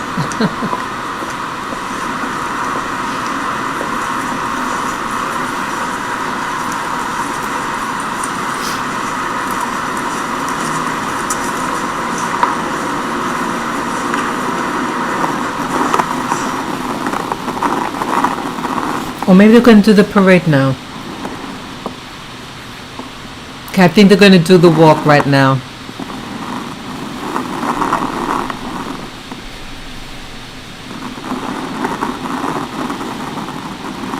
Yeah, this is a long stream that I'm doing. I don't know where this all going to be kept.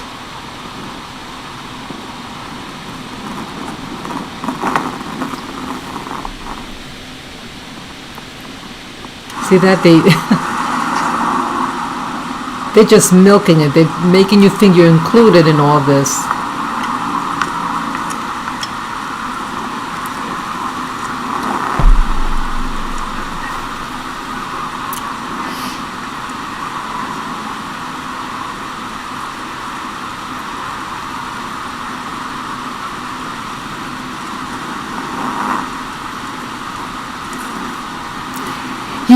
Let me know what you think out there. What are your thoughts regarding this election, or what they're showing? What's in your heart right now?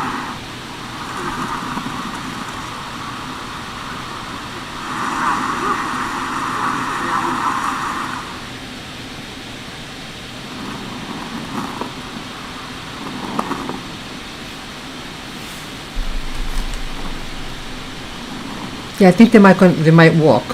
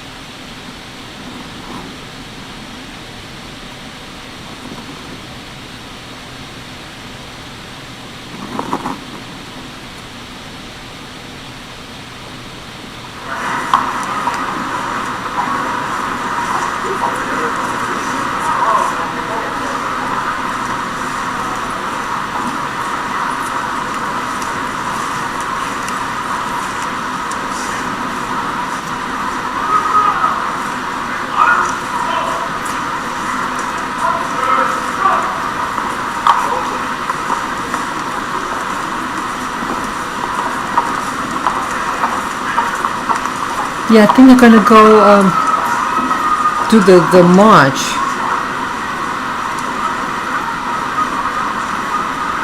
Yeah, if they do, I'm just gonna capture some of it. Yeah, this is going way too long.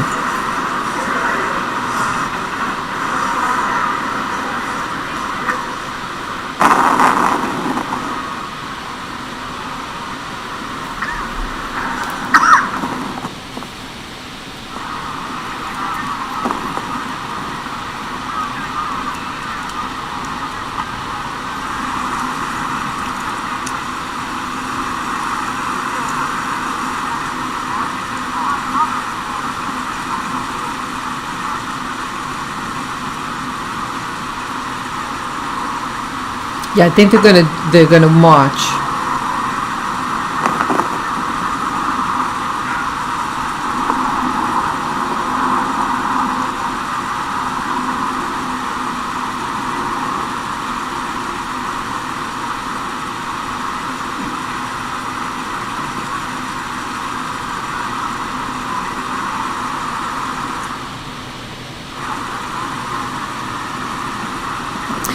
Yes, this is Spirit Journey doing this live stream. Boy, I've been on now recording for over 5 hours. 5 hours and 21 minutes.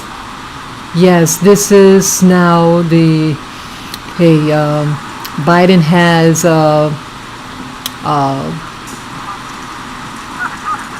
he was sworn in as President of the United States of America, and Kamala Harris as Vice President of the United States of America. And I think now they're going to march.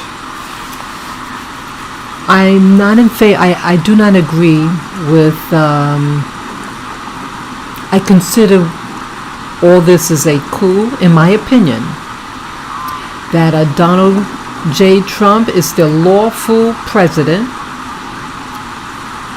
of the United States of America, and it was stolen from him. Evidence was presented, and they chose not to look at it. This is a coup, in my opinion. This is the only recourse I have to express myself. I voted, and my vote wasn't counted. It was stolen from me. Was your vote stolen also? Anyone who participated in this election, your vote was stolen and corrupted. And now he's in as President of the United States, Biden, and Kamala Harris as the VP. And what's happening now is a caravan from Central America that's headed up north because they now heard that Biden will be taken over as President of the United States, and they want to enter the United States because they know under this new administration that these illegals will be welcomed and they could go into sanctuary cities in America and seek haven and jeopardize the integrity of our constitutional republic. This is not about hating foreigners. This is about the integrity of the United States of America and its safety.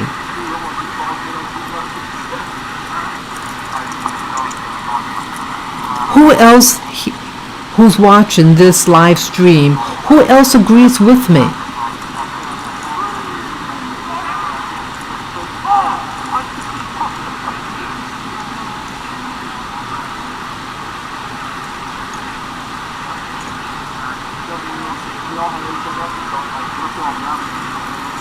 Yeah, they're going to come in to the United States soon, this caravan from Central America, and take over. They're using Kamala Harris as a cover, as a beard,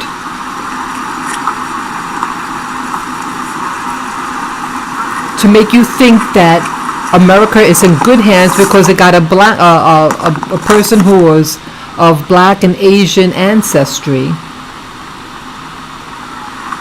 and you're going to think they represent you, but they do not. They do not represent you. It's all a cover. America first. America first, all the way. Who else agrees with me? Who out there who's listening right now, who believes that America first? If so, type a 1 for yes.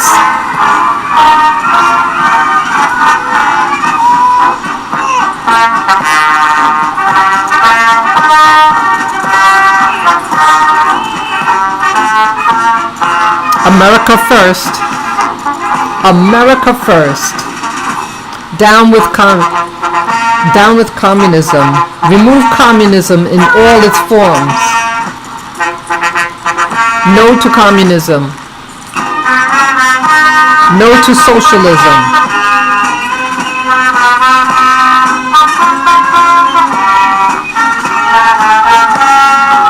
This is by C-SPAN. Okay, that's who's airing this.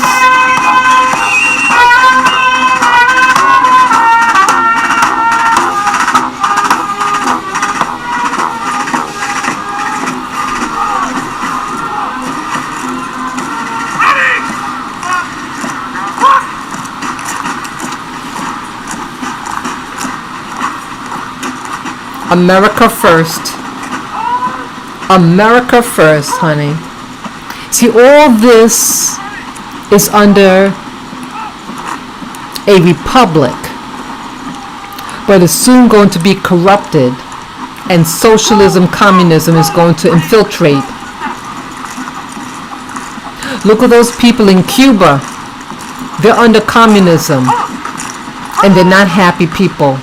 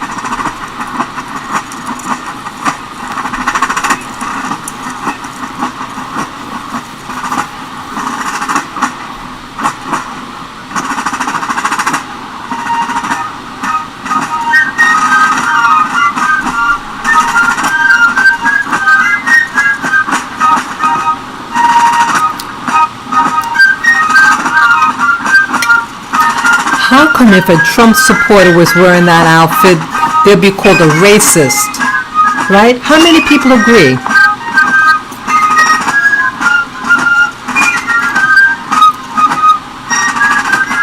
So it's patriotic when these people win in office, But with Trump, they're going to say it's racist to have this.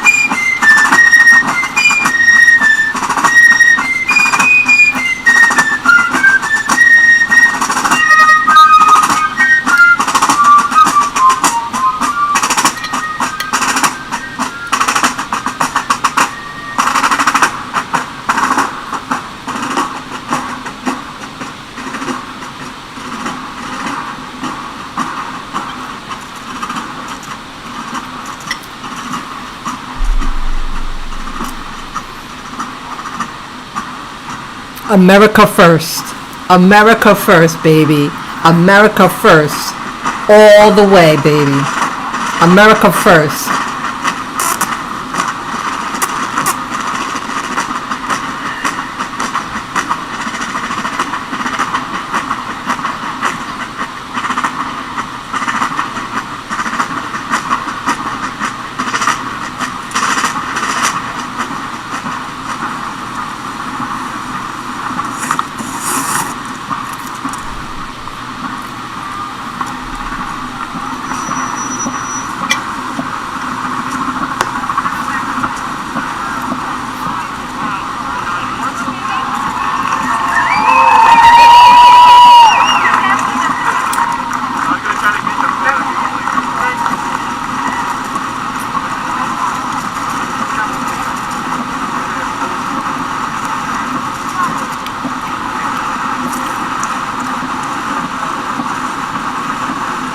Wow, see how big that door is? Wow. Look at that door. That is a big number 46, the license plate. Wow.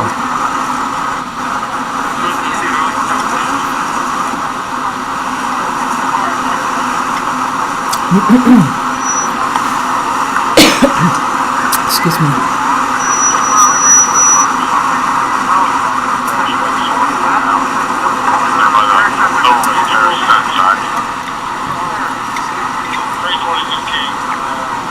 I think that's a Cadillac. Is that a Cadillac, people?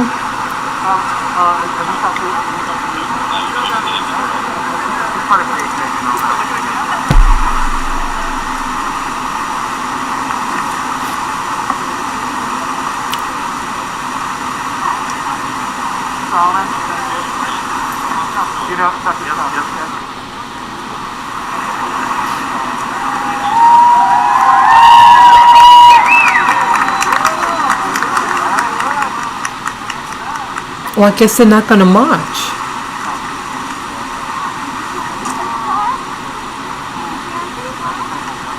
$49, okay.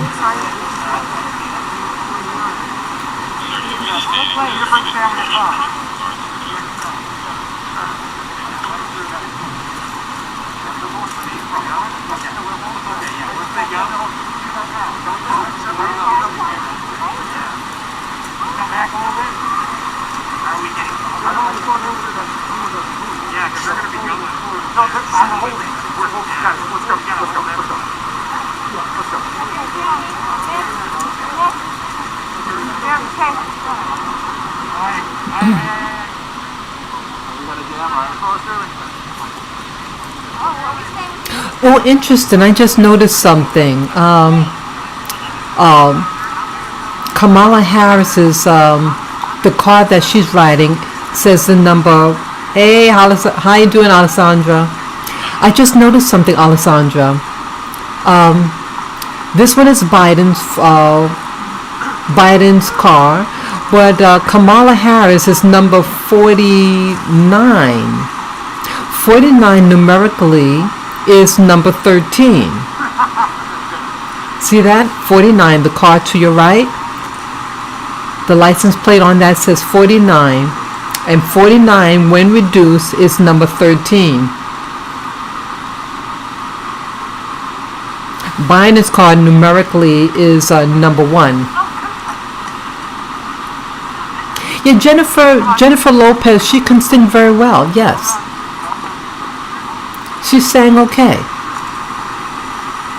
But see, they show all these color faces to make you think they're about the black and Hispanics, and they're not.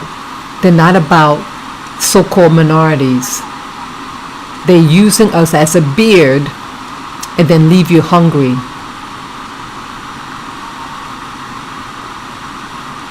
Yeah, the card numerically is number 13 for Kamala Harris. Very interesting. Number 13. Very interesting. Did you see that, Alessandra?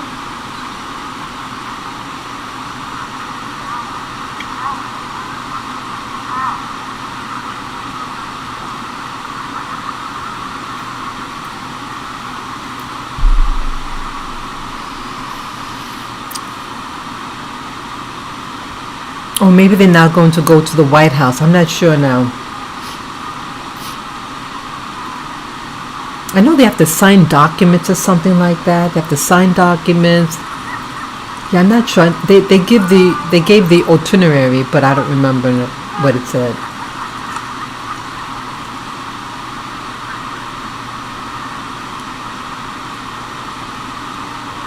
He's on the phone already.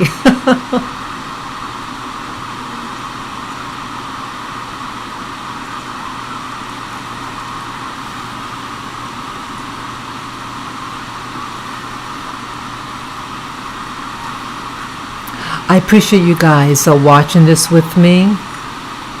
Yes, this is history in the making. The overtaking of our government.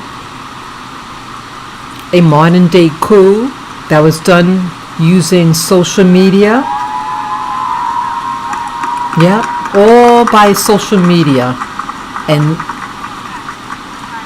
spreading the lies. Oh, okay.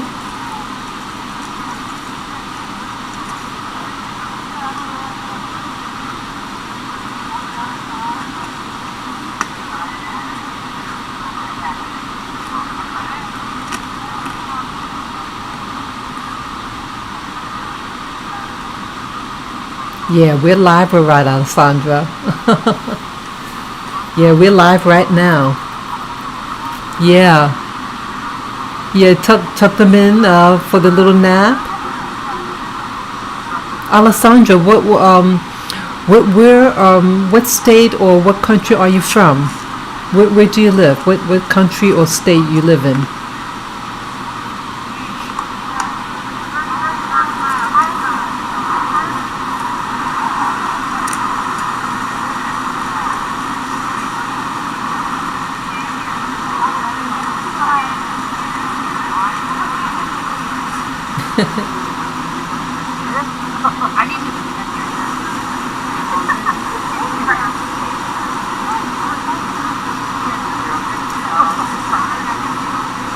We'll see where they're going to now. I don't know whether they're just going to go to the White House now. It'll be interesting.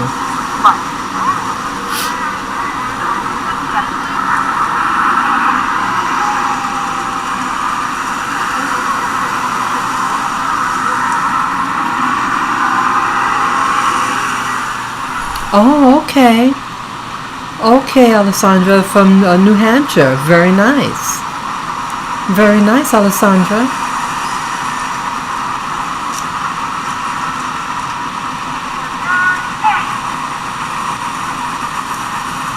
Yeah, doing live, virtual lives. It is fun. Number 46. That's equivalent to a number 1. And then you're going to see Kamala, her card. See that? Let me see.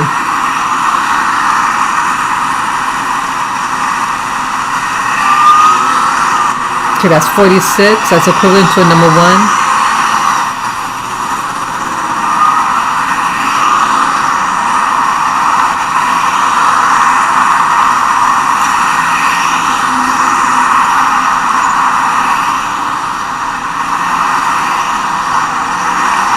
Where are they going? Does anybody know where they're going? Where they're going?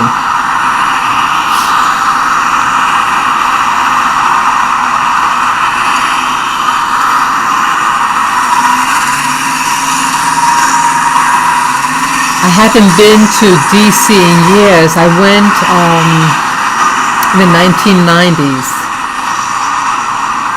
See, look at this. These are troops. See that? You see the troops out there? The National Guard?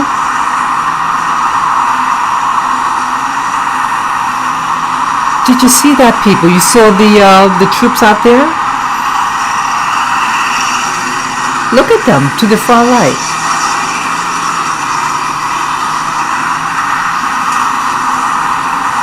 History in the making. This is a coup. This is a modern day coup. Look at all those soldiers, National Guardsmen.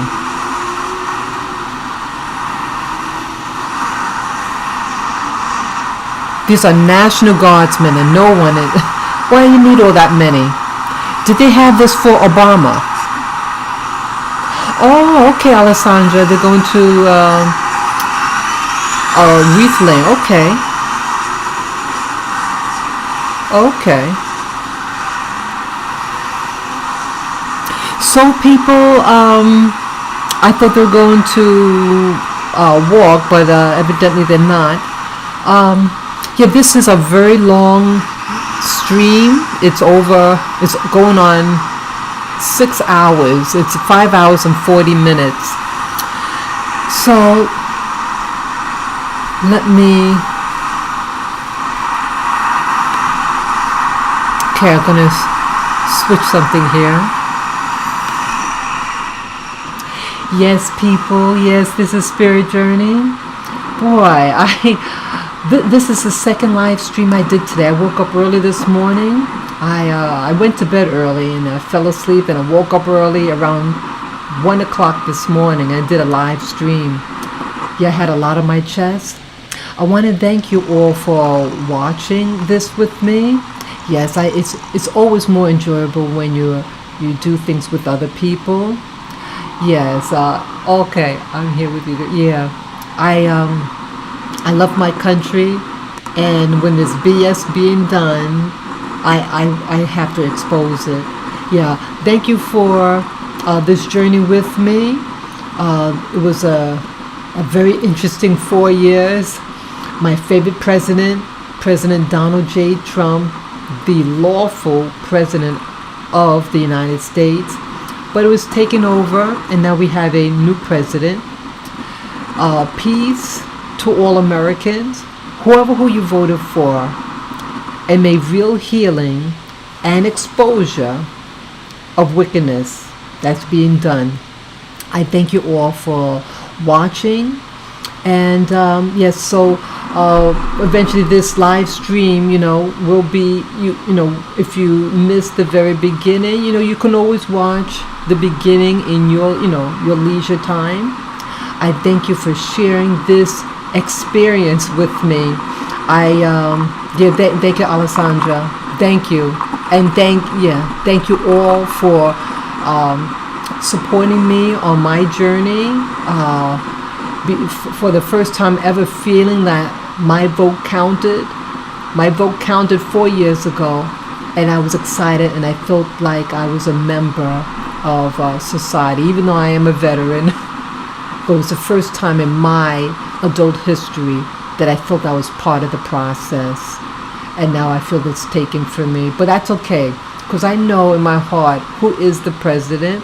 But I want peace and safety for all Americans, regardless who you voted for. If you didn't vote for anybody, that's okay. The truth always gets exposed, okay? Peace, love, and joy to all Americans, to all you who share this journey with me, okay? I thank you very, very much. Take care, guys.